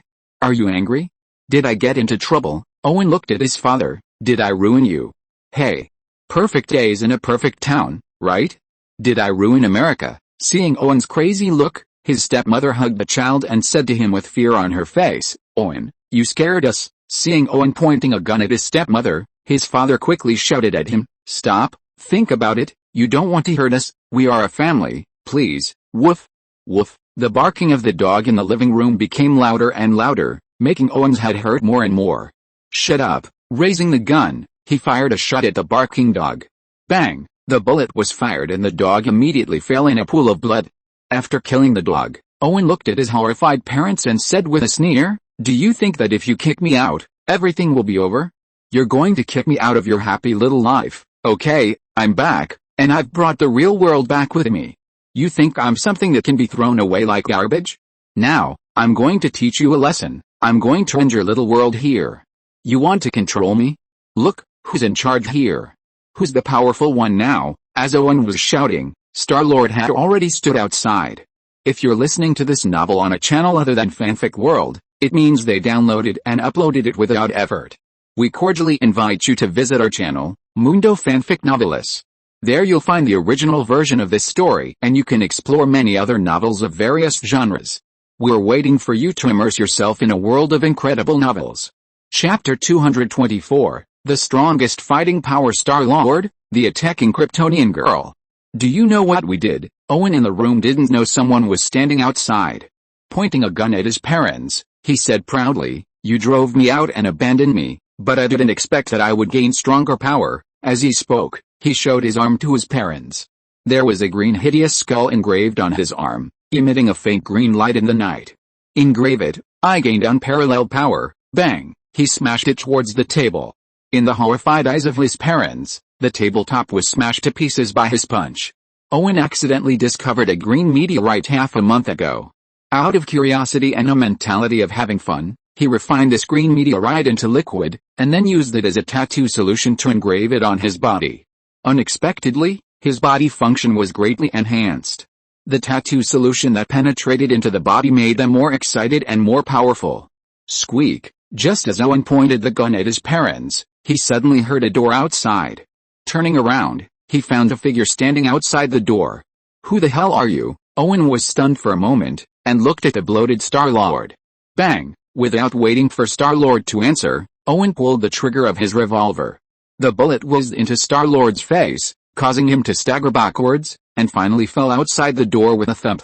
The air around him became quiet, and everyone in the room was stunned. After a while, under Owen's shocked gaze, Star-Lord covered his bleeding nose and slowly stood up. "Impossible." Owen raised his gun, his face full of disbelief. He didn't believe that someone could stand up after being shot on the face. "Damn it, who are you?" He was so angry that he stopped shooting and rushed straight towards Star-Lord. He was boosted by kryptonite and rushed at a speed as fast as a flash of lightning. As a result, he was hit by Star-Lord's punch and flew backwards at the fastest speed. Bang! A deafening sound rang out, and Owen was directly smashed into the room. His body smashed the wall, and wood chips and dust flew everywhere. Owen, seeing his companion being shot away, another burly, bearded guy raised his shotgun angrily. Bang! The shotgun hit Star-Lord's chest, knocking him to the ground. "You're dead." The bearded man shook the shotgun, replaced the bullet, and prepared to shoot at Star-Lord again. But to his shock, Star-Lord, with blood all over his face, had already stood up. Wiping the blood off his face, the wound on his nose healed at a speed visible to the naked eye. "What kind of monster are you?" Before the bearded man could finish his words, Star-Lord's divine energy body filled his body, and his eyes suddenly emitted white light, shooting at the opponent like a beam of destruction. Zizzy, the white energy body, which was thicker than the heat vision emitted by Azu and Clark, carried a powerful momentum and slammed into the bearded man's arm. The divine energy that seemed to be able to melt everything directly melted both of the opponent's arms in the dazzling daylight. After completing all this, Star-Lord's divine energy in his eyes dissipated, and he immediately covered his eyes and groaned in pain. The bearded man whose arm he melted off also fell to the ground, looking at his lost arm and screaming in pain. "Ugh!" Star-Lord released his hand covering his eyes, gasping for breath as he looked at the screaming man. "It was you. You made me do this. Don't move." Seeing that his two companions had lost their fighting power, the only remaining biker gang came out. The other party used a dagger to hold the child hostage, stood in the door, and threatened Star-Lord, "Otherwise, I will cut the throat of this piglet. I swear I will do that." Star-Lord, covering one eye, looked at the other party, gasped and said, "Let him go, I won't stop you." Now the divine energy in Star-Lord's body continued to surge because of anger, and the powerful force was even a little out of his control. He experienced this situation for the first time, and his inner emotions became extremely uneasy. The biker gang that held the child hostage looked at the house behind them that was smashed through and swallowed. "Damn it. As soon as I let him go, you will take the opportunity to kill me. Do you think I don't know?" No, I won't. I don't trust you." "Owen, Kirk, get up quickly, let's get out of here." He called on his companions to leave here together. Owen, whose wooden board was smashed through by Star-Lord, and Kirk, whose arm was broken, staggered to their feet and walked to the biker gang that held the child hostage. The three of them held the hostages and slowly retreated. Seeing that Star-Lord did not follow, the three of them moved away for a distance, and Owen pushed his brother, who was the hostage, forward and kicked him. The child screamed and fell directly to the ground. Seeing this scene, Star-Lord, who was completely enraged, surged with countless divine powers in his body. With a blowing of the strong wind, the breath of destruction descended on this place immediately. A dazzling light emanated from Star-Lord's body and swept towards Owen and his group. Boom! The violent explosion resounded throughout the space, and the area where Owen and the other two were located was destroyed in an instant. The strong wind carried the energy aftermath and bombarded the surroundings.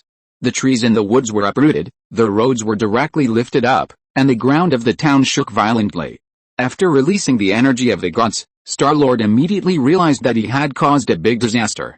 The murderer might be killed by himself, but this destructive power seemed to not spare even the innocent people in this family. Whoosh! Star-Lord quickly moved towards the unconscious boy and tried to pick him up and protect him. But the next second his eyes blurred and the other party had disappeared. The ground was swept up by the strong wind of the explosion, and Star-Lord's vision was completely blocked. When the smoke and dust dissipated and the vision became clear, Star-Lord looked at the scene in front of him and took a deep breath. A deep pit suddenly appeared in front of him. The energy of the gods he released almost completely destroyed this area. Whoosh! Just when Star-Lord was shocked, Peter activated his super speed and appeared beside him. Peter arrived at the scene when Star-Lord was confronting the biker gang. Before the explosion, he immediately sent the parents away as he sensed the situation was not good. He also took the lead in moving the injured child away. Looking at the huge crater in front of him, Peter fell silent. If Star-Lord doesn't restrain himself, will he destroy Smallville?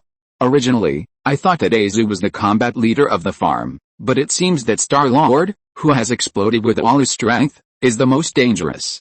A burst of divine energy caused an earthquake in the town and created a terrifying crater. Compared with his own divine energy, this burst of divine energy is simply a crushing level. Dad, Star-Lord, who felt weak, collapsed immediately after seeing Peter appear.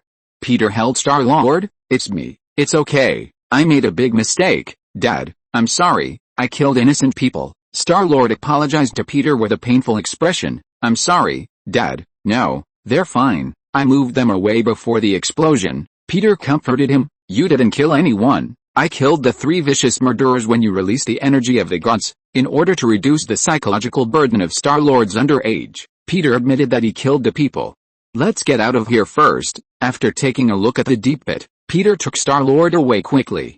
Star-Lord made such a big noise, it is estimated that many people will soon focus their attention on this place. Padwick Farm. Peter straightened Star-Lord's nose bone and then put on a pain-relieving patch.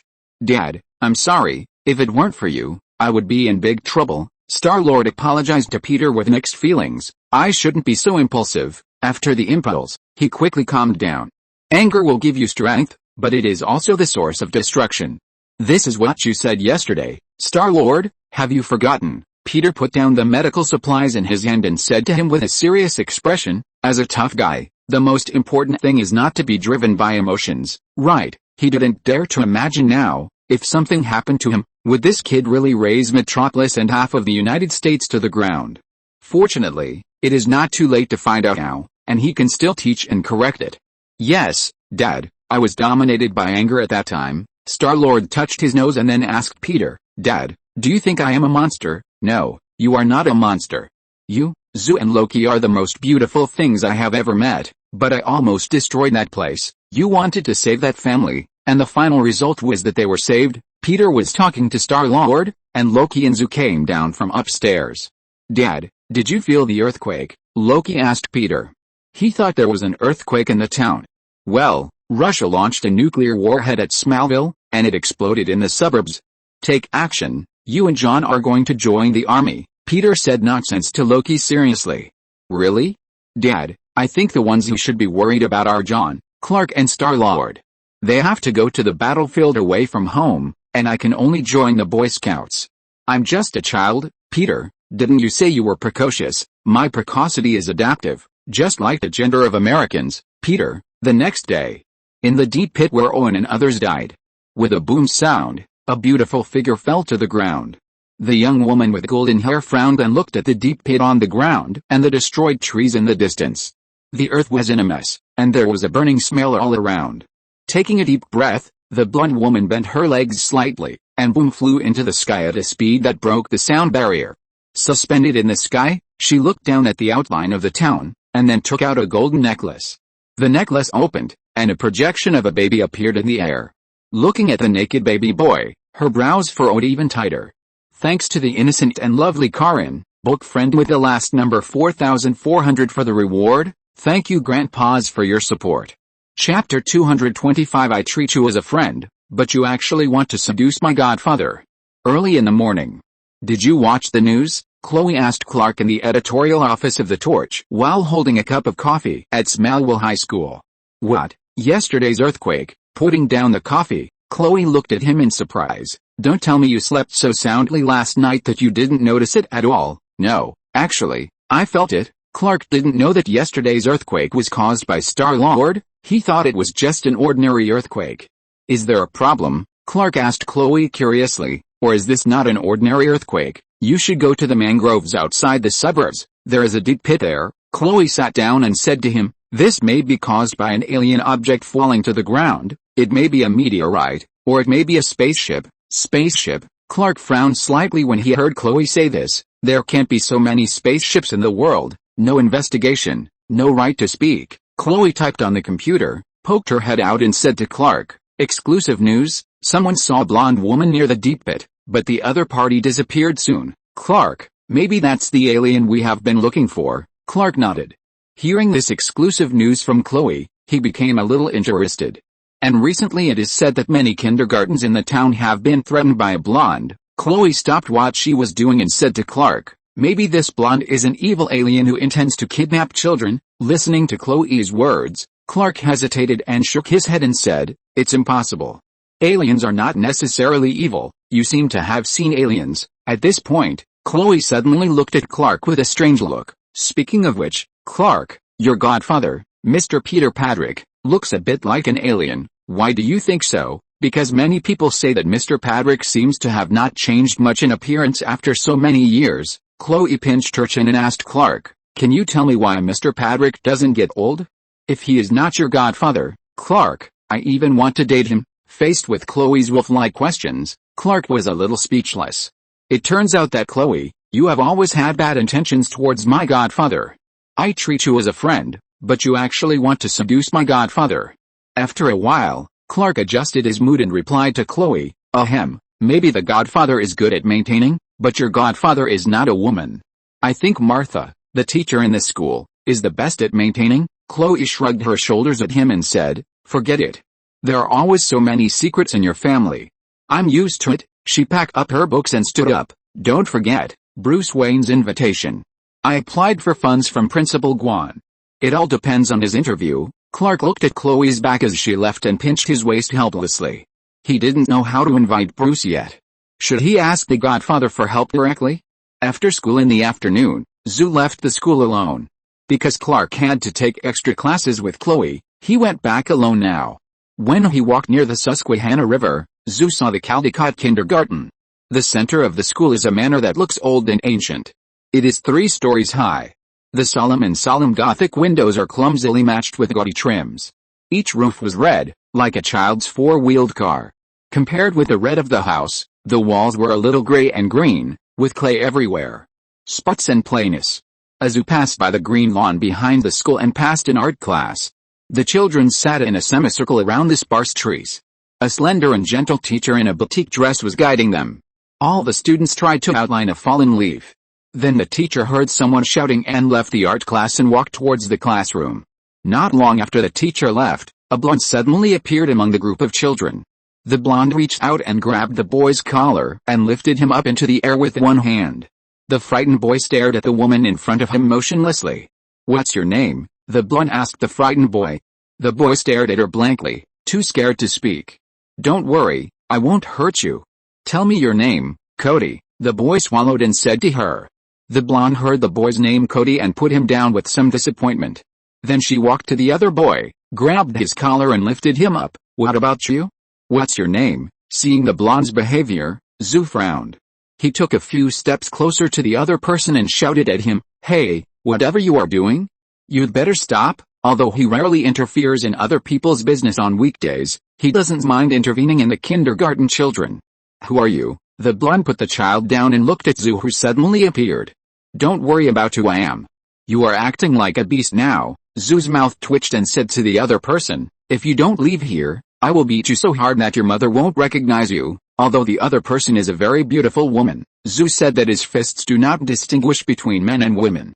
Really? Hearing Zhu's threat, the expression on the blonde's face became serious. I will get rid of you first. Zhu didn't wait for the other person to finish speaking, and stepped to the blonde in an instant. With a snap, he grabbed her arm tightly. Zhu, who didn't want to expose himself in the kindergarten, used super speed to grab the blonde's arm and took her to a wilderness. After stopping, Zhu grabbed the blonde's arm and threw her out. Bang! The blonde fell to the ground and slid backwards. Her body plowed a gully in the wet ground, and she stopped only after hitting a big tree. However, Zhu did not expect that the other party stood up without any damage after being hit hard. Zhu's eyes became solemn in an instant. It was obvious that the other party was not an ordinary human. Perhaps she was the same as those guys who were mutated by the meteorite. The blonde did not attack Zhu immediately, but stood there in surprise and looked at him. Humans can't be so fast. Who are you? Zhu did not answer her, and the laser in his eyes suddenly emitted, shooting the blonde out in an instant. Smallville is my territory. If you want to make trouble, I won't let you have it easy. Zhu pointed his finger at the other party and threatened fiercely. After being attacked by Zhu continuously, the blonde's temper also came up. She activated her super speed, came in front of Zhu in an instant, and punched him in the face. Zhu naturally caught the opponent's action and punched out as well. With a bang, the two fists collided with each other, and in an instant, a strong shock wave was generated from the place where the two people collided with each other. The vibrating air shook the two people back dozens of meters. During the horizontal flight, Zhu's eyes emitted heat vision again and shot at the blonde. But this time his attack did not work. To his surprise, the blonde's eyes also shot out lasers. The heat vision in the eyes of the two people collided with each other, and the burning air made a crackling sound. A strong sense of oppression instantly swept the entire space. Gradually, Zhu was shocked to find that his heat vision was actually somewhat inferior to the opponent's output. Damn it! Where did this superhuman come from? Is it another daughter of her father who was stranded outside? Given that Peter often picked up babies, and it seemed that every baby had similar abilities and exactly the same blood as Peter, this made Zhu often wonder, is it that his father often had an undisciplined life outside? Now seeing a superhuman like himself, his suspicion and his heart became more serious. Zhu, who had always regarded the farm and his father as his personal property, had a change of mindset at this moment. Now if there was a guy who he couldn't beat on the farm, and it was a girl, wouldn't his position be in jeopardy? He knew that Peter had always wanted a daughter. Seeing that his thermal vision power could not compare with the other party, Zhu put away the thermal vision and stretched out his hand to attack the sky. Boom! Zhu easily broke through the speed of sound and flew into the atmosphere in an instant. He tried to use the maneuverability of flying to attack the other party. However, the next second, the blonde followed closely behind him and rushed into the sky to chase Zhu. With a bang-bang sound of the explosion, the clouds were blown away, and in the dazzling sunlight, the other party soon came not far behind Zhu. Shit! Zhu didn't expect that the other party could catch up like this, and he grumbled in a low voice, turned around, and suddenly shot out lasers from his eyes, trying to stop the other party from chasing him. Zizzy, the thermal vision shot out, and was easily dodged by the flying blonde. Damn it! Seeing that the hot side could not do anything to the other party, Zhu had to continue flying forward. Seeing that the other party could fly, Zhu suddenly felt a little depressed. He thought that he was the only one among Peter's sons who could fly, and that he was the only god in the sky. Now, a guy who was almost exactly the same as himself in terms of ability and everything else appeared out of nowhere, and he suddenly felt bad. This woman must be the child of his father who was stranded outside, Zhu complained while speeding up his flying speed, trying to distance himself from the other party. He no longer had the heart to fight. This girl could fly, have laser eyes, was extremely strong, super fast, and had a bad temper just like him. She was simply a female version of himself. Feeling the crisis, Zhu had already started thinking about how to stop the other party from meeting her father. End of this chapter. Thank you very much for reaching the end.